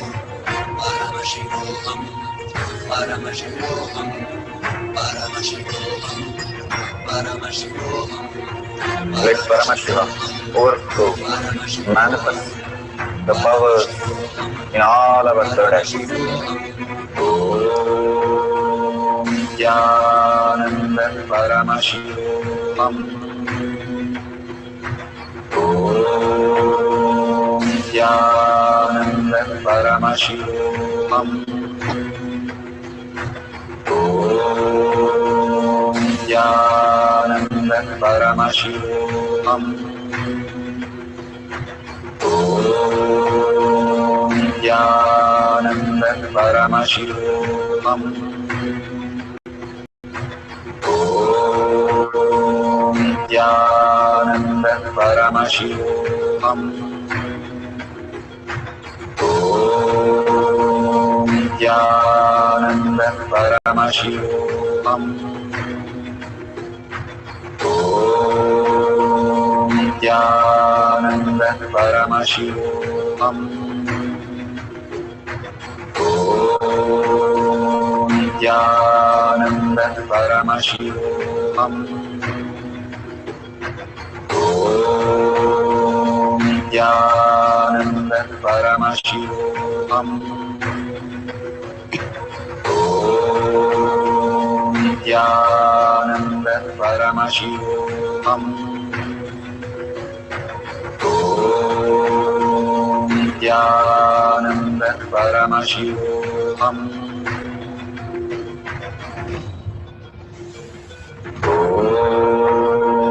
Nithyananda Paramashivoham. Om Nithyananda Paramashivoham. Om Nithyananda Paramashivoham. Om Nithyananda Paramashivoham. Om Nithyananda Paramashivoham. Om Nithyananda Paramashivoham. Om Nithyananda Paramashivoham. Such a beautiful space of receiving the prasada. Each time you meditate, each time you experience the oneness with Paramashiva is the deepest meditation. When Bhagavan is asked by the scientific community, what is he doing in the brain? What is he experiencing exactly? He simply says that he's opening his third eye and he's in the deepest samadhi. And he says, like a petal, one by one, it opens up and the higher reality. The beautiful space when we have the power of will, simply we can manifest anything in our life, especially when you're aligned to the consciousness as the ultimate goal. You contribute to the world much, much more than any other contribution. The beautiful space simply happens around you is the phenomenal things, the power of will. Bhagavan beautifully says how your gut has to digest everything. Your gut bacteria, if you have 10 trillion bacteria in your body as human cell, you have 100 trillion cells as bacterias, viruses and parasites in your gut. Your gut has all the imprint of how you are, whether you are a thin person or you are like all that which is there in our biology lives in the gut, which creates all that bacteria, probacteria, and all kinds of things which runs our life. Detoxing our body again and again simply makes us manifest a highest power. Beautifully, Bhagavan tells a story of Adi Shankara when he got thirsty. First, he went to an arak shop and his disciples were so happy. He drank the arak and all of them drank. Then again, after some time, he felt again thirsty. He went to a molten metal shop where they were melting metal. And he drank that also and asked the disciple, now are you ready to drink this? Or you drank from the last shop? The disciple simply disappeared. The stomach he had to digest anything was clearly shown. The power of the gut, that nothing could disturb him. Nothing in the outer world even touches him where he resides. That power of will that he had. Not that anything touches anybody. Nothing anyway touches. That is why everybody, even the worst trauma state, we go to sleep very peacefully. And in the deep sleep, we don't know. In the dream sleep, whatever we go through in the reality, we don't know. Not even our name, not even whether we are women or men. So we are residing in that, but living that in this life consciously, that the mind cannot touch the consciousness. Whatever happens in the mind will not disturb you. That power of the will to hold that I am Paramashiva, nothing touches Paramashiva, and everything exists as is, because I am infinity. Nothing can be removed. Nobody is lost. Nothing is lost. I can just be there in a form I create, like how Bhagavan says, like a laser beam, we can create the reality what we want. If you have the laser beam and you can decide what pictures have to be projected, what would you do? That's exactly our life. Again and again, living that as our reality, whether we are making a coffee or running to the office or typing something to somebody in a chat, everything is Paramashiva's manifesting through you. Holding that cognition makes us manifest the highest space. That is power of will, strategic existence, consciousness, the potential cognitions of the powerful cognition becoming potential cognition, Bhagavan calls it, to become our reality every time. So with that space, let's have one more short cycle of meditation. Hold that intensely inside you, the Paramashiva space, Parashakti Devi herself, just overflowing with the joy and compassion, just for you, each one of you, experiencing that oneness and entangling with Bhagavan in the most beautiful space. Let's have one more cycle of power manifestation, where keep the glasses of water or liquid or solid, clearly define the name, authentically verify every time, make sure that it is only through consciousness it has changed. Do not add anything and do not compromise. Whatever is the prasada, accept that. It has not changed, it has changed. It is bitter instead of sweet. Everything is a prasada, whatever Bhagavan offers. Once you get into the space, the doubts will simply get out of you and know very clearly you cannot be disturbed. So hold that beautiful space and let's sit straight and bring Parashakti to our third eye for the next cycle and start chanting the Mahavakya, the power of will. Om Nithyananda Paramashivoham. Om Nithyananda Paramashivoham.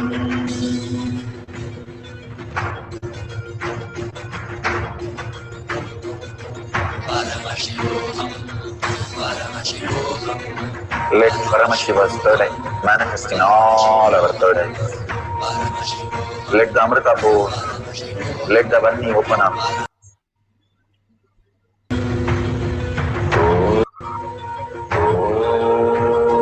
Om Nithyananda Paramashivoham.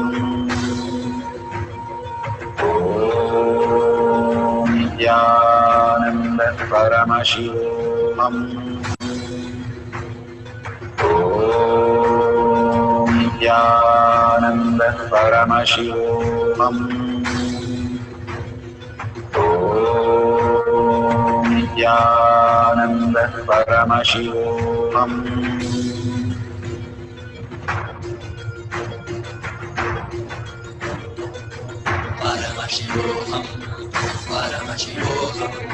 Let Paramashiva's third eye manifest in all our third eyes. Let the Amrita pour, let the Varni open up, manifest in all of us.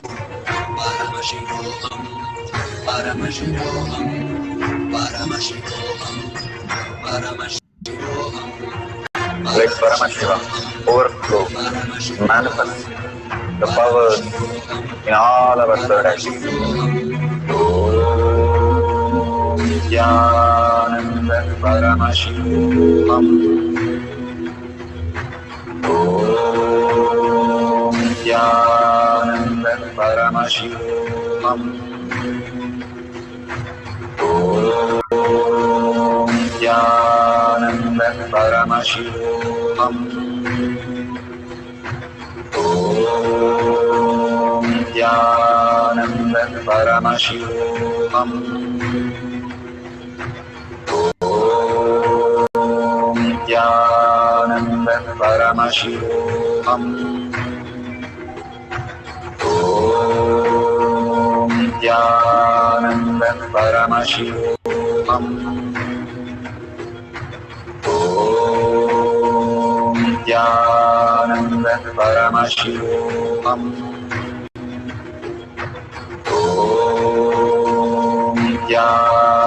Nithyananda Paramashivoham. Om Nithyananda Paramashivoham. Om Nithyananda Paramashivoham. Om Nithyananda Paramashivoham.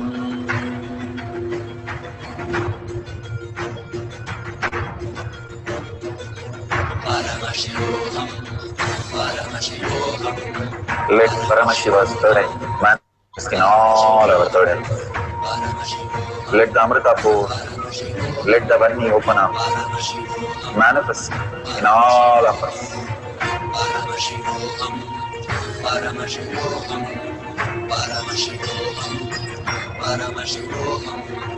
Let Paramashiva overflow, manifest the powers in all our third eyes. Om Nithyananda Paramashivoham. Om Nithyananda Paramashivoham. Om Nithyananda Paramashivoham. Om Nithyananda Paramashivoham. Om Nithyananda Paramashivoham. Om Nithyananda Paramashivoham. Om Nithyananda Paramashivoham. Om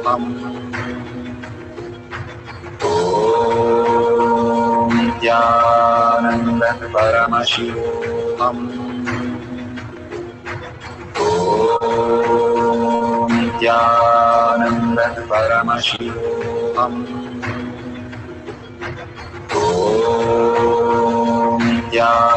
Om Nithyananda Paramashivoham. Om Nithyananda Paramashivoham. Om Nithyananda Paramashivoham.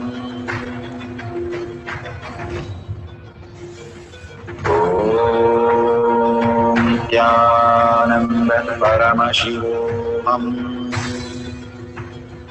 Om Nithyananda Paramashivoham. Om Nithyananda Paramashivoham. Om Nithyananda Paramashivoham. Om Nithyananda Paramashivoham. Om Nithyananda Paramashivoham. Om Nithyananda Paramashivoham. Om Nithyananda Paramashivoham. Om Nithyananda Paramashivoham.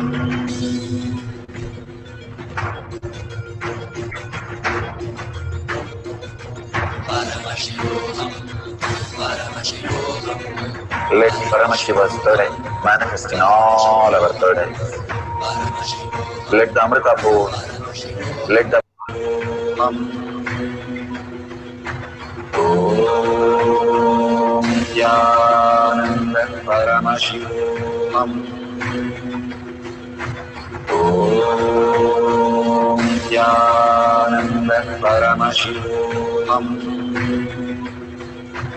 Om Nithyananda Paramashivoham. Om Nithyananda Paramashivoham. Om Nithyananda Paramashivoham. Om Nithyananda Paramashivoham. Om Nithyananda Paramashivoham. Om Nithyananda Paramashivoham. Such a beautiful space of oneness with Paramashiva. Let's go to the last part of sharing. Each one of us experiencing this higher science, higher reality. Today, so many of you manifesting the power of changing the taste. This is just a glimpse to show you that you are the possibility. It might be as small as some water has become sweet, but something in you has shifted. That very you will experience the higher reality. That beautiful oneness with Paramashiva, again and again, deep oneness with Paramashiva, and the cognition becomes more depth. And there is a $sign at the end of the YouTube chat. You can offer whatever you want, a unit of your currency.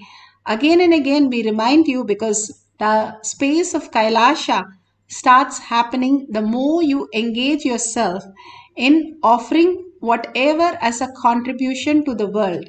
Sharing, contributing is a way we can expand, get grounded to these realities, which is always a learn. You start establishing and telling people, hey, this is what it is, and this is what I invest my life in, is this Paramashiva space. And your space is Paramashiva space. With that beautiful space, let's surrender to Bhagwan all this beautiful, powerful cognition and power manifestation, and thank Bhagwan for whatever he is contributing to our life again and again. And in deep gratitude and earning, ask Bhagwan to make Paramashiva as your reality space. And with that, let's end this session with the Purna Mantra and thank each one of you for that. And let's end with the Purna Mantra.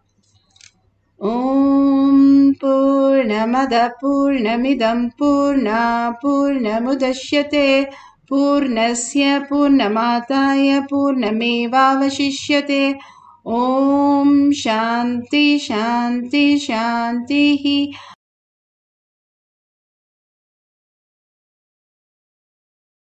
Hari Om Tat Sat Sarvam Bhagavate Sri Nithyananda Paramashivam Padukarpanamastu. Thank you so much, and see you after the next satsang, next darshan, and Kailash Kotiyar Manifesting Power Group. Thank you, Nithyanandam.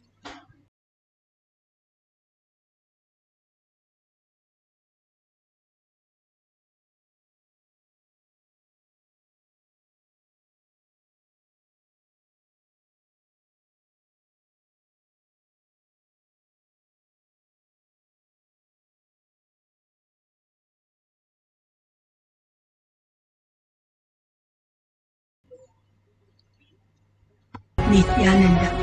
That time, because both of us believe help Swamiji means help whole world.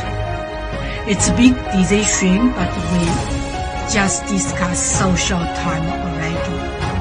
Decide. I really appreciate my husband love me so much and believe me, trust Swamiji so much. Soon here will be big temple, Gurukul, Goshena, and library. Introduce this my story to you, just me. Don't give up any chance to be founding father of Kailasa. It's best thing you can do in your life.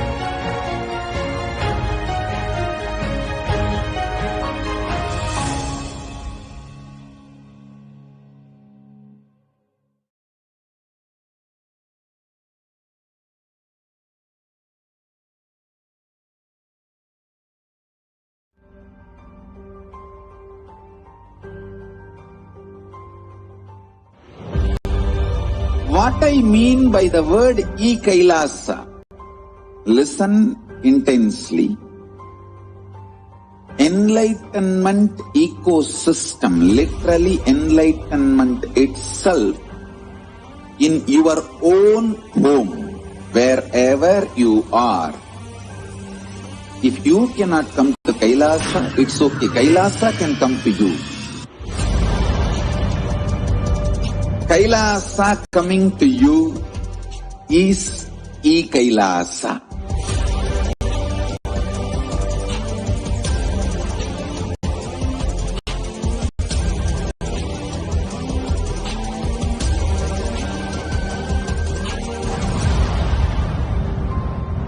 I'm as old as sun, as new as sunrise.